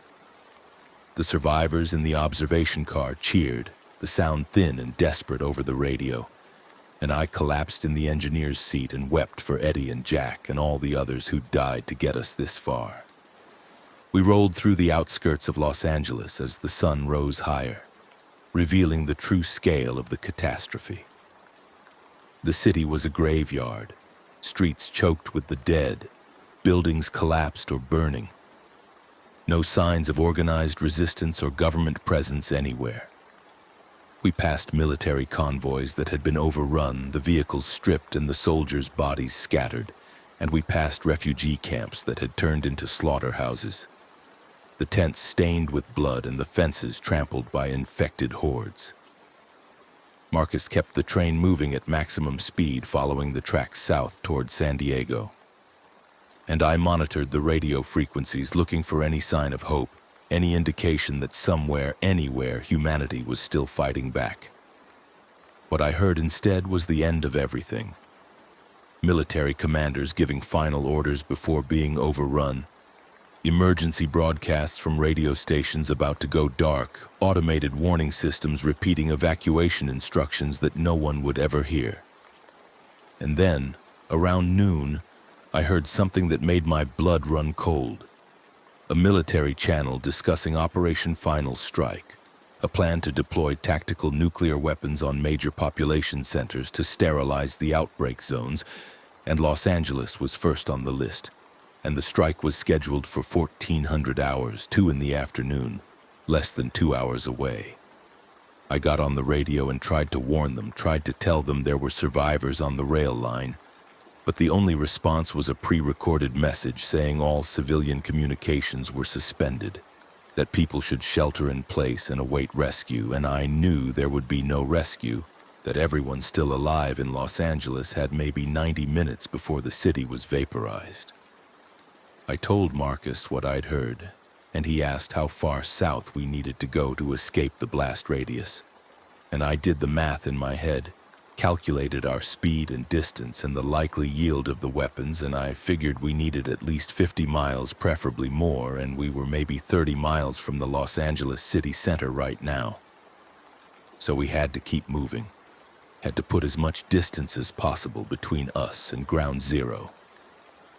The survivors in the observation car heard my announcement over the PA system, my explanation that a nuclear strike was imminent, and we were running for our lives, and they responded with shocked silence, then hysteria, then grim acceptance.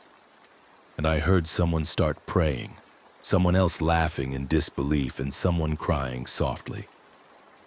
Marcus pushed the chief as hard as she would go, the engines screaming at their red line, the tracks blurring beneath us, and I watched the clock tick down, watched our distance from the city increase mile by agonizing mile, and I knew it was going to be close, too close, that we might not make it, but we had to try.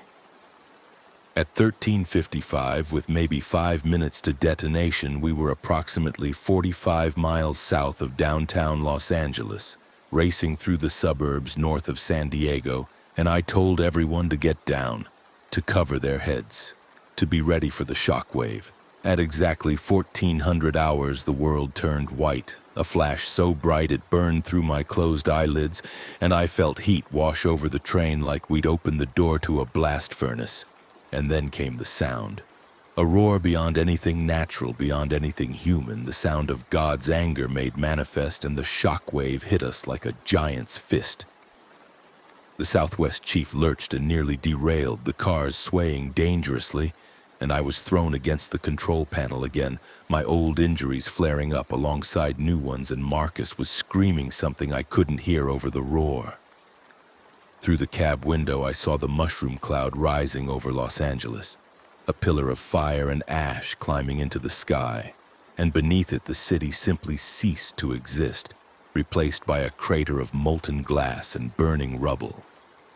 The electromagnetic pulse from the detonation fried the train's electrical systems, killed the engines, and we coasted to a stop maybe 2 miles from where the shockwave had hit us. And in the sudden silence that followed, I could hear people sobbing in the observation car. Could hear Marcus praying in Spanish. Could hear my own heart hammering so hard I thought it might burst. We survived, but survival felt like punishment rather than victory. Because we'd watched millions of people die in an instant, had seen an entire city erased from existence, and we knew the virus hadn't died with them, that the infected had already spread beyond the blast radius, that Los Angeles was just the first city to be sacrificed, and there would be more, dozens more, and eventually the bombs would run out and the infected would remain, spreading unchecked across a world that had run out of options. Over the next hours and days, we learned that San Francisco had been hit, then Seattle, then Portland, that the entire West Coast was being systematically destroyed in a desperate attempt to contain the outbreak. But it wasn't working. The virus had already reached the Midwest and the East Coast, and reports were coming in from Europe and Asia about their own outbreaks. And I knew with terrible certainty that this was the end. Not of humanity entirely, maybe, but of the world as we'd known it, of civilization and order and everything that made us more than just scared animals hiding in the dark. We made our way south on foot after the train finally died, its systems irreparably damaged by the EMP.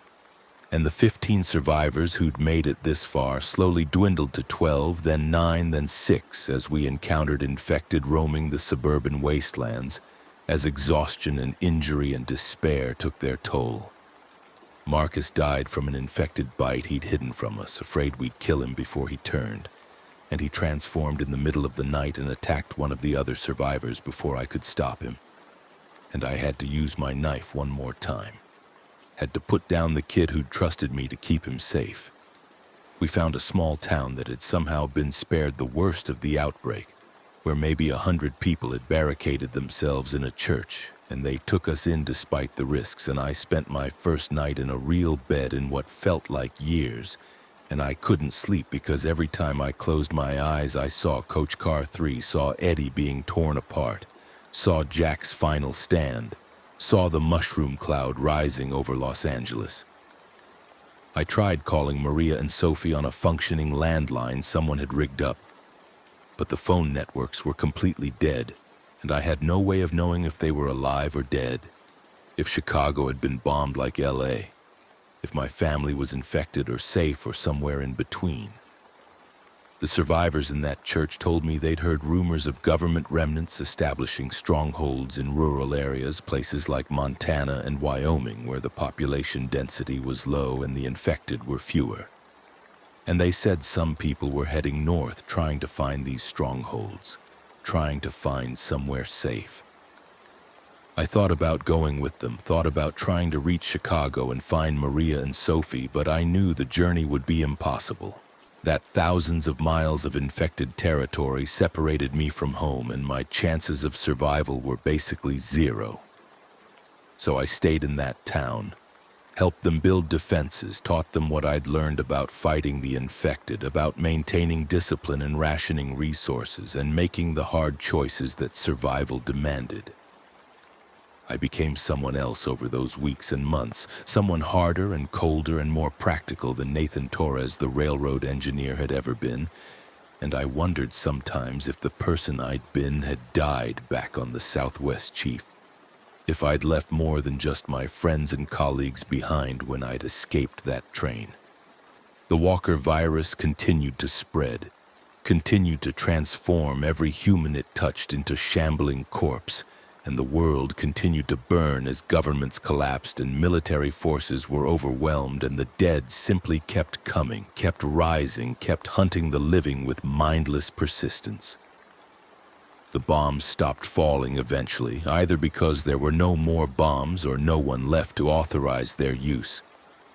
And in the silence that followed, we survivors found ourselves living in a nightmare that had no end, no cure. No hope of return to the world we'd known. I think about Victor Drazen sometimes, about his speech in the locomotive cab about cleansing and rebirth, and I wonder if he'd feel satisfied with what he'd created, if he'd see this dying world as his legacy, or if even he would recoil from the magnitude of destruction his virus had caused.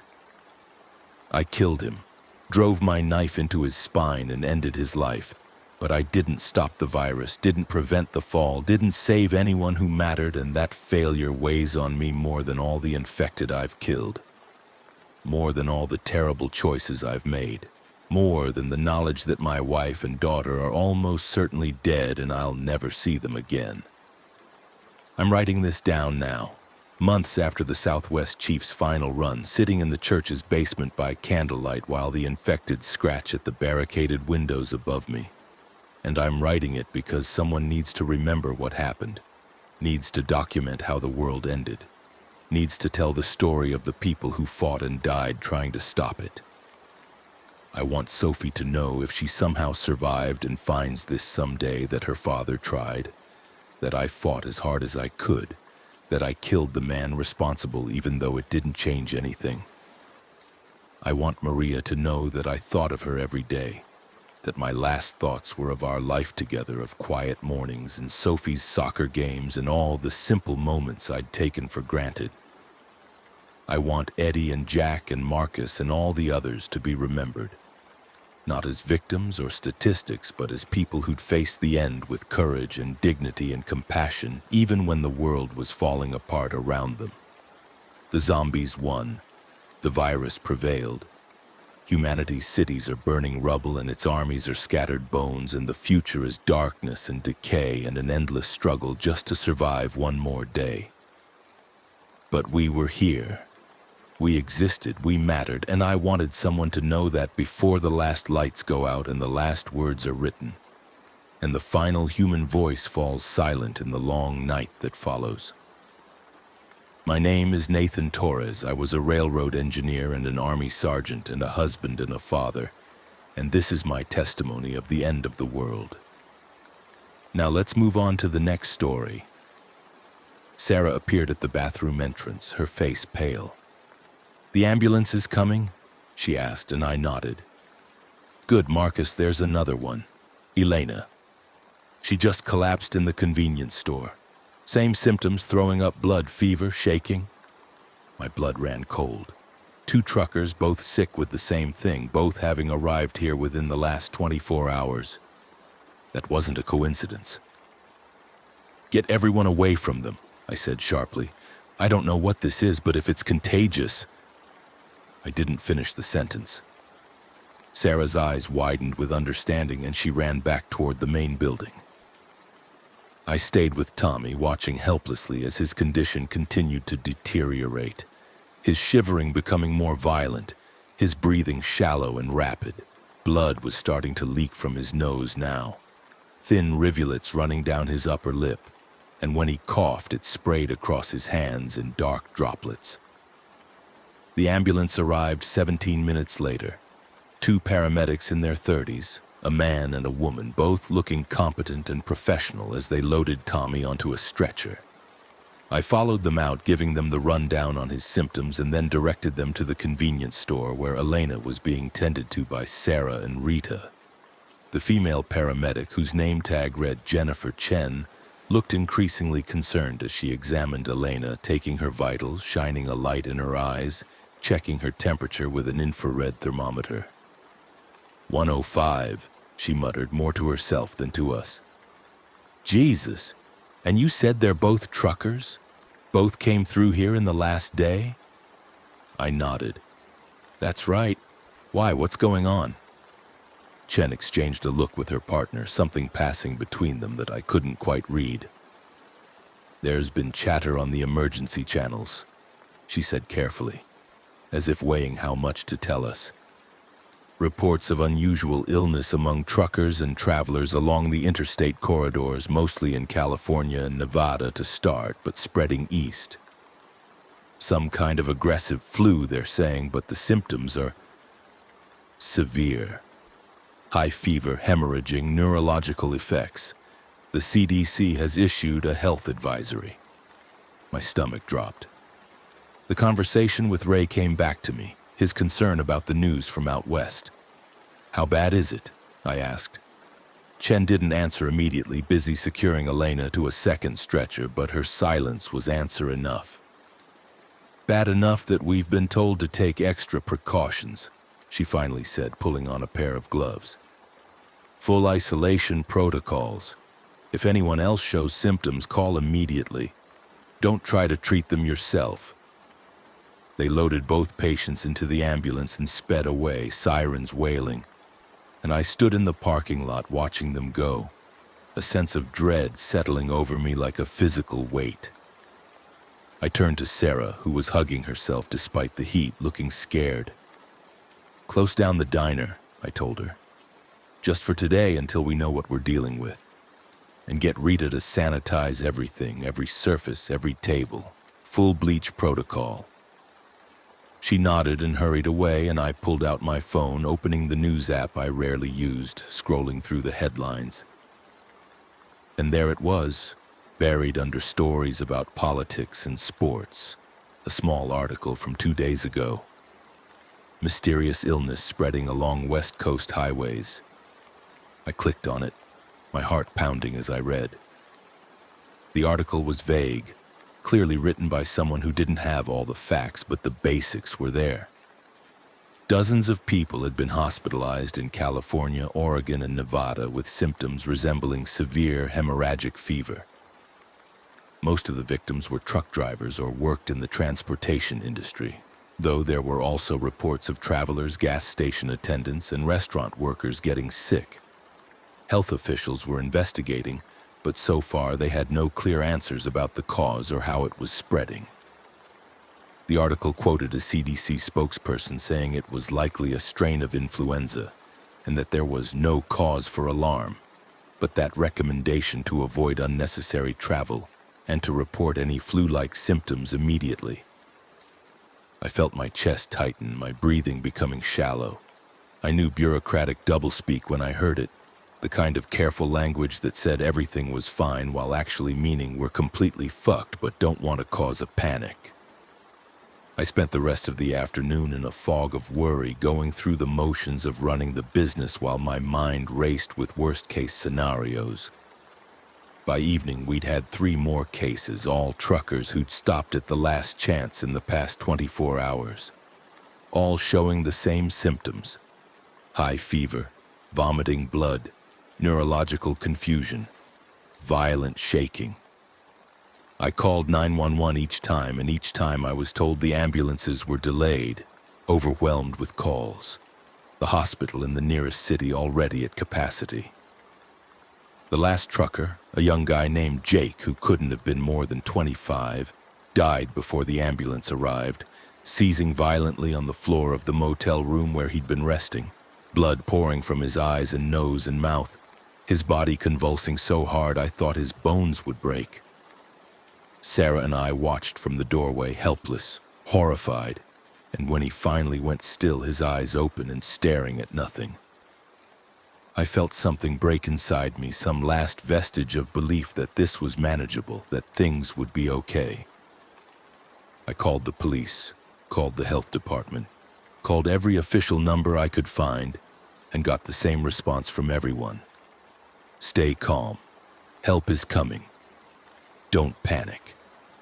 But their voices betrayed them, the stress and fear leaking through their professional facades, and I knew that whatever was happening was bigger than anyone was admitting. By nightfall, I'd closed the entire truck stop except for the fuel pumps, sending most of my employees home with instructions to stay there, to avoid contact with anyone, to watch for symptoms. Sarah stayed, refusing to leave despite my insistence, and Rita stayed too. The 3 of us sitting in the diner drinking coffee and watching the news on the small TV mounted in the corner. The coverage had changed dramatically in just a few hours, the dismissive tone replaced by barely controlled alarm. A reporter stood outside a hospital in Phoenix, her face grim as she described scenes of chaos inside, of emergency rooms overflowing with patients, of staff in hazmat suits trying to contain something they didn't understand. Another report from Los Angeles showed people fleeing the city in their cars, the highways jammed with traffic, desperate families trying to escape. The disease, which someone on social media had started calling the Trixie virus for reasons no one seemed clear on, was spreading faster than anyone had predicted, jumping from the West Coast to Nevada to Arizona to New Mexico in a matter of days. And it was spreading along the interstates carried by truckers who'd been infected and didn't know it, who'd driven hundreds of miles while the virus incubated in their bodies, stopping at truck stops and rest areas and gas stations, spreading it to others who then spread it further. "They're saying it's terrorism," Sarah said quietly, her eyes fixed on the screen where a government official was giving a press conference, his face gray with exhaustion. "They're saying someone released this deliberately." I listened as the official, whose title was something like Deputy Director of the CDC, explained in careful, measured tones that they had traced the virus to a research facility in Nevada, a private biotech company called Helix Dynamics that had been conducting classified research under government contract. There had been a break-in 3 weeks ago. Security footage showed a group of armed individuals accessing the facility's biosafety level 4 laboratory, and samples of an experimental pathogen had been stolen. The pathogen, designated as HTX-7 in the lab but renamed Trixie by the media, was a modified hemorrhagic fever virus that had been developed as part of a biodefense program, intended to help researchers develop vaccines and treatments for potential biological weapons. The terrorists, whose identity and motives remained unclear, had apparently released the virus at multiple locations simultaneously, focusing on major transportation hubs, truck stops, and interstate rest areas along the western highways. The incubation period was roughly 48 hours, during which infected individuals showed no symptoms but were highly contagious, and once symptoms appeared, the disease progressed rapidly, with a mortality rate that the official refused to specify, but that independent estimates put at over 70%. And there was no cure, no vaccine, no treatment beyond supportive care and hoping the infected person's immune system could fight it off, which most couldn't. The official urged everyone to remain calm, to follow the guidelines being issued by local health departments, to avoid travel, to stay home, to wash hands frequently, to report any symptoms immediately. But I could see it in his eyes, the knowledge that these recommendations were useless, that the virus was already too widespread, moving too fast, impossible to contain. I stood up and walked to the window, looking out at the truck stop lot, which was fuller than ever. Trucks continuing to arrive even as the world fell apart. Drivers either unaware of the danger or unable to stop, compelled by contracts and schedules and the simple need to make a living. How many of them were infected? How many were carrying the virus without knowing it, spreading it with every breath, every touch, every interaction? The disease wasn't airborne. According to the news, it spread through direct contact with bodily fluids, blood, saliva, vomit, which should have made it easier to control, but in practice meant that anyone who got sick and started hemorrhaging became a walking biohazard, contaminating everything around them. I thought about Tommy and Elena and Jake and the others, thought about the blood, the vomit, the surfaces they'd touched, and I felt my skin crawl with the paranoia of potential exposure. "We need to close completely," I said, turning back to Sarah and Rita. "Lock the gates. Send everyone away. Quarantine ourselves until this blows over." But even as I said it, I knew it was too late. If we'd been exposed, and barricading ourselves in wouldn't change that. Sarah looked at me with hollow eyes. "My kids," she whispered. "On Marcus, my kids are at home with my mother. If I've been exposed, if I go home..." She didn't finish, didn't need to. If she was infected, she'd bring the virus home to her children, her elderly mother, everyone she loved. Rita's hands were shaking as she poured herself another cup of coffee, spilling it on the counter. "My husband," she said. "My grandkids." They're supposed to visit this weekend. I can't. She broke down, sobbing, and I felt a wave of helplessness wash over me. The realization that there were no good choices, no safe options, that we were all potentially condemned by random chance and a virus we couldn't see. The night dragged on in a haze of fear and exhaustion, the three of us taking turns watching the news and trying to sleep on the diner booths.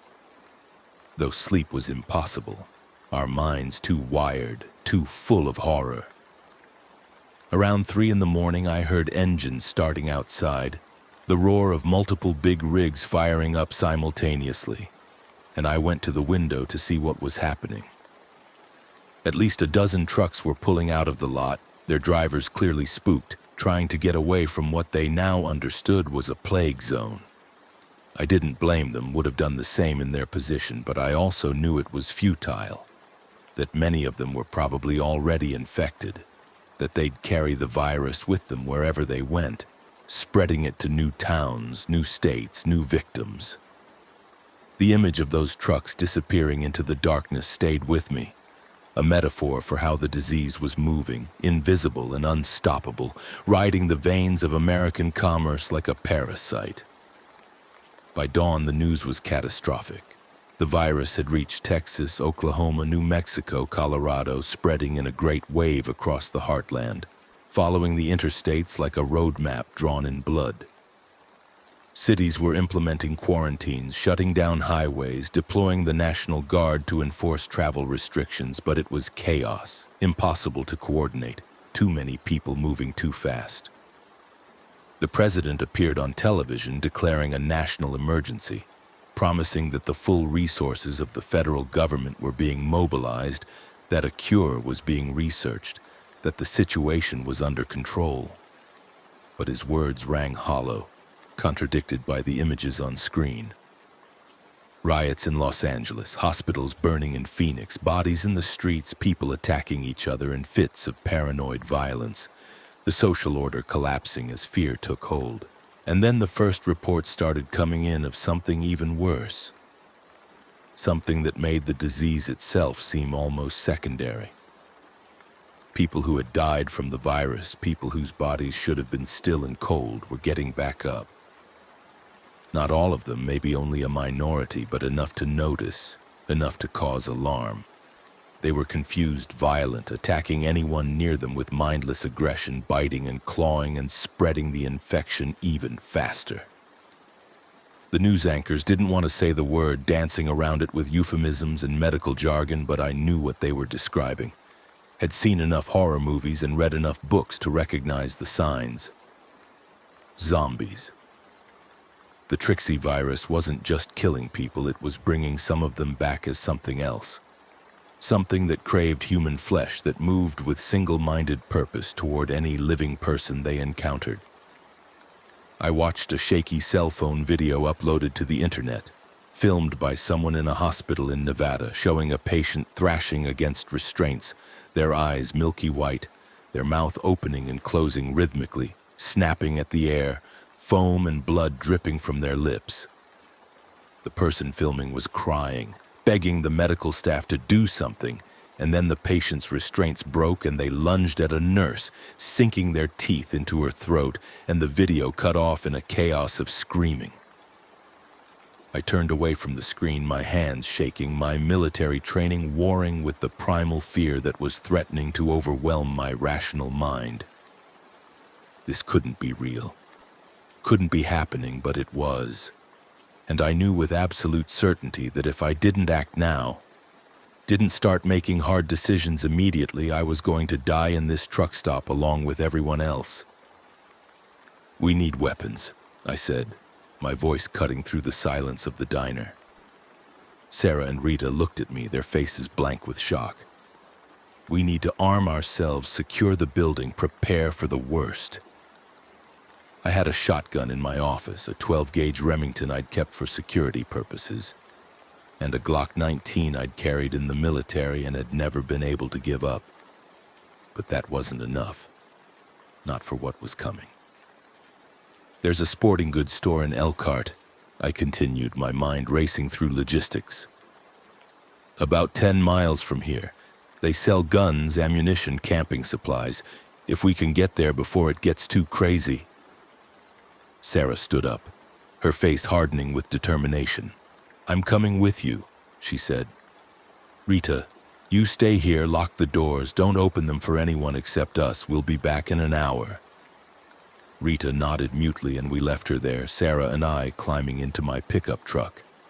A battered Ford F-150 that had seen better days but still ran like a charm. The drive to Elkhart should have taken 15 minutes, but the roads were already chaos. Cars abandoned on the shoulders, traffic moving in fits and starts, people honking and shouting at each other, the veneer of civilization cracking apart in real time. I saw a car accident at an intersection, two vehicles T-boned together, smoke rising from their crumpled hoods. But no one was stopping to help. Everyone too focused on their own survival. We passed a gas station where people were fighting over fuel, literally punching each other, and I kept driving, my hands gripping the steering wheel so hard my knuckles were white. The sporting goods store was called Elkhart Outdoors, a family-owned place I'd visited a few times over the years, run by an older couple who were serious about hunting and fishing. When we pulled into the parking lot, I could see it was already being looted. The front windows smashed, people streaming in and out carrying armfuls of goods.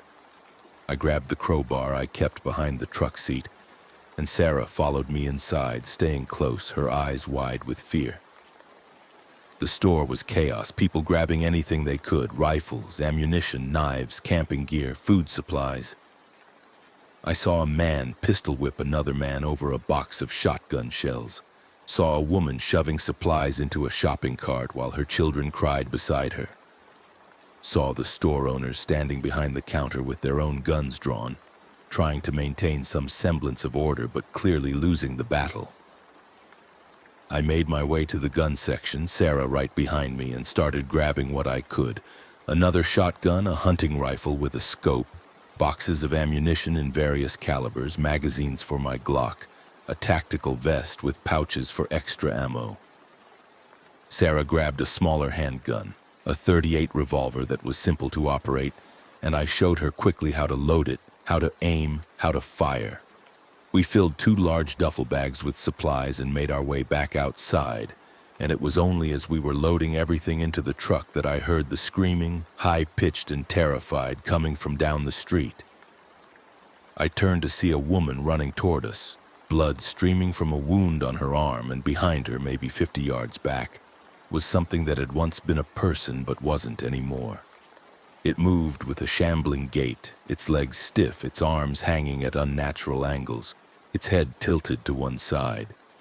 Its skin was gray and mottled, its eyes clouded and unfocused, and its mouth was open, revealing teeth stained dark with blood. The woman reached us, collapsing against the truck, and I could see the bite on her arm clearly now, deep and ragged, flesh torn away to expose muscle and bone. "Please," she gasped, her voice weak. "Please help me." I wanted to help her, every instinct screaming at me to do something, but I also knew what that bite meant. Knew that she was already infected, already dying, already becoming one of them.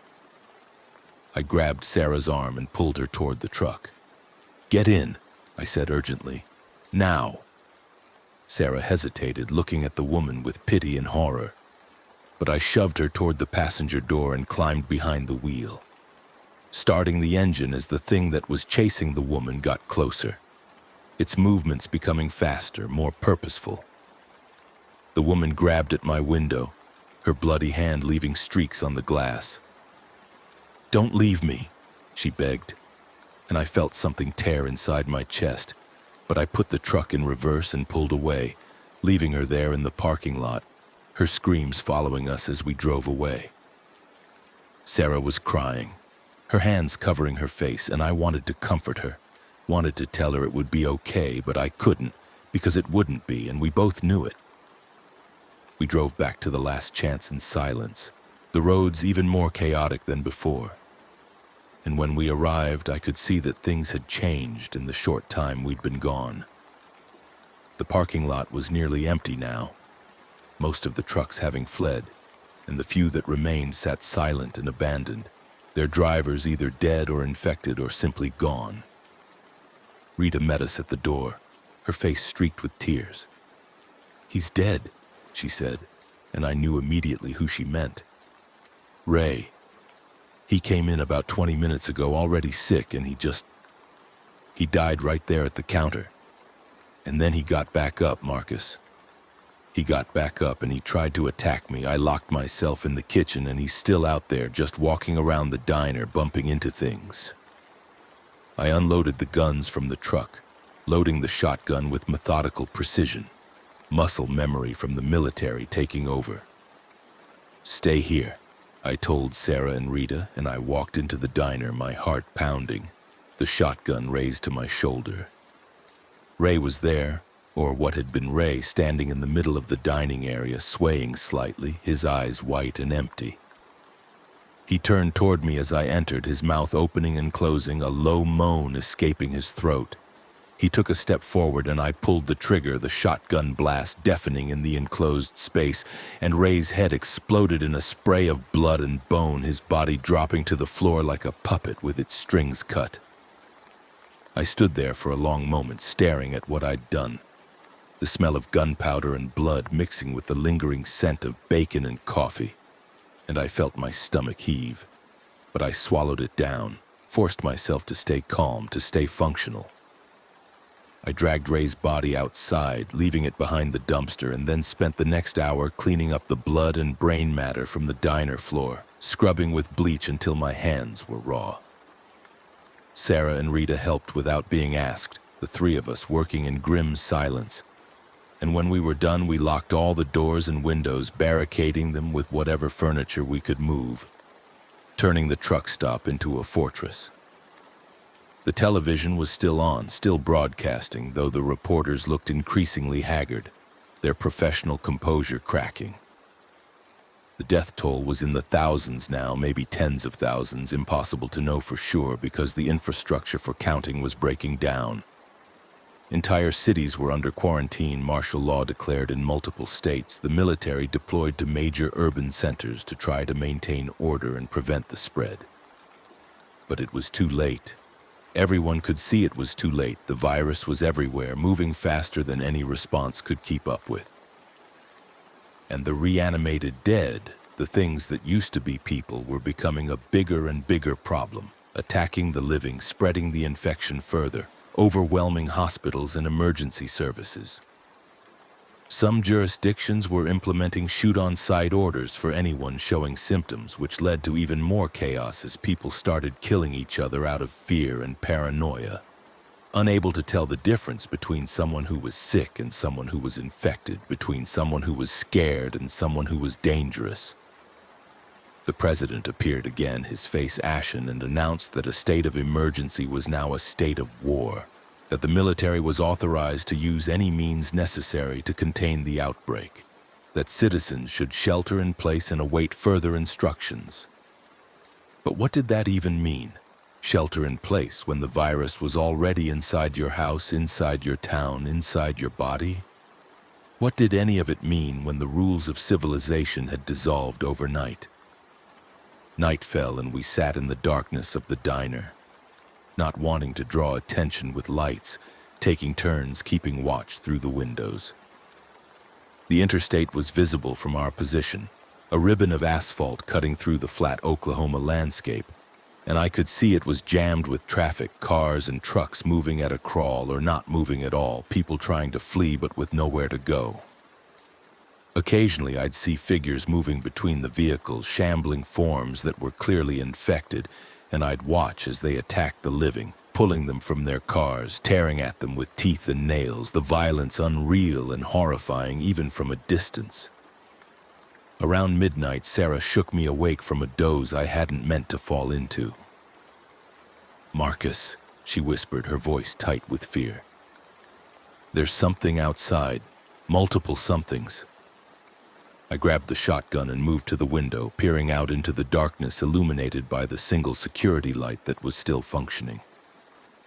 There were maybe a dozen of them, infected dead, shambling through the parking lot, drawn by some instinct I didn't understand toward our building. They moved without coordination, bumping into each other and the abandoned trucks, but they were all heading in the same direction toward us. "They know we're here," Rita said from behind me, her voice small and terrified. "How do they know?" I didn't have an answer, but I'd read enough about predators to know that living things give off signs, heat, sound, smell, and these things, whatever they'd become, were still driven by the basic imperative to hunt, to feed. "We stay quiet," I said. "We don't engage unless we have to. They might pass by." But even as I said it, I didn't believe it. One of the infected, a woman in a torn business suit, her face a mess of congealed blood, walked directly to the diner's front door and started pushing against it, her hands slapping against the glass, leaving bloody smears. Others followed, gathering at the door and the windows, all of them pushing now, moaning that horrible sound that wasn't quite human, more like an animal in pain. The barricades held, the furniture we'd piled against the doors keeping them from breaking through, but I could see the glass starting to crack under the pressure. Spiderweb fractures spreading across the surface. "We need to move," I said, my mind racing through options. "The kitchen has a back door that leads to the storage area. From there we can get to the motel building. It's more defensible." We gathered our supplies quickly, the guns and ammunition, bottles of water, what food we could carry, and made our way to the kitchen, moving as quietly as possible. Behind us, I could hear the glass starting to give way. The sound of breaking followed by the moans getting louder, multiple infected now inside the diner. Rita was crying silently as she ran, and Sarah's face was set in a mask of determination, her hand gripping the .38 revolver so tightly her knuckles were white. We burst through the back door into the storage area, a large metal building filled with boxes and supplies, and I slammed the door behind us, throwing the bolt.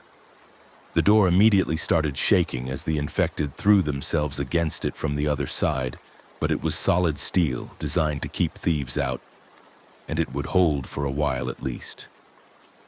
The motel building was connected to the storage area by a covered walkway, and we ran across it, the cool night air sharp in my lungs. Adrenaline making everything seem hyper-real, colors too bright, sounds too loud. The motel was quiet, seemingly empty, and I used my master key to open the office, ushering Sarah and Rita inside before locking the door and checking the windows. The office was small but secure, with thick walls and a single window that faced away from the main road, and I felt a small measure of relief as we barricaded ourselves inside. But I knew it was temporary. Knew that sooner or later the infected would find us, would find some way in, and then we'd have to fight or die. We spent the next few hours in tense silence, listening to the sounds outside, the moans of the infected, the occasional crash of breaking glass or metal, the distant wail of sirens that grew less frequent as the night wore on. Sarah sat with her back against the wall, her revolver in her lap, her eyes closed but clearly not sleeping. Rita had curled into a ball in the corner, her body shaking with suppressed sobs. I kept watch through the window, the shotgun across my knees, my mind wandering despite my best efforts to stay focused. I thought about my time in the military, about the war, about the friends I'd lost and the things I'd done that still haunted my dreams. I'd thought coming home would be the end of it, that I'd left the violence and chaos behind in the desert. But here it was again, different but the same. Death and fear and the thin line between survival and oblivion. As dawn broke, painting the sky in shades of orange and red, I could see the full extent of the disaster through the window. The truck stop was destroyed, the diner windows shattered, infected wandering through the wreckage, picking at debris with mindless curiosity. The interstate beyond was a graveyard of vehicles, thousands of cars and trucks abandoned or wrecked, bodies visible on the road, some moving and some not. Smoke rose from multiple fires, and in the distance I could see what looked like a military convoy, armored vehicles and troop transports. But they were too far away to tell if they were coming or going. The radio in the office still worked, running on battery backup, and I turned it on, spinning through static to find any station that was still broadcasting. Most were gone, just empty airwaves or the emergency broadcast signal, that monotonous tone that meant official communications were supposed to follow but never did. I finally found a station, a local AM frequency, where a man with a shaky voice was reading what sounded like prepared statements. This is an emergency broadcast. The Trixie virus has now spread to all 50 states. Infection rates are estimated at 15% of the population and climbing. Major cities are under martial law. Do not attempt to travel. Do not approach anyone showing signs of illness. If you are infected, isolate yourself immediately. The federal government, in coordination with state authorities, is establishing safe zones in designated locations. Please monitor this frequency for updates on safe zone locations in your area. The broadcast repeated, word for word, and I felt a cold dread settle over me. Safe zones.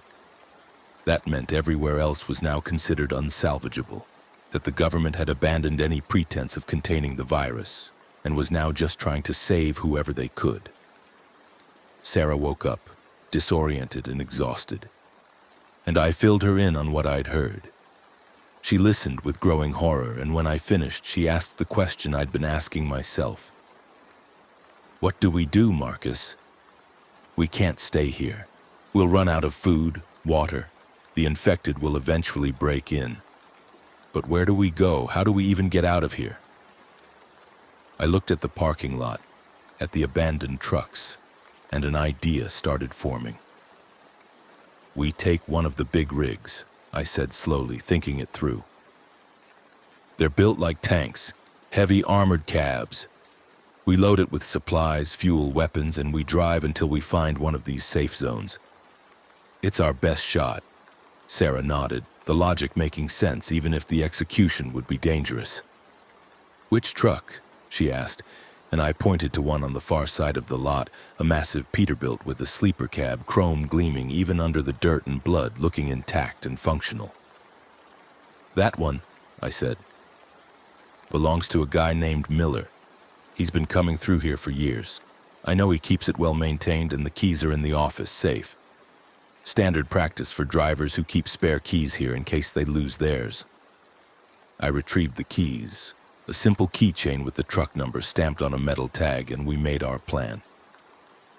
Rita would stay in the motel office, keeping watch while Sarah and I made a run for the truck.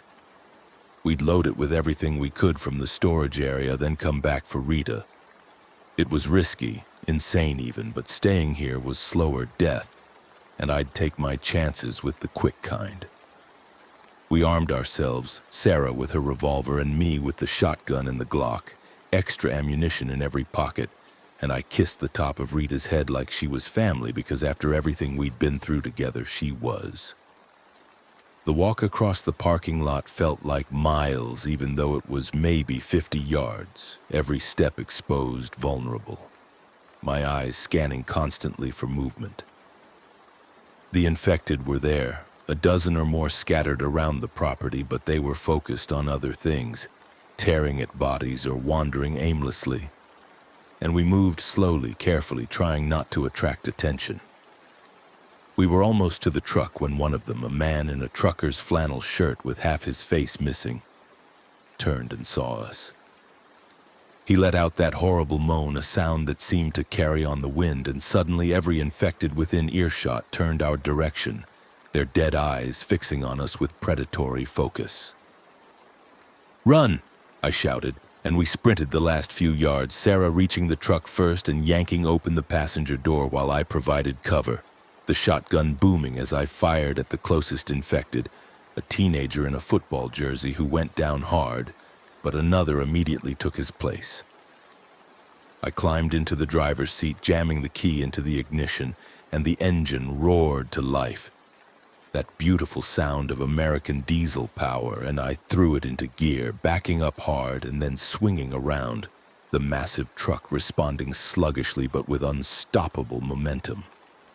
I drove straight at the infected gathered around us, feeling the sickening crunch as the truck's bumper hit flesh and bone, bodies going down under the wheels, and then we were moving, barreling across the parking lot toward the storage building.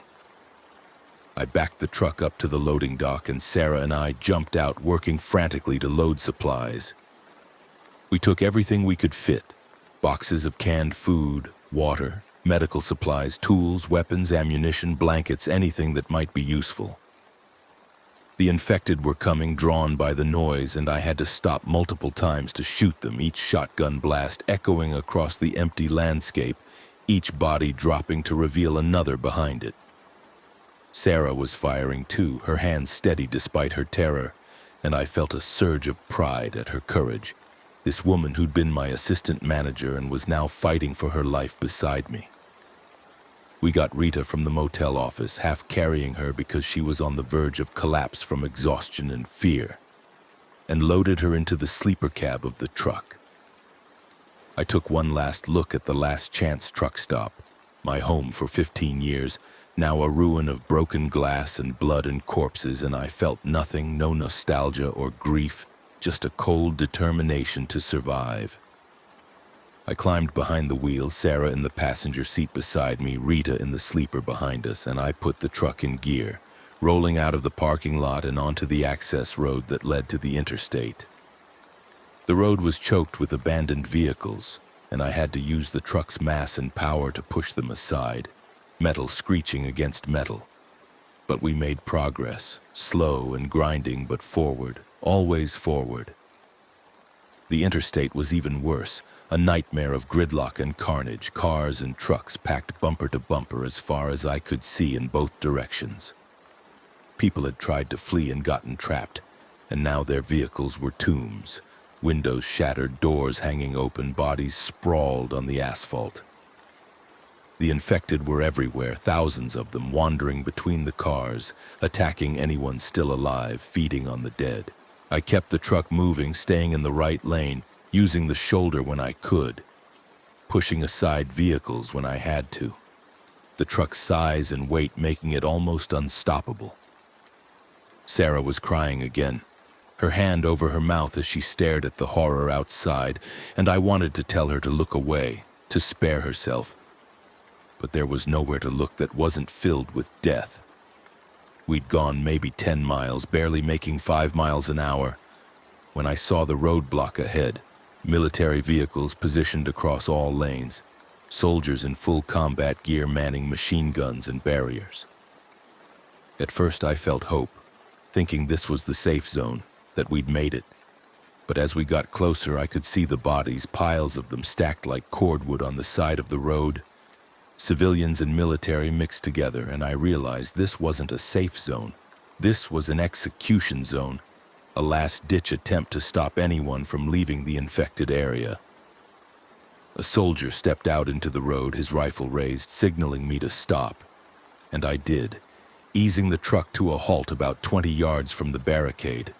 The soldier approached, his face hidden behind a gas mask, and he motioned for me to roll down the window. I did slowly, my hands visible, non-threatening. "You can't pass," the soldier said, his voice muffled by the mask. "This area is under quarantine. Turn around and return to your homes." I stared at him, disbelief warring with rage. "There are no homes to return to," I said, keeping my voice level. "The whole area is overrun. We're trying to get to a safe zone." The soldier shook his head. "There are no safe zones this direction. All zones are at capacity. You need to turn around." I looked past him at the other soldiers, at the machine guns pointed in our direction, and I knew that if I pushed this, if I tried to force our way through, we'd be killed, gunned down without hesitation. "What are we supposed to do?" I asked, and I heard the desperation in my own voice, hated it but couldn't suppress it. The soldier hesitated, and then his voice became almost gentle. "I don't know, sir. I honestly don't know. But you can't come through here. Those are my orders." He stepped back, raising his rifle slightly, and I understood the implicit threat. I put the truck in reverse, backing away from the barricade, and then turned around, heading back the way we'd come. Sarah was staring at me, her eyes wide. "What do we do now?" she whispered. And I didn't have an answer, my mind blank with shock and exhaustion.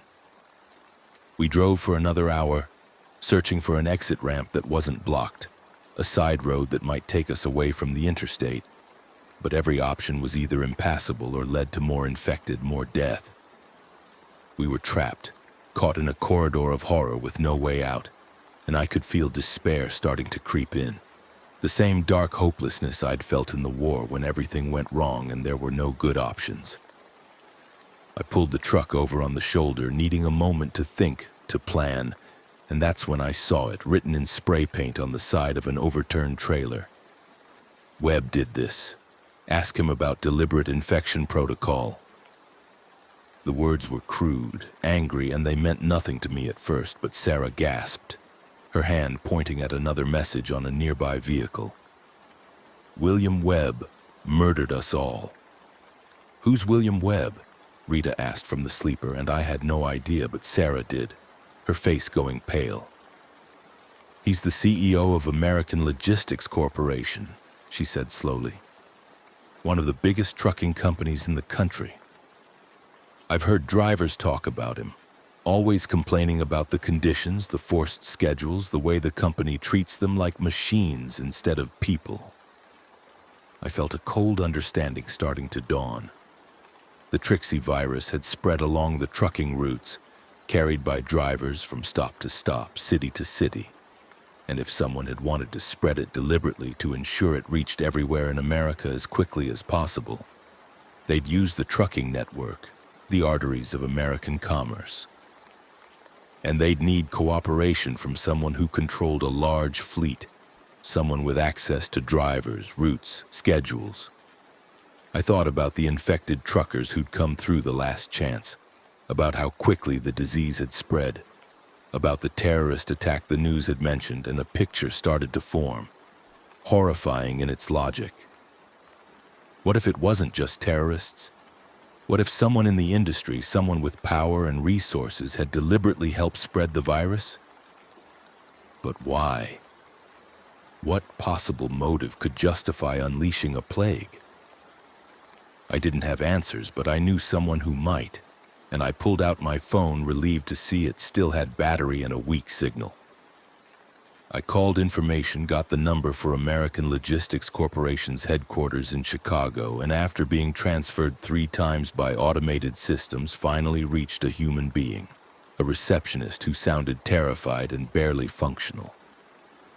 "I need to speak to William Webb," I said, injecting every ounce of authority I had into my voice, the command tone I'd used in the military when dealing with subordinates.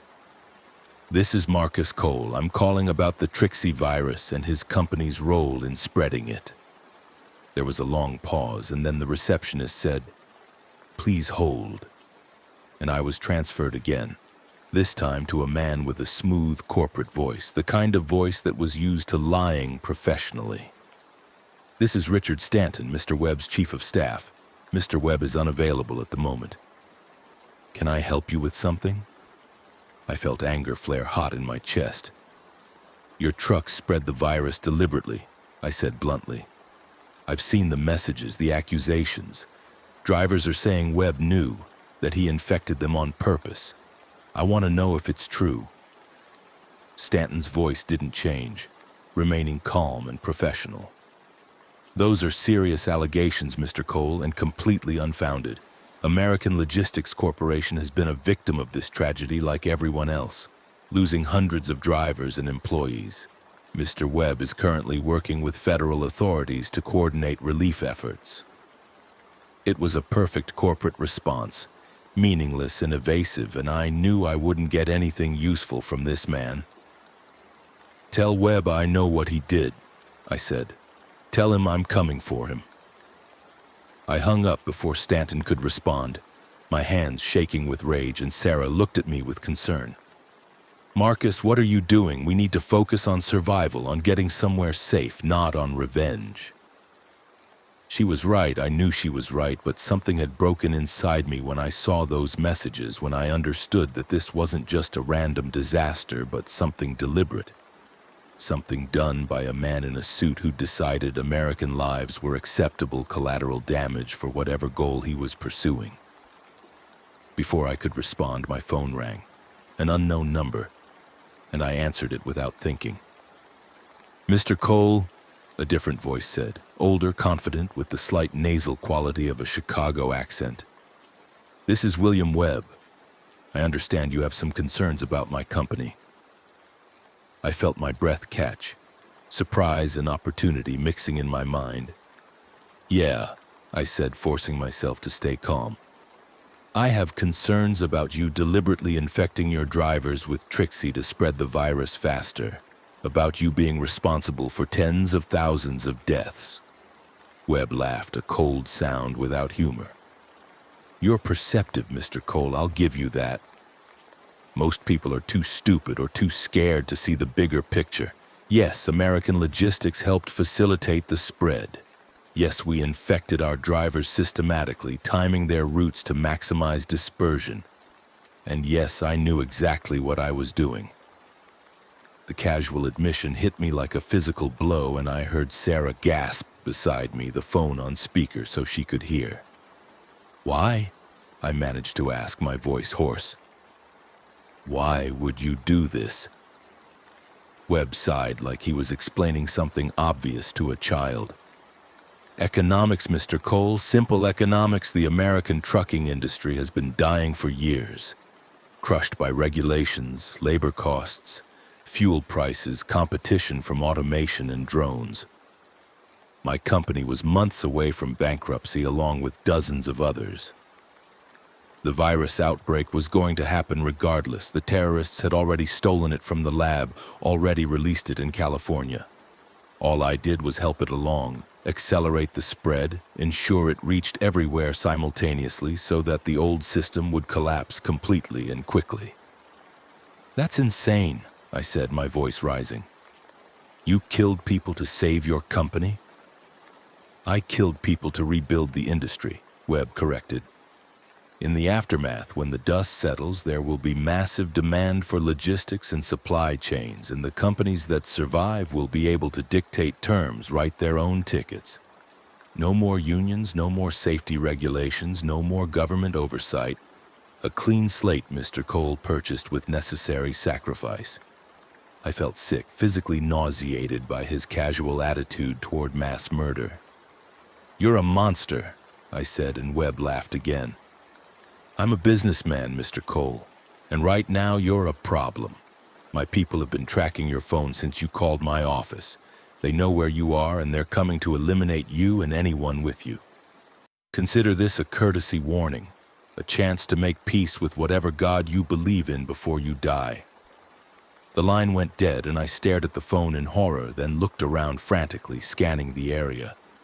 In the distance, maybe a mile back on the interstate, I could see vehicles approaching, moving fast, weaving between the abandoned cars, and as they got closer, I could make out that they were American Logistics Corporation trucks, 5 of them, their distinctive green and white livery visible even at this distance, and they were coming straight for us. "He's sending his people to kill us," I said, throwing the phone aside and starting the truck's engine. "We need to move now." I pulled back onto the interstate, pushing the truck as fast as it would go, which wasn't fast enough, the highway too clogged with debris and abandoned vehicles to allow for speed. The pursuing trucks were gaining on us, their drivers clearly skilled and aggressive. And I could see now that some of them had people hanging out the windows with rifles, taking pot shots in our direction, even though we were still out of effective range.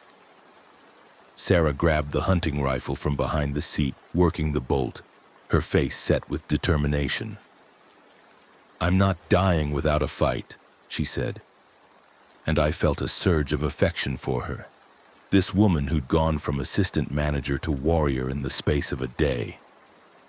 We raced down the interstate, a deadly chase through a graveyard of civilization, and I tried to think of a plan, some way to turn the tables, but I was out of ideas, outgunned and outmaneuvered.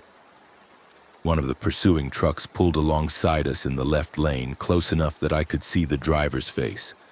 a hard-looking man with a shaved head and a scar across his cheek. And he was grinning, enjoying this, and I felt rage override my fear. I jerked the wheel to the left, slamming my truck into his, and the impact was enormous, metal screaming, both vehicles shuddering. But my truck was heavier, more stable, and his truck swerved, the driver fighting for control. And then they hit a concrete barrier and flipped, rolling multiple times before coming to rest on its roof, flames already licking from the engine. 1 down, 4 to go. But the others were learning, staying back, keeping their distance, and then I saw one of them pull ahead and start to turn, trying to block the road, and I realized they were going to box me in, trap me, and then it would be over. I made a split-second decision, spinning the wheel hard to the right and crashing through the median barrier. Jumping lanes, heading in the opposite direction against the flow of abandoned traffic. It was suicidal, insane, but it gave us a momentary advantage, the pursuing trucks unable to follow immediately, having to find their own crossover point. We gained maybe 30 seconds, but it wouldn't be enough. I could see an overpass ahead, an exit ramp leading off the interstate to a state highway, and I made for it. The truck bouncing violently as I took the ramp too fast, the suspension screaming. We hit the state highway and I turned east, away from the interstate, into territory I didn't know, hoping to lose our pursuers in the rural roads.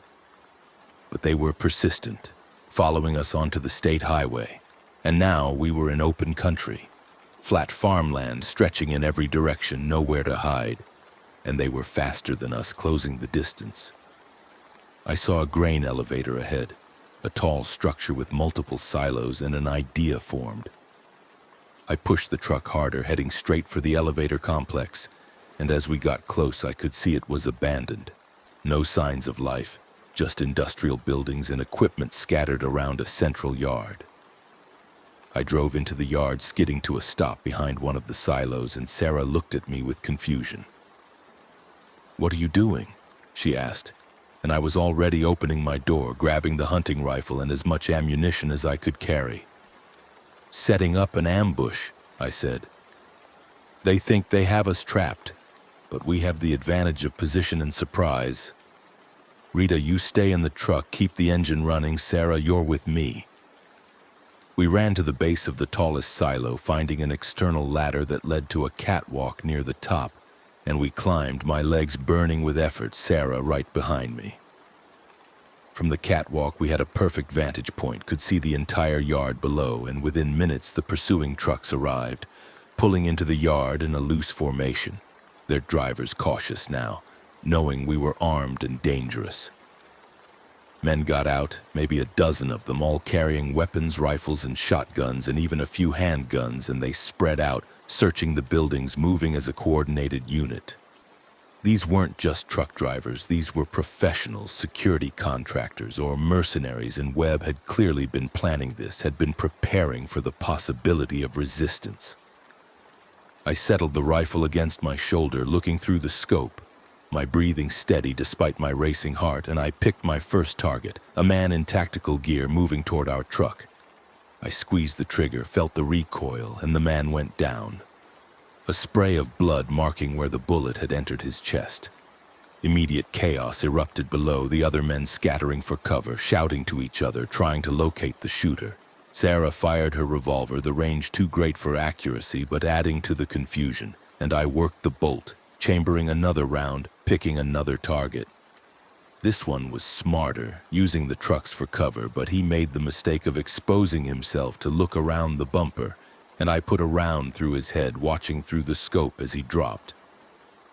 The remaining men opened fire on our position, bullets sparking off the metal silo, ricocheting with high-pitched whines, and Sarah and I ducked below the railing of the catwalk, waiting for a lull. I counted 8 men left, odds still heavily against us, and I knew we couldn't stay here. Would eventually run out of ammunition, or they'd find a way to flank us. I looked around desperately for options and saw a control panel on the catwalk. Buttons and switches labeled with technical terms I didn't understand, and I tried a few, hoping for something useful. One switch caused a loud grinding sound, mechanical gears engaging, and suddenly grain started pouring from the top of the silo. A golden waterfall of corn cascading down into the yard below, creating a cloud of dust and debris. The men below were disoriented by this new development, coughing and trying to see through the dust, and I took advantage, firing again, dropping another one. Sarah was reloading her revolver, her hands shaking but steady enough, and I felt a fierce pride in her courage. But then I heard the ladder rattling, metal against metal, and I realized one of them was climbing up, coming for us, and I didn't have time to aim, didn't have time for anything but raw instinct. I stepped to the edge of the catwalk and looked down to see a man in a black tactical vest halfway up the ladder, his face contorted with effort and rage, and I kicked at the top of the ladder, trying to dislodge it, but it was bolted to the silo, immovable. The man kept climbing, raising his handgun, and I swung the rifle like a club, catching him across the face, and he fell, tumbling backward, his scream cut short as he hit the ground 50 feet below. More gunfire from below, more bullets hitting the silo, and I could see we were running out of time. "We need to get back to the truck," I shouted to Sarah over the noise, and she nodded, and we started climbing down the ladder, moving as fast as we dared, expecting at any moment to feel a bullet slam into our backs. We reached the ground and ran for the truck, weaving between equipment and buildings, bullets chasing us, impacting the dirt and metal around us. Rita had the passenger door open, waving frantically, and Sarah dove inside while I provided cover, firing the rifle from the hip, not aiming, just putting rounds downrange to keep them back. I climbed behind the wheel, threw the truck into gear, and we roared out of the grain elevator complex, leaving behind 6 dead men and a confused enemy. We drove east for hours, pushing deeper into Oklahoma, the landscape changing from farms to rolling hills to dense forest, and eventually the pursuing trucks fell back, either giving up or called off by Webb. We were exhausted, running on fumes both literally and figuratively, the truck's fuel gauge dropping toward empty, our own reserves of strength nearly depleted. We found a small town, population maybe 300 according to the sign, and it looked abandoned. No signs of life, no infected that we could see. I pulled the truck into the parking lot of a church, a small white building with a steeple, and we sat there for a long time, none of us speaking, all of us processing what we'd been through. Finally, Rita broke the silence, her voice hoarse. "We can't keep running," she said. "There's nowhere to run to. Everywhere is infected. Everywhere is chaos. Maybe we should just stay here. Find a house, barricade ourselves in, wait it out." I knew she was right in a way. That endless flight would only end in our deaths from exhaustion or lack of supplies. But I also knew that Webb was still out there, that he'd murdered thousands of people for profit and would keep trying to kill us because we knew the truth. "I need to finish this," I said quietly. "I need to stop Webb, make him pay for what he did. You two can stay here, find somewhere safe, and I'll go on alone." Sarah grabbed my arm, her grip surprisingly strong. "No," she said firmly. "We're in this together, Marcus, all the way.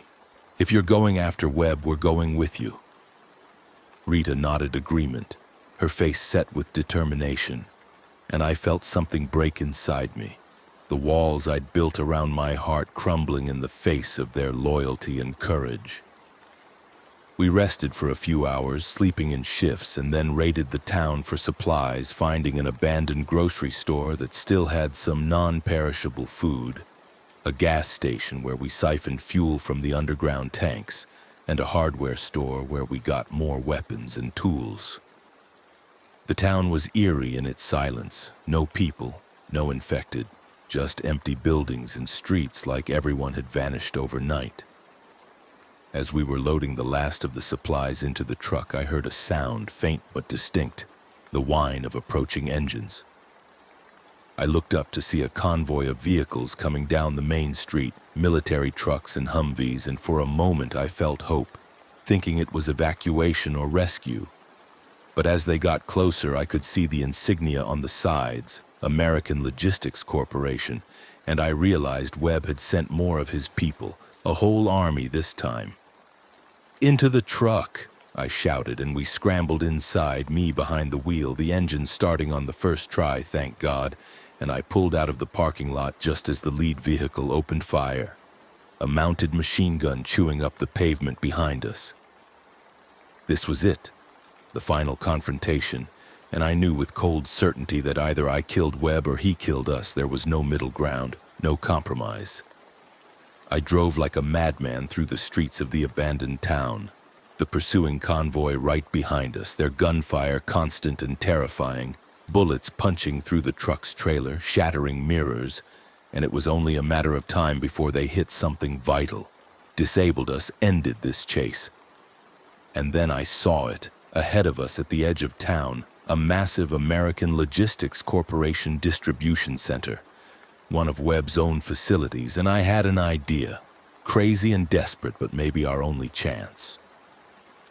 I drove straight for the facility's gates, crashing through them, the truck's momentum carrying us into the loading yard where dozens of trucks were parked in orderly rows. And I kept going, weaving between the trucks, heading for the main building. The pursuing convoy followed, their superior numbers and firepower overwhelming, and I could feel the truck losing power, one of the engine cylinders misfiring from damage. I drove into the building through an open loading dock, the truck barely fitting, and I slammed on the brakes, bringing us to a stop in what looked like a massive warehouse filled with supplies and equipment. "Out!" I shouted, and we abandoned the truck, grabbing weapons and running deeper into the facility. I could hear Webb's men entering behind us, shouting orders, coordinating their search, and I led Sarah and Rita through a maze of corridors and rooms, looking for anywhere we could make a stand. We found an office complex on the second floor, executive suites with reinforced doors and bulletproof glass, and we barricaded ourselves in the largest office, pushing desks and filing cabinets against the doors. The office had a window overlooking the warehouse floor, and I could see Webb's men below, maybe 30 of them spreading out, searching systematically, and I knew it was only a matter of minutes before they found us. Sarah was checking her revolver, counting rounds, and Rita was praying quietly in the corner, and I stood at the window with the rifle, my mind racing through scenarios, looking for any advantage. And then I saw him, William Webb himself, walking into the warehouse flanked by bodyguards. A man in his 60s wearing an expensive suit, his silver hair perfectly combed, looking completely out of place in this industrial setting. He was holding a megaphone, and he raised it to his lips, his voice echoing through the building. "Mr. Cole," he called out, "I know you're here. There's no escape, no way out. But I'm a reasonable man. Surrender now and I'll make your death quick. Keep fighting and I'll make you watch as I kill your friends first, slowly and painfully. You have 60 seconds to decide." I looked at Sarah and Rita, and they looked back at me, and in their eyes I saw trust, faith that I would find a way out of this, and I felt the weight of that responsibility crushing me. I couldn't let them die for my vendetta, couldn't sacrifice them for revenge against a man who deserved death but not at the cost of their lives. But before I could speak, Sarah grabbed my arm and pointed out the window. Not at Webb, but at something behind him, and I followed her gaze to see movement in the shadows of the warehouse, figures emerging from behind pallets and equipment, dozens of them, and my heart sank as I realized they were infected, the walking dead, drawn by the noise and activity surrounding Webb and his men without them realizing it. The first scream came from the far side of the warehouse, one of Webb's men grabbed by an infected that had been hiding in a storage container, and suddenly chaos erupted as the infected attacked from all directions, overwhelming the mercenaries. Webb's bodyguards tried to protect him, firing their weapons, but there were too many infected, and within seconds the warehouse floor was a melee of violence, the living fighting the dead and both sides losing. I watched as Webb himself was grabbed, an infected trucker in torn company coveralls sinking its teeth into his shoulder, and Webb's scream was high-pitched and terrified, all his corporate confidence evaporating in the face of real consequences. I acted on instinct, my military training overriding my desire to see him suffer, and I raised the rifle, sighting through the scope on Webb's face, and I pulled the trigger. The bullet caught him in the forehead, a clean shot, and he dropped instantly, dead before he hit the ground, denied even the dignity of transformation into one of the monsters he'd helped create. "Justice," I whispered, and Sarah squeezed my shoulder, understanding. But our situation hadn't improved. The warehouse now filled with infected, and we were trapped on the second floor with limited ammunition and no escape route. We watched as Webb's men were torn apart one by one, their weapons useless against the sheer numbers of the dead, and I felt a grim satisfaction that they were getting exactly what they deserved. But then the infected turned their attention to the office complex, drawn by our movement and sounds, and they started climbing the stairs, their moans echoing through the corridors, and I knew our time was up. "Barricade won't hold," I said, my voice flat with acceptance. "We need to find another way out." I looked around the office desperately and saw a ventilation duct in the ceiling large enough for a person to crawl through, and I dragged a desk over, climbing up to test the grate. It came off easily, the screws old and rusty, and I could see the duct led away from the office, disappearing into darkness. "This way," I said, helping Rita up first, then Sarah, and finally pulling myself into the duct just as the office door burst open and infected flooded inside. We crawled through the ductwork, metal banging and echoing under our weight, following the ducts blindly, hoping they led somewhere useful. After what felt like hours, but was probably only minutes, we emerged in a different part of the building, a maintenance area with access to the roof. We climbed out into the fading daylight, the sun setting in the west, painting the sky blood red. And I looked around at the landscape below. The distribution center was surrounded by infected, hundreds of them, maybe thousands, drawn by the gunfire and carnage. And beyond them I could see more, streaming in from the surrounding countryside, an endless tide of the dead. The interstate was visible in the distance, a dark ribbon cutting through the land, and I could see it was completely impassable now, solid with abandoned vehicles and infected, a graveyard stretching to the horizon. And then I heard it, a sound that started low and grew rapidly, a jet engine. And I looked up to see military aircraft, fighters and bombers, flying overhead in formation, and I understood with terrible clarity what was about to happen. They were going to destroy the interstate corridor, eliminate the concentration of infected along with everything and everyone else. And there was nothing we could do about it, nowhere to run, no time to escape. I grabbed Sarah and Rita, pulling them close, and we huddled together on the roof as the first bombs fell. Massive fuel-air explosives that turned the night into day. The shockwave hitting us like a physical blow, the heat intense even from miles away.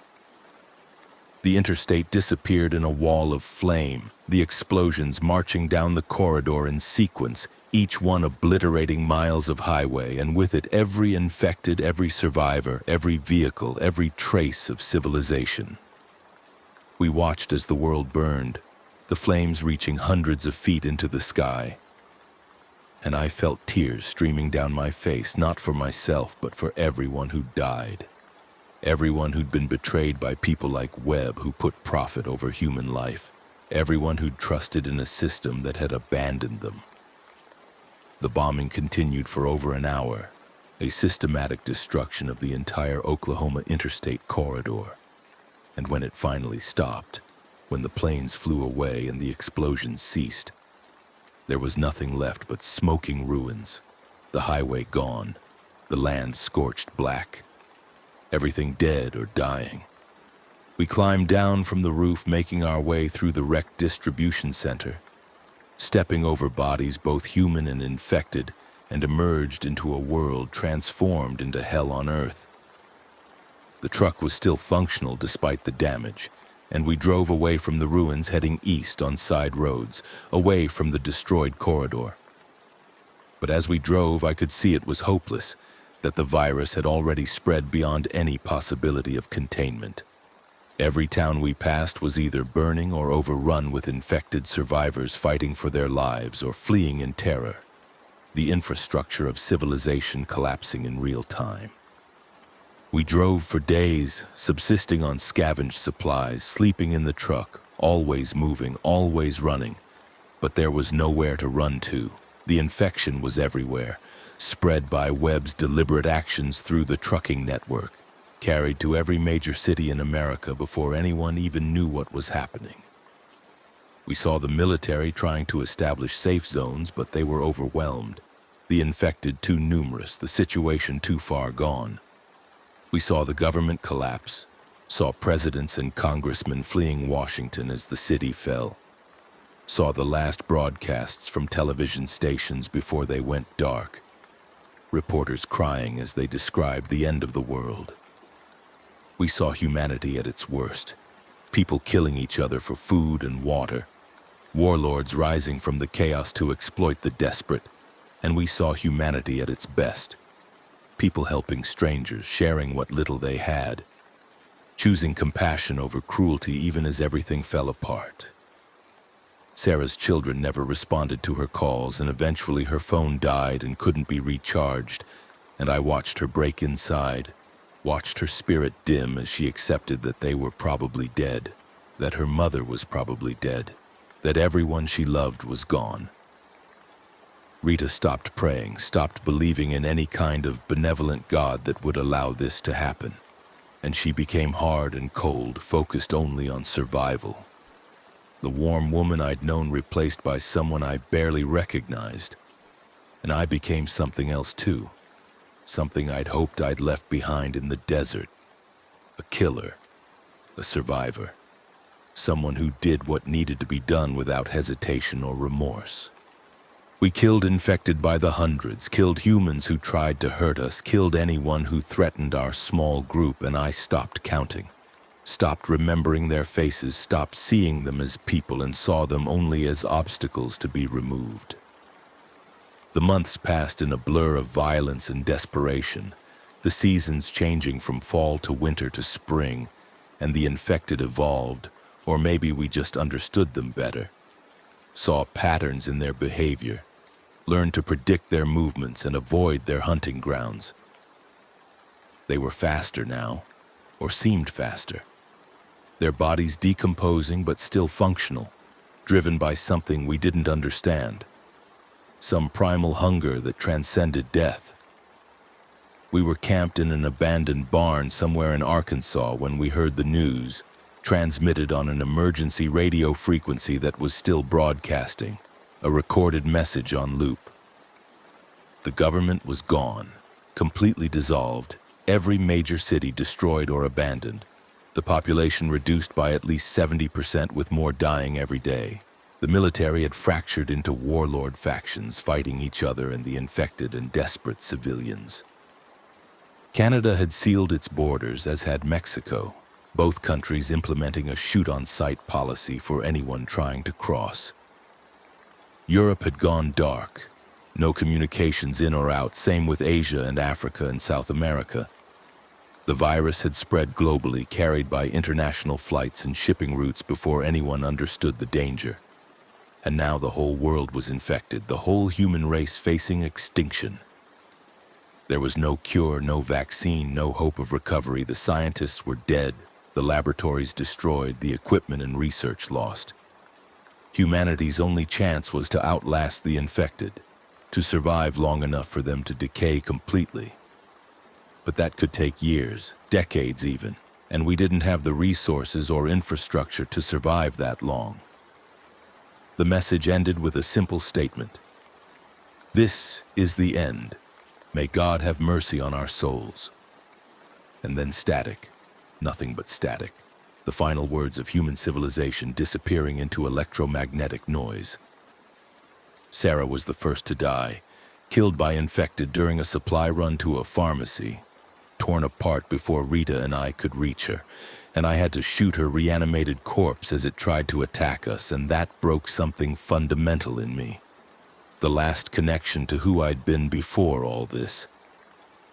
Rita died 2 weeks later, caught a fever from an infected wound that went septic, and she died in my arms, begging me not to let her turn, and I honored that request, putting a bullet in her brain before she could reanimate, and I buried her behind the barn next to Sarah, and I stood over their graves feeling nothing, empty, hollowed out by grief and guilt and exhaustion.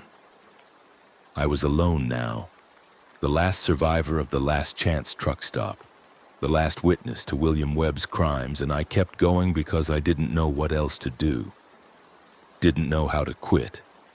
My military training overriding my desire to just lie down and die. I drove the truck until it ran out of fuel and couldn't find more, then walked, carrying what supplies I could, moving east out of some vague instinct that salvation lay in that direction, though I knew there was no salvation, no rescue coming. The land was empty now, devoid of human life except for scattered survivors like me and the infected who hunted us. The cities were mass graves, the suburbs were ruins, the countryside was reverting to wilderness, nature reclaiming what humanity had built. I saw herds of deer running free, saw wild dogs forming packs, saw birds nesting in abandoned homes, and I understood that we were being replaced, that Earth would continue without us, that our extinction was just another evolutionary event in a planet that had seen countless species rise and fall. I thought about Webb sometimes, wondered if he'd understood in his final moments that his greed had ended the world, had extinguished human civilization for profit margins and corporate survival, and I hoped he was suffering wherever dead men go, hoped there was a special hell for people like him.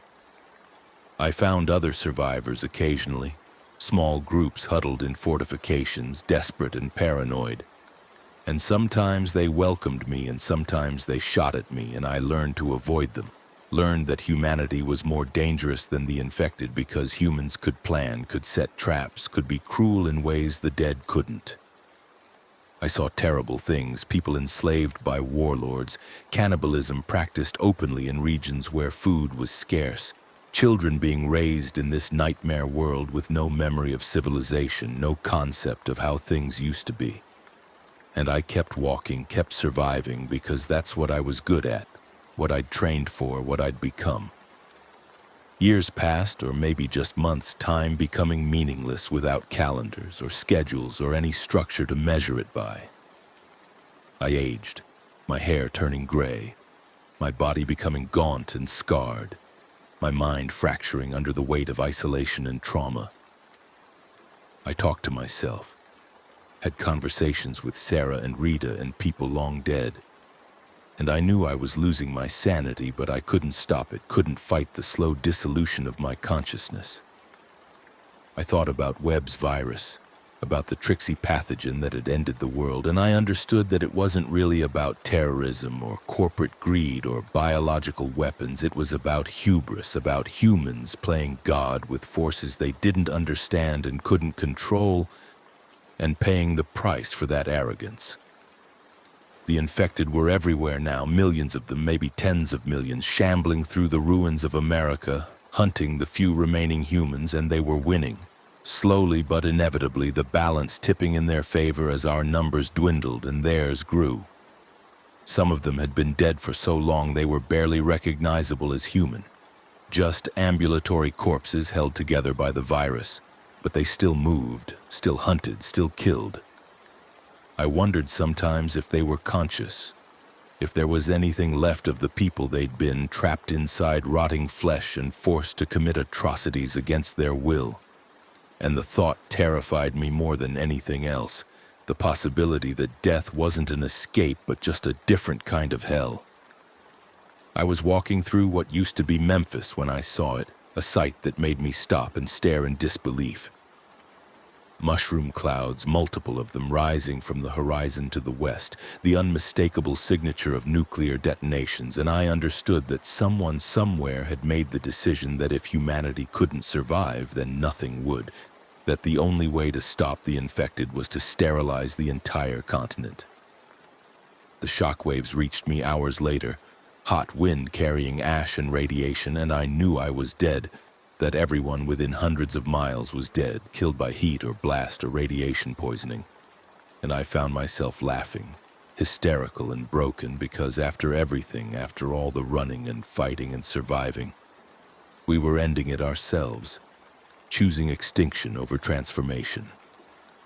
I found shelter in a basement, an old bomb shelter built during the Cold War by someone who'd feared this exact scenario, and I sealed myself inside with the last of my supplies, and I sat in the darkness waiting to die. The radiation sickness came slowly, nausea and weakness and hair falling out, my body breaking down at the cellular level, and I accepted it with something like relief, grateful that this would be over soon, that I wouldn't have to keep fighting, keep surviving, keep being Marcus Cole. I wrote this account, used the last of the paper I'd been carrying, scribbling in the dim light of a dying flashlight. And I don't know why, don't know who would ever read it, but I felt compelled to record what happened, to bear witness to the end. William Webb killed the world, that's the truth, plain and simple. He infected his truckers deliberately, spread the Trixie virus through the transportation network for profit, for corporate survival, for reasons that made sense in the calculus of capitalism, but not in the moral universe of human decency. And when the government finally understood what he'd done, when they tried to contain the damage, it was too late. The virus had already reached every state, every city, every town. The bombing of the Oklahoma interstate corridor was supposed to stop the spread, but the infected truckers Webb had sent out had already delivered their cargo of death to every major population center in America. And from there it spread globally, a pandemic engineered not by terrorists, but by a CEO who valued money over human life. I killed him, put a bullet in his brain, and I don't regret it. Would do it again if I could. But it didn't matter, didn't change anything, couldn't undo the damage he'd done. The zombies prevailed because we let people like Webb exist, let them run our systems, let them make decisions that affected millions of lives, gave them power without accountability, wealth without responsibility, freedom without consequences. We created the conditions for our own destruction, built the infrastructure that allowed one man's greed to end civilization, and now we're paying the price, dying in darkness and radiation in the teeth of the dead. Sarah died believing her children might still be alive somewhere. Rita died praying to a God who'd abandoned us. And I'm dying knowing that I tried, that I fought, that I did what I could, and it wasn't enough, could never have been enough against something this big, this terrible, this final. The virus won, the infected won.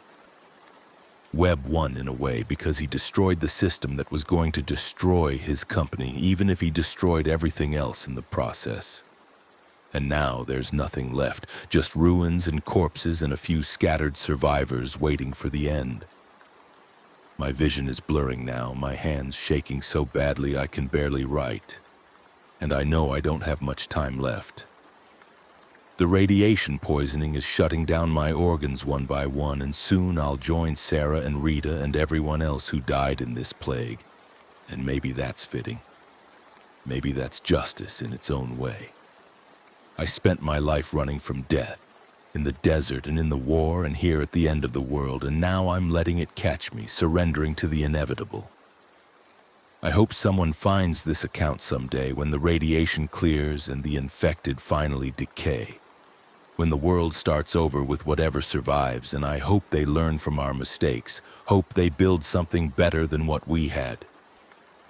Hope they remember that human life has value beyond its utility, that profit isn't worth genocide, that we're all connected and what destroys one of us destroys all of us.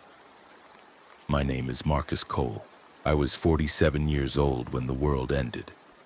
I owned a truck stop in Oklahoma. I was a Desert Storm veteran. I survived the Trixie virus outbreak. I killed William Webb. And now I'm dying in a basement in Memphis, Tennessee, the last witness to the crime that ended human civilization. The zombies won. America is dead. The world is dead. We did this to ourselves and we deserved everything we got. May God have mercy on our souls if there's a God left to do the mercying. If mercy even means anything anymore in a universe that allows things like this to happen.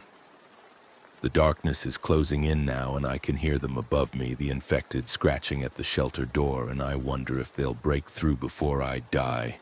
If my last moments will be spent fighting or if I'll simply fade away into nothing. Either way, it doesn't matter. The outcome is the same. Death is death regardless of how it comes. I think about the last chance truck stop, about the life I built there, boring and mundane and precious. And I wish I could go back, wish I could warn everyone, wish I could stop what was coming.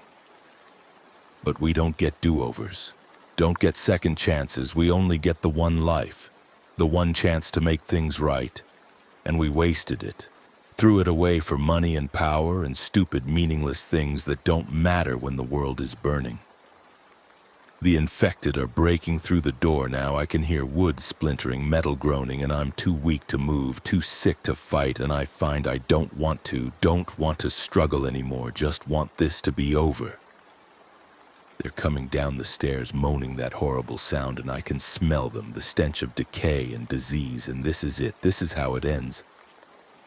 Marcus Cole dying in a basement surrounded by monsters, the last act of a tragedy that started with corporate greed and ended with global extinction. I pick up the Glock, the same one I carried in the desert, and I chamber around, and I put the barrel under my chin, and I think about Sarah's face, Rita's laugh, the sunrise over the truck stop parking lot, and all the beauty that used to exist in this world before we destroyed it. The infected are almost here. I can see their shadows on the wall. And I close my eyes and I squeeze the trigger and the world explodes into light and sound and then nothing.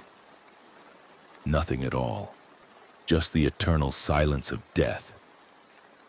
And somewhere far away the infected continue to hunt, continue to spread, continue to dominate a world that once belonged to humanity but belongs to them now. Forever, because we let it happen, because we failed, because in the end, we weren't good enough, weren't smart enough, weren't compassionate enough to save ourselves from ourselves. The truck stop is gone, Webb is dead, America is dead, and I am dead, and this is where the story ends, in darkness and defeat and the absolute certainty that we lost. The zombies won, and nothing we did mattered at all.